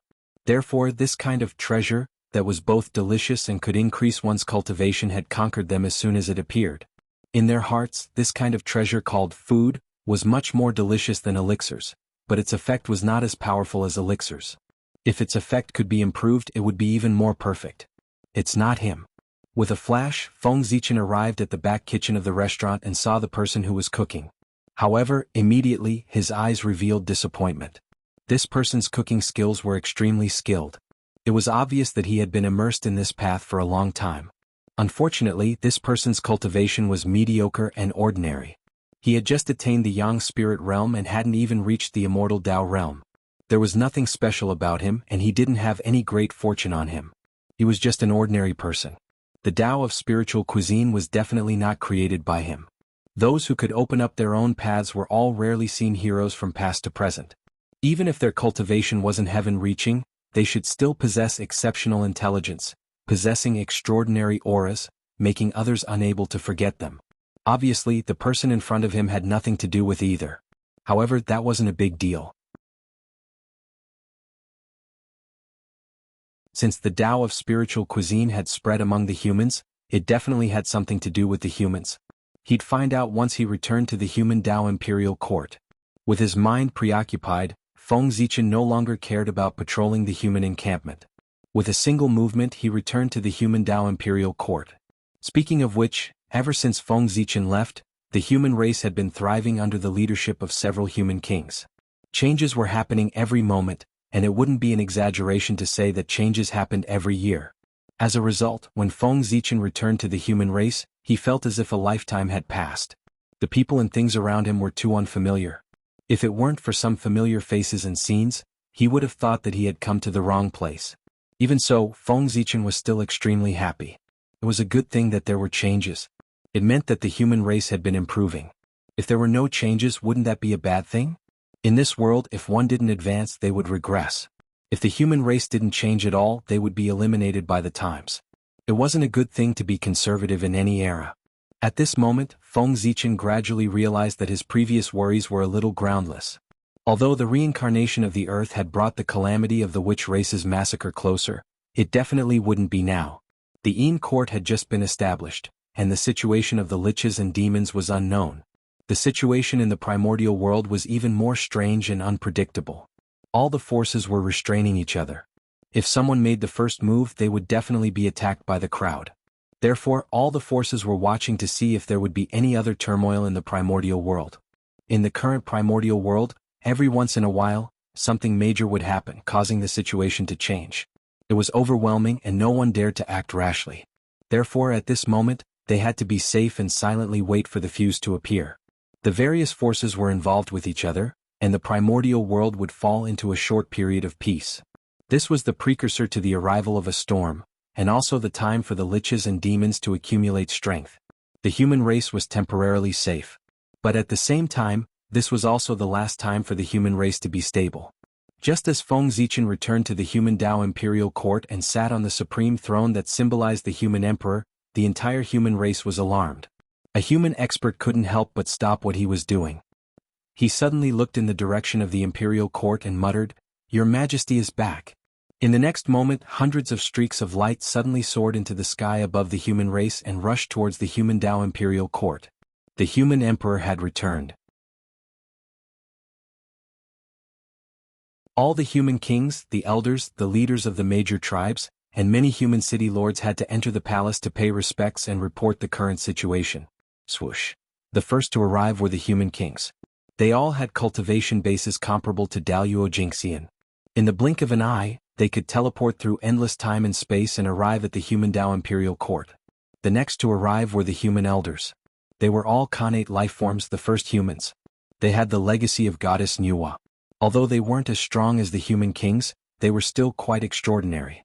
They all had perfected Tai Jingxian cultivation bases. In terms of seniority, these people were all Fengzichen's seniors. After the human elders, the city lords of the major human cities also arrived one after another. Their cultivation bases were also perfected Tai Jingxian. There were even a few who had reached the half-step Daluo Jingxian realm. Moreover, although they were all perfected Tai Jingxian, the auras of these city lords were clearly stronger than those of the human elders. They had an additional murderous intent. This was a bit shocking. One had to know that unlike the human elders, these city lords were mostly born into the human race after birth. After they were born, the legacy left behind by goddess Nuwa had been exhausted. Therefore they weren't as blessed as the elders. In other words, these city lords were able to achieve what they had today because of their own efforts and not because of the legacy of their ancestors. In other words, they were much stronger than the human elders. That was also true. The human elders had been in charge of the human race for many years and hadn't made a move for a long time. And these city lords guarded an area and fought with foreign races all year round. Those who could survive were all elites. The strength of his battle prowess could be imagined. These people were the mainstays of the human race. Seeing them arrive, even Fengzichen couldn't help but reveal a friendly look. They were all Fengzichen's peers and juniors, so their relationship was naturally different from the elders. The last to arrive were the leaders of the major human tribes. Seeing them, Fengzichen couldn't help but feel a little angry.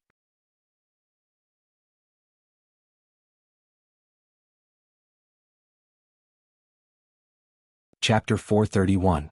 These tribe leaders had the best resources, but their cultivation levels were unsightly. Most of them were only at the late stage of Tai Jingxian. Only a few had barely stepped into the perfected stage of Tai Jingxian. Moreover, their essence, energy, and spirit lacked vitality. All of them exuded a sense of laziness. Only some tribes far away from the human race were eye-catching. The rest were infuriating to look at. The pressure these tribes faced was still too little. Ever since the human race moved out of the East Sea, the human race's sphere of influence spread out in a fan shape with the human Tao imperial court as the center. The outermost layer was the human race's city. It was also the front line of the war between the human race and the foreign race. Human experts walked out of the imperial court one after another and built cities outside. They competed with the primordial races and expanded the human race's territory. At the same time, they were also the first line of defense of the human race, preventing the foreign race from invading the human Tao imperial court. After the human race's giant cities were the major tribes of the human race. This was the second line of defense of the human race. They were stationed around the imperial court to protect the human emperor. However, because there were the major cities in front of them, the danger these tribes encountered was much less. In particular, as time passed, the human warriors stationed in the city became stronger and stronger after the baptism of blood and fire.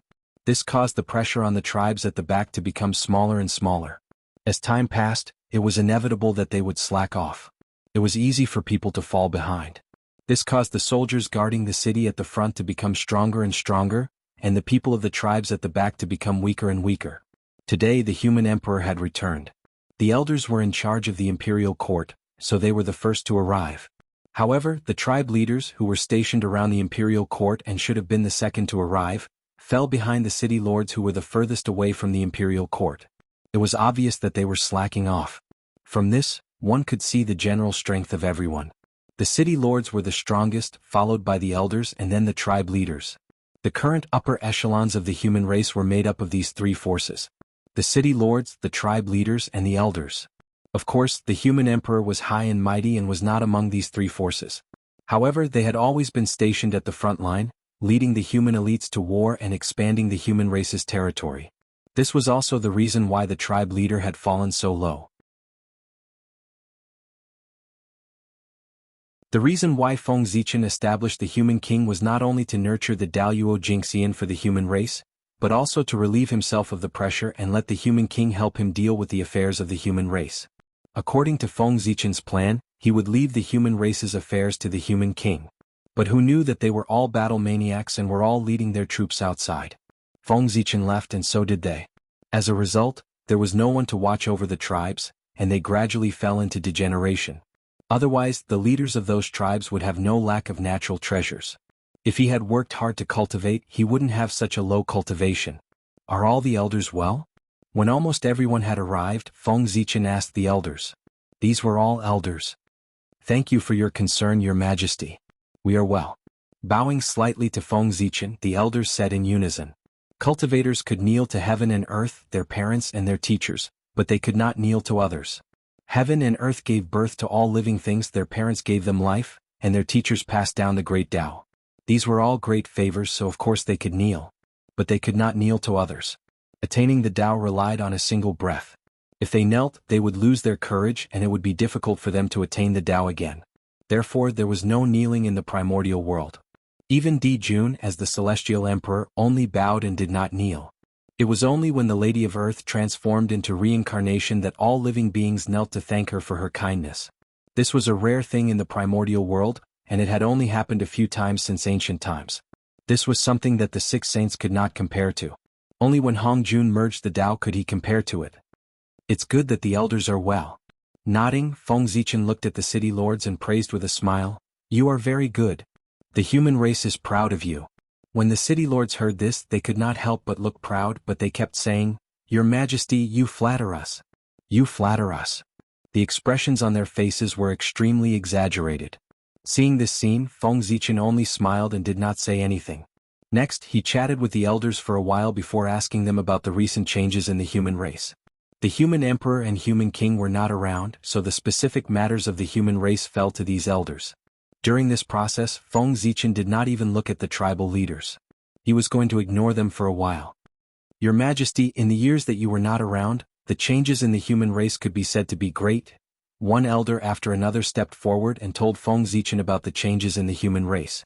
It was not entirely true to say that the changes were great. The source of all these changes came from the human race's market. It brought a lot of resources and opportunities to the human race, allowing the human race to rise quickly and produce a large number of experts.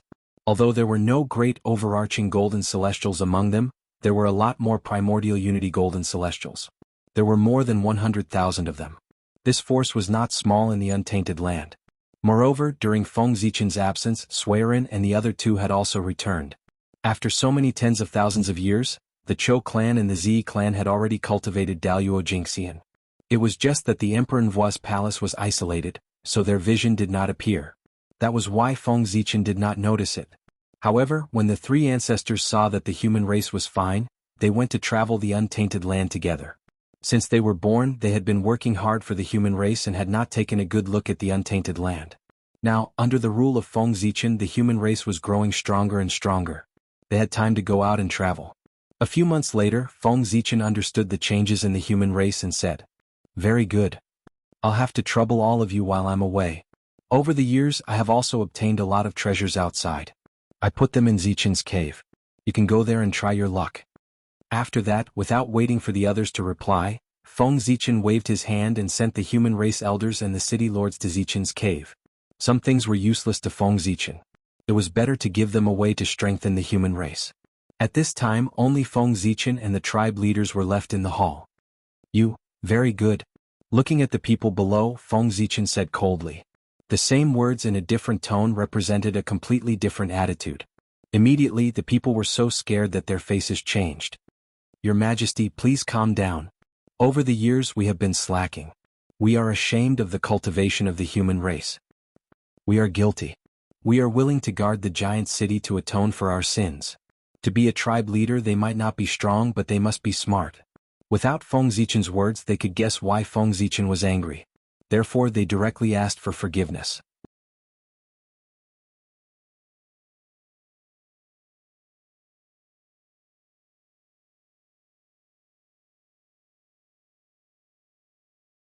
Moreover, the Xiantian aura emanating from the three of them was extremely dense, no less than that of a top Xiantian life form. This was especially true for Fengjie. As a Xiantian life form, his aura was even more extraordinary. He had already peeked into the mysteries of the innate gods. Perhaps it wouldn't be long before he took another step forward and transformed into an innate god. Although Jiang Xiong and Jiang Hui weren't as good as Fengjie, they'd gone against their connate nature and become connate life forms. Moreover, they were the top connate life forms. They were extremely extraordinary. Clearly, these three had a deep understanding of the Tao of God Fiends. Otherwise, they wouldn't have undergone such shocking changes. Although golden immortals weren't much in the Eldritch Wilderness. If a rock was thrown into a crowd, at least 4 out of 10 would be golden immortals, while the remaining 6 would be Tai Jingxian.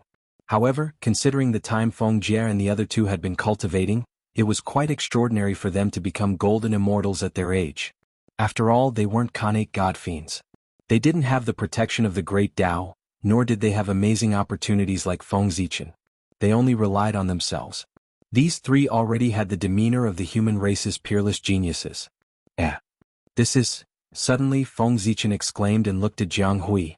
He saw merit gathering on her body. There were inexplicable principles intertwining and runes evolving. They gathered and dispersed, forming all kinds of phenomena. Purple energy even gathered above her head. It was incomparably dense, forming a purple precious umbrella that protected her. It was the providence of heaven and earth. It was purple in color, which meant that it was the most noble kind of providence among all kinds of providence. Tao luck. Purple was supreme in the primordial world. His luck was purple, which showed how extraordinary he was. Although this Tao luck wasn't much, it could allow Jiang Hui to have a 30% higher success rate than others when she tried to prove her Tao as Daluo Jingxian. 30%. In the primordial world, there were as many Tai Jingxian as grains of sand. There were more than billions of them. However, how many Daluo Jingxian were there? Less than 100,000.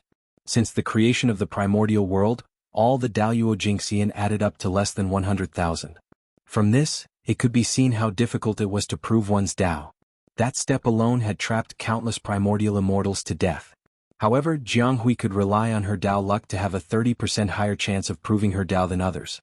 That meant that she had surpassed countless people. 30%. Coupled with her own accumulation, it could be said that she was almost certain to become a Daluo Jingxian.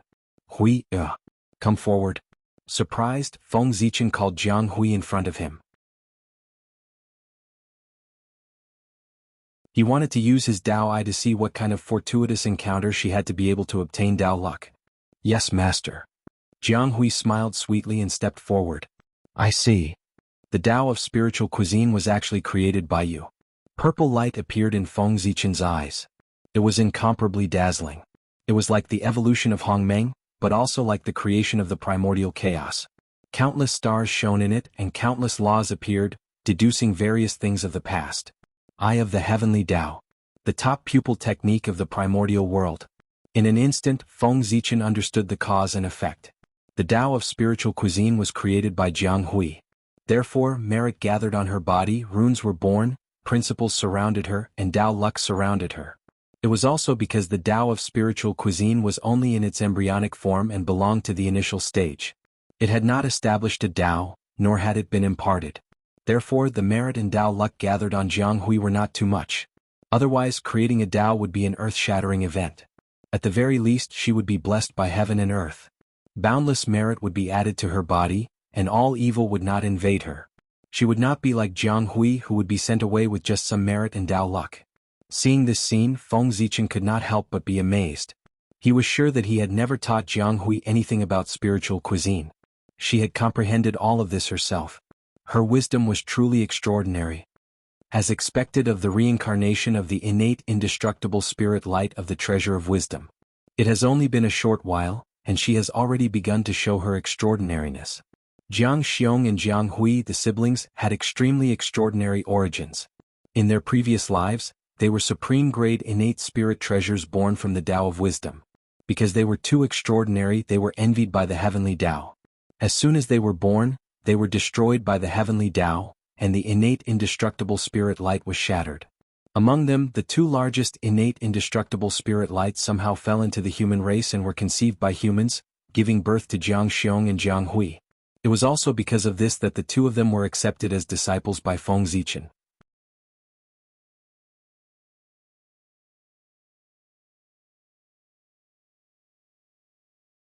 Chapter 433. Master, what's wrong? Did I do something wrong? Jiang Hui asked nervously when she saw Feng Zichen fall into deep thought after glancing at her. You're good. He's much better and stronger than your two senior brothers. Feng Zichen put away his messy thoughts and patted Jiang Hui's head with a smile. Really? Jiang Hui couldn't help but feel a little proud after being praised by Feng Zichen. How did you come up with the idea of combining spiritual herbs and ferocious beast meat to form the effective pills? Tell me about it. Feng Zichen didn't answer Jiang Hui's question and asked about the spiritual cuisine instead. Master, you're asking about this.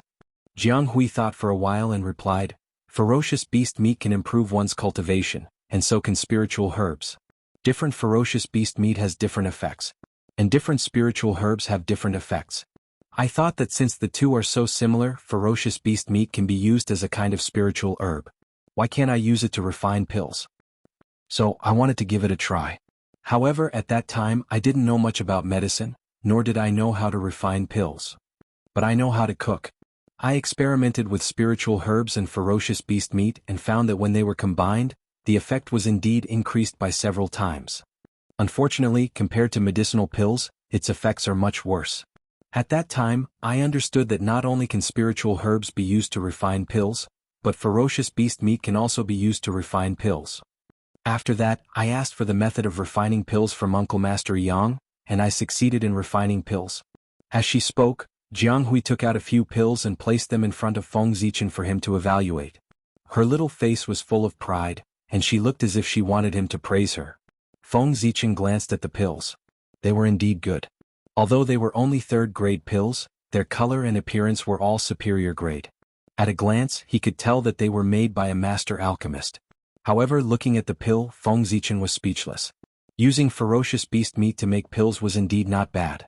It could be said that it promoted the development of alchemy. Just based on this point, Jiang Hui could be called a grandmaster of alchemy.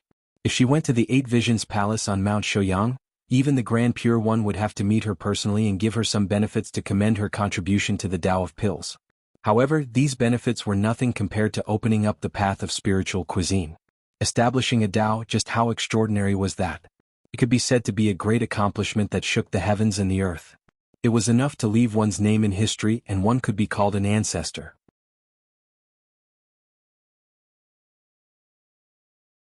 That was the achievement of existing forever with the heavens and the Tao, surviving through myriad tribulations. In the future he would at least become a quasi-saint. Compared to that, the benefits of becoming a grandmaster alchemist were nothing. At most it would bring about a Daoyuo Dao fruit. It was clear at a glance who was stronger and who was weaker.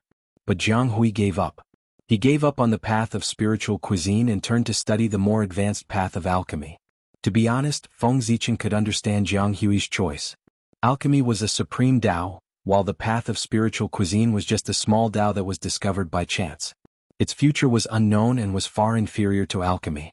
In fact, even in the future, when cultivation flourished and the path of spiritual cuisine was widespread, it was far inferior to alchemy. Pills, formations, artifacts. These three Taos had a high status throughout the entire history of cultivation. Their status was irreplaceable. Between the path of spiritual cuisine and alchemy, most people would choose alchemy if they had a choice. However, that was not learning but creating. No matter how deep one learned, it could not be compared to creating. No matter how good alchemy was, one would always be inferior to others in the path of cultivation. Creating the path of spiritual cuisine was the ancestor of a Tao and was respected by the world. It was not Jiang Hui's fault. She was intelligent, but she was still too inexperienced. If a Daoyuo Jingxian was faced with such a situation, he would choose to continue researching the path of spiritual cuisine without hesitation in hopes of opening it up. He would not change his path of cultivation. That was a matter of experience. The higher one stood, the further one could see. Jiang Hui's cultivation realm was too low and the future she could see was limited. She did not understand the significance of the Tao of spiritual cuisine to the primordial world. Therefore, she gave up on researching the Tao of spiritual cuisine and chose the more advanced path of alchemy. Looking at the smug Jiang Hui, Feng Zichen could not bring himself to praise her. He really wanted to say something. Silly girl? You've really lost a watermelon and picked up a sesame seed. However, he could not say that out loud. Although Jiang Hui gave up on the Tao of spiritual cuisine, it was quite extraordinary that she could think of using ferocious beast meat as medicine. Ferocious beast meat is the same as spirit herbs. They are both formed from kanate qi. Of course, they can be used as medicine. That's such a simple logic. But no one thought of it. The fact that you can think of something that ordinary people can't already proves that you're extraordinary. This is your resource for the Tao in the future. Just based on this, Daoyuo Jingxian can look forward to your future. Your two senior brothers are far inferior to you. After a while, Feng Zichen could not help but praise her. No matter what, Jiang Hui had achieved quite extraordinary achievements. If he did not praise her, it would inevitably dampen her enthusiasm. Only by doing what ordinary people could not do could one achieve great things. Jiang Hui, who had achieved this, could become Daoyuo Jingxian in the future even if she did not have the Tao of spiritual cuisine. All things are formed from kanate qi? Doesn't that mean that all things can be used as medicine? Feng Jie murmured and suddenly asked. Yes. My good friend, Xian Qing, the celestial lord of the 9 heavens, was a great master of this Tao. In his hands all things can be used as medicine. Feng Zichen nodded and praised himself without blushing or skipping a beat. That person is also formed from kanate qi. Can he also be used as medicine? Jiang Xiong seemed to have thought of something and asked. That's right. Not only humans, demons, witches, kanate spirits, kanate gods and demons, etc., can all be used as medicine. Nodding, Feng Zichen said to Jiang Xiong. However, looking at his increasingly excited eyes, Feng Zichen could not help but frown. He had to warn him. Xiong, if you dare to use a living person as medicine, I will refine you before anyone else does. Jiang Xiong. With the name Xiong, one could tell that his character was extremely murderous. When the heavenly Tao destroyed the treasure of wisdom, Jiang Xiong's predecessor was accidentally contaminated with the murderous aura of heaven and earth, which created his current character. In addition, he practiced the Kidu demon scripture, which made his murderous aura even stronger. Now that he asked this question, who knew what he was thinking? Master, don't worry. I'm just asking. I don't know how to refine pills. I can't use people as medicine even if I want to, Jiang Xiong said with a simple and honest smile. That's good.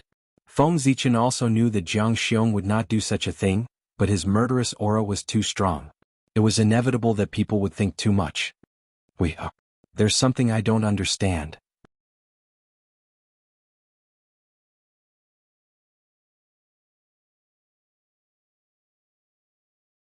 Chapter 434. Since you've discovered that the combination of spiritual herbs and ferocious beast meat can increase the effect, why don't you continue researching?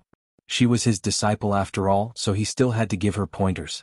How could a pill Dao Grandmaster be compared to a Dao Master? Master, although this method is not bad, its effect is limited and far inferior to pills. If I want to choose, I naturally have to choose the best. After thinking for a while, Jiang Hui answered. How do you know that this Dao is inferior to the pill Dao? Have you studied it? Do you know how many years of development and how many people's efforts have taken for the pill Dao to reach its current state? Do you know what it was like when the pill Dao was born? It might not be better than the spiritual cuisine method you discovered. With a thought, Feng Zichen used his divine ability and found the scene when the Grand Pure One comprehended the pill Dao from the long river of time. That was not when the Grand Pure One announced the birth of the pill Dao to the world. That was the process of the Grand Pure One creating the pill Dao from nothing. This history was the glory of the Grand Pure One. It was witnessed by the primordial world and engraved in the depths of time and space for future generations to admire. When one's strength reached a certain level and had a great understanding of the pill Dao, one could see this memory from time and space and experience the difficulties of their ancestors. Although Jiang Hui's understanding of the pill Dao was deep, her realm was too low and she could not see these scenes from the depths of time and space. Therefore, Feng Zichen used his divine ability to let her come into contact with the scene engraved in history in advance and experience the spirit of creation. Thank you, Master. If not for Master's guidance, I would have missed a great opportunity. Jiang Hui was a person of great wisdom. Although she was limited by her experience and could not see deeper problems, she understood what she had almost missed after Feng Zichen gave her a little guidance. It was a supreme opportunity, a great opportunity that could allow one to become a quasi-saint karmic rank. If it's yours, it will be yours in the end. If it's not yours, you can't snatch it away. You are fated with this Tao. The Tao of spiritual cuisine is destined to be opened in your hands. Even if I don't say it, you will understand it one day in the future. What I'm doing now is just bringing this time forward. The incarnation of the treasure of wisdom was destined to achieve extraordinary achievements. The path of spiritual cuisine was a part of Jiang Hui's glorious future. Come, I'll teach you this technique. It might be useful to you. With a tap of his hand, Feng Zichen passed Xian Qing's understanding of alchemy to Jiang Hui. This was not about alchemy, but Xian Qing's summary of the medicinal theory of spiritual herbs. Although it was called the Tao of pills, it was actually more like the Tao of medicine of the later generations. This was exactly what Jiang Hui lacked. In order to truly open up the path of spirit cuisine, one must have an understanding of the medicinal properties of spirit herbs in order to create the best recipes. Now that Feng Zichen had taught Jiang Hui about pharmacology, she would have the foundation to open up the path of spiritual cuisine. She would definitely be able to open it up even faster. Ugh. Feng Zichen had given her too much information, and Jiang Hui couldn't accept it all at once. She had no choice but to seal a portion of it and read it later. When Jiang Hui returned to normal, Feng Zichen pondered for a while and suddenly said to the three disciples below, "Now that your cultivation has reached the complete golden immortal realm, you are about to reach the Taijingxian realm.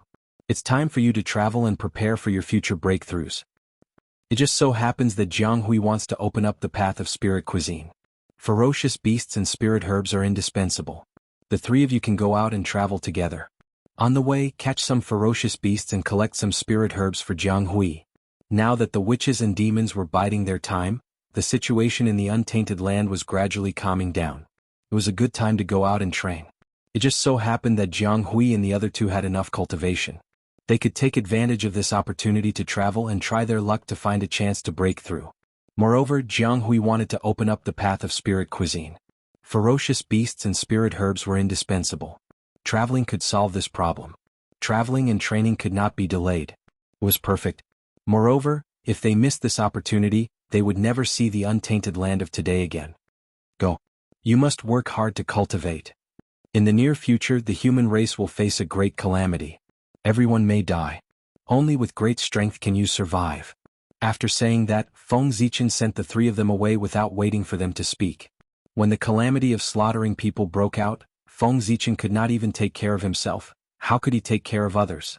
If he wanted to transcend the calamity, in the end he still had to rely on himself. In the blink of an eye, 10,000 years had passed since Feng Zichen returned to the human race. During this period, because the upper echelons of the witches and demons had all entered seclusion in order to enter a higher realm, nothing major happened in the untainted land and it ushered in a long-awaited peace. However, all the experts knew that the peace in front of them was an illusion. It was the calm before the volcano eruption. There would definitely be a great battle between the witches and demons. It would be a turmoil that would affect the entire untainted land. No one could stay out of it. The current peace would not last long. The war would break out at any time. But now the untainted land was peaceful and stable. The 10,000 races had entered the stage of cultivation. During this period, Feng Zichen did not stay idle. Sensing the great calamity in the future, he took out the treasures he had accumulated over the years and opened the treasury of the human race. He did not hesitate to increase the strength of the human race. Unfortunately, it was too difficult to attain the Tao. It was the foundation of the human race. 10,000 years had passed. There were many more people in the Taijingxian realm, but none of them were in the Daluo-Jingxian realm. Now, there were only 6 people in the human race who had attained the Daluo-Jingxian realm. In Suiren there were the Chou clan, Zi clan, Yoyu clan, Daoist Shendu, Yang clan and Feng Zichen. 6 Daluo-Jingxian was already a lot. In the 10,000 races of the untainted land, they could be ranked in the middle. However, compared to the calamity that the human race would face in the future, it was nothing. It could not even cause a ripple. One had to know that the demon race had at least 3,000 Daluo-Jingxian. The gap between them could be imagined. It was too easy for the demon race to destroy the human race. It could be said that it was completely effortless. Even Feng Zichen had to admit that the human race was no match for the demon race. There was no comparison at all. Even if he was the great Taoist priest, it was the same. The great Taoist priest was only invincible to the Daluo-Jingxian. However, the 3 emperors of the demon race had already stepped into the half-step primordial chaos realm. They were half a step away from the Daluo-Jingxian realm. If they really fought, Feng Zichen was no match for them at all. Therefore, Feng Zichen had no choice but to use the plan that he had made in his early years. He sent a portion of his clansmen out of the primordial world through the Tree of World to the 3,000 sectors in order to achieve the prosperity of the human race in the future. At this moment, Feng Zichen was the one who planned this. He set up 12 secret realms in Zichen's grotto heaven for his clansmen to train. He also set up an arena in the human race's market for the younger generation of the human race to compete with the descendants of the 10,000 races. His goal was to select those with extraordinary aptitude from among them.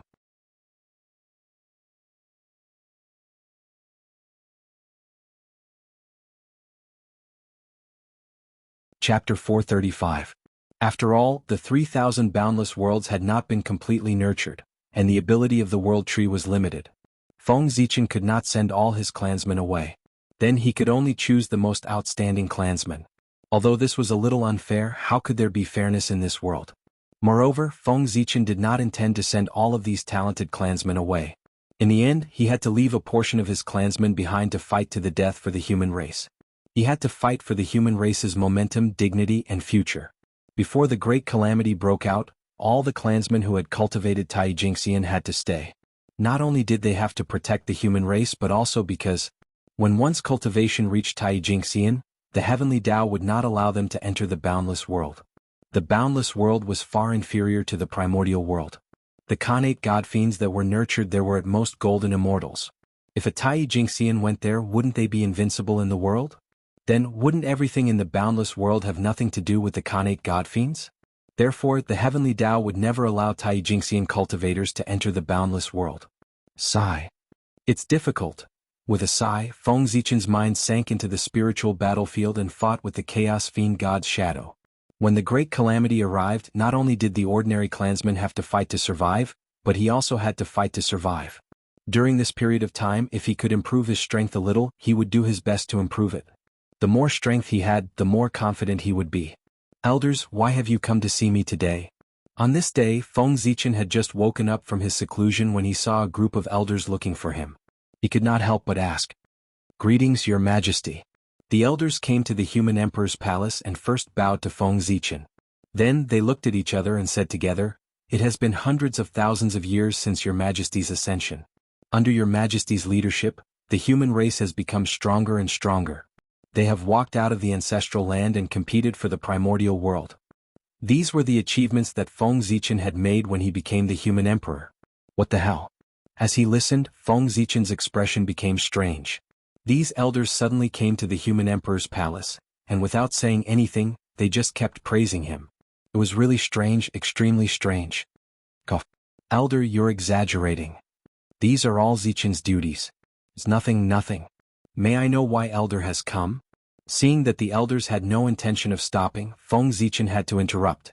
As the saying goes, those who bow to others must have a request. Judging from the attitude of the elders today, it was probably not a small matter. Your Majesty's cultivation is exceedingly high. You should know that there is yin and yang in the sky, water and fire on the earth, and men and women in the human world. There was also a saint who said, "Solitary yin does not grow, solitary yang does not grow. The combination of yin and yang is the truth of heaven and earth." Thus, if I may be so bold, I would like to ask Your Majesty to choose a woman from the clan and make her your empress, in order to ensure the harmony of yin and yang. Dong Yunshi, the elder of the human race, stepped forward and said loudly, as if he felt that he had laid the groundwork. What? Hearing this, Feng Zichen almost thought that he had heard wrongly. At this moment, his expression was extremely interesting. He wanted him to choose his empress? Was this a forced marriage? Unexpected. Really unexpected. After coming to the primordial world, he could not escape the fate of being forced to marry. This was really, sigh. Elder, you must be joking. Feng Zichen said with a forced smile. The great calamity of the human race was coming. He wished that he could put all his energy into his heart. How could he have time to talk about love? Your Majesty, yin and yang are the right things. The celestial emperor above the heavenly court is said to be the strongest in the primordial world. Didn't he also take the empress to combine yin and yang? Seeing that Feng Zichen did not agree, Dong Yunshi continued and took out Di Jun to prove it. How could it be the same? For a moment, Feng Zichen was speechless. Di Jun and Shihe, One was an innate saint born from the sun star, and the other was an innate saint born from the moon star. That was fate set by the heavens and represented the Tao of yin and yang. The combination of the two, yin and yang, the benefits obtained were beyond imagination. Not only could it speed up the progress of cultivation, but it could also deduce the mysteries of creation. Moreover, the marriage between Dijun and Shihi was the first wedding in the primordial world. It was a heavenly marriage and was witnessed by the heavenly Tao. It was a great merit. How could others compare to it? Ahem. After coughing twice, Feng Zichen was thinking about how to refuse when he suddenly felt a throbbing. He could not help but use the connate 8 trigrams to deduce. A moment later, Feng Zichen understood the origin of today's matter. The marriage of humans should be on him. In the primordial world there were 3 marriages of heaven, earth, and man. These 3 marriages were born from the 3 Taos of heaven, earth, and man. They combined the changes of yin and yang and represented the endless growth of all things. There was a great opportunity and great merit. Not long after the establishment of the heavenly court, the heavenly marriage should be on Dijun and Shihi. The earth marriage and the human marriage had always been hidden. But today a human marriage appeared. It should be on Feng Zichen. And this opportunity should have belonged to Fuxi. In the future the human race prospered. Fuxi led the human race to become the main character of heaven and earth. He obtained the title of the human emperor and was boundless. Therefore his marriage with Nuwa was called a human marriage. However, with the appearance of Feng Zichen, everything changed. Before the human race prospered and the liches still ruled the primordial world, Feng Zichen had already gathered most of the power of the human path and became the person most favored by the human path in the primordial world. He was also the only spokesperson. The Magi stopped fighting and the primordial world was peaceful. The myriad races could develop, and the 6 paths of reincarnation were opened. There were more and more living beings in the primordial world, and the human path flourished. Thus, everything fell into place. The heavenly Tao flourished and the heavenly marriage came into being. The human path flourished and the human marriage came into being. Feng Zichen was the person most favored by humanity, so naturally he should be the one to get married. A human marriage. One of the 3 marriages of heaven, earth, and man would have great merit and luck. It was an opportunity that all living beings in the primordial world dreamed of. However, although this matter was good, Feng Zichen did not dare to accept it. In the current primordial world, the one who ruled the heavenly court was Dijun, not Feng Zichen. The ones who dominated the primordial world were the liches and demons, not the human race. If Feng Zichen got married, then in the next moment he would receive a thunderous blow from Dijun. A human marriage was the symbol of the human path's favor. Dijun could tolerate a Daluo Jingxian, an invincible great Taoist priest, but he could not tolerate a great Taoist priest who was favored by the human path. Because the former was not a threat to him, but the latter could shake his position. The 3 marriages should be with the emperor. The appearance of a human marriage meant the birth of the human emperor. And the human emperor was second only to the heavenly emperor. If he went one step further he would be able to replace him. In that case how could Dijun tolerate it? Especially when the demon clan was about to have a decisive battle with the wizard clan, a human sovereign suddenly appeared. Who knew if he would take advantage of the situation? Therefore the human emperor could not be left alive.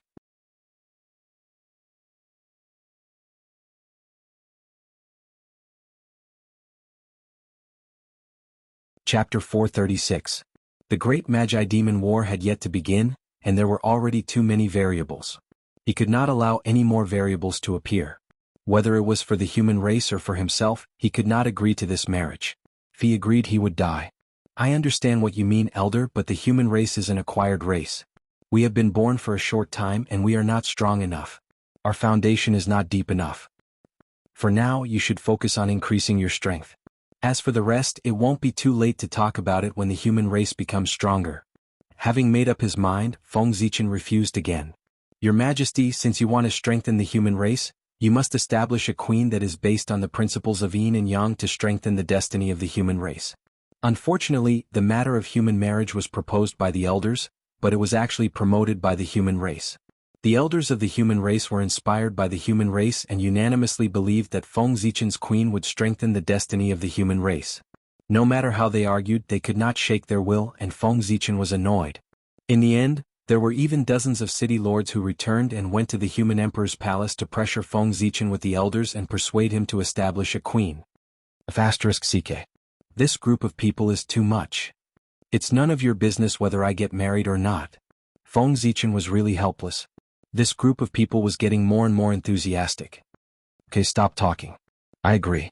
In the end, Feng Zichen was really forced to agree in order to be quiet. Your Majesty is wise. Hearing this, everyone hurriedly bowed. Was this wise? Feng Zichen was so angry that he almost laughed. Establishing a queen was wise? Then this Xingming was really worthless. However, although that was what he thought, Feng Zichen did not say it out loud. Instead, he said to the crowd, "Since this matter was proposed by the elders, then I'll have to trouble you to choose a gentle and graceful woman from the clan to marry me, so as to complete my yin and yang." These words sounded like he was gnashing his teeth, fully expressing the dissatisfaction in Feng Zichen's heart. Of course. Hearing this, everyone bowed again. Naive. Seeing everyone's reaction, Feng Zichen couldn't help but sneer in his heart. Did he really think that he had given in? As the Renhuang, he did everything according to his heart. How could he be swayed by outsiders? He was just annoyed by their noise, so he dealt with it casually. Furthermore, a promise was a promise. Whether or not this matter could be accomplished was still another matter altogether. With a thought, Feng Zichen continued, "Elders, please remember that the person who marries me must be worthy of me. Otherwise, the excess of yang and the decline of yin would cause an imbalance between yin and yang. It would be a disaster and not a blessing." Feng Zichen emphasized the words "worthy," as if he was afraid that the elders wouldn't understand. In order to be compatible with his yin and yang, the woman's identity must be as noble as his. Otherwise, how could she complete the marriage?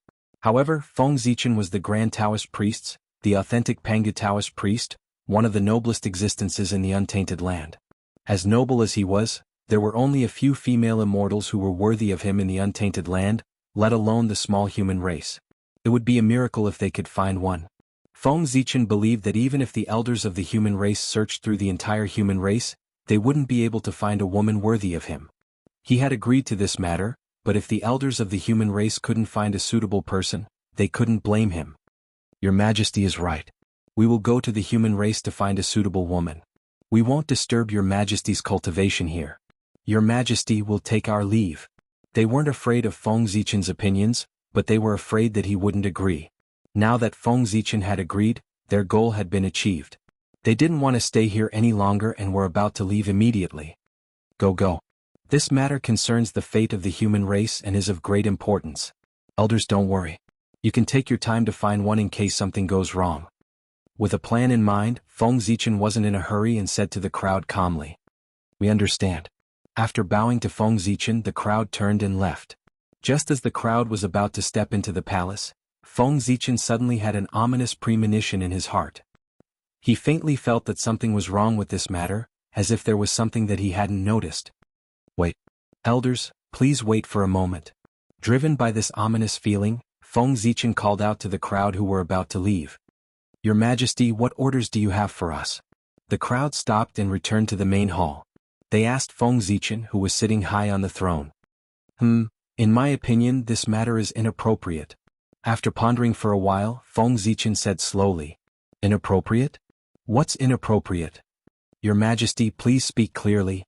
Seeing that Feng Zichen had signs of going back on his word, the crowd couldn't help but feel a little anxious and hurriedly asked.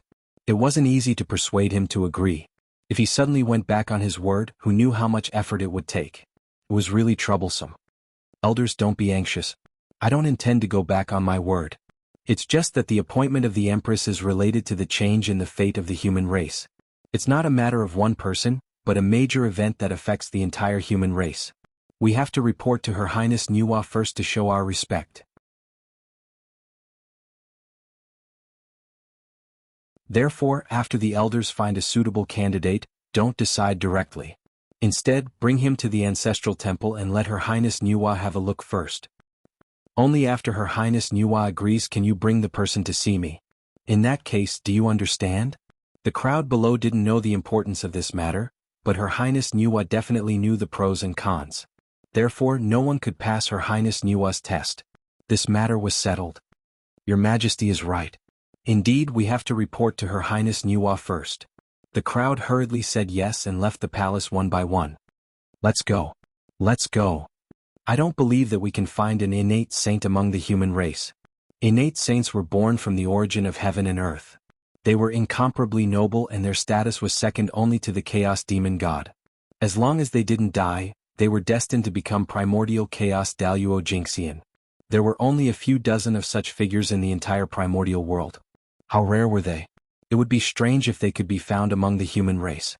The probability of this was like winning the lottery in the modern world. It was completely impossible. In the blink of an eye, 10,000 years had passed since the elders of the human race left the palace. In these 10,000 years, just as Feng Zichen had expected, many elders of the human race searched the human race several times but couldn't find a suitable candidate.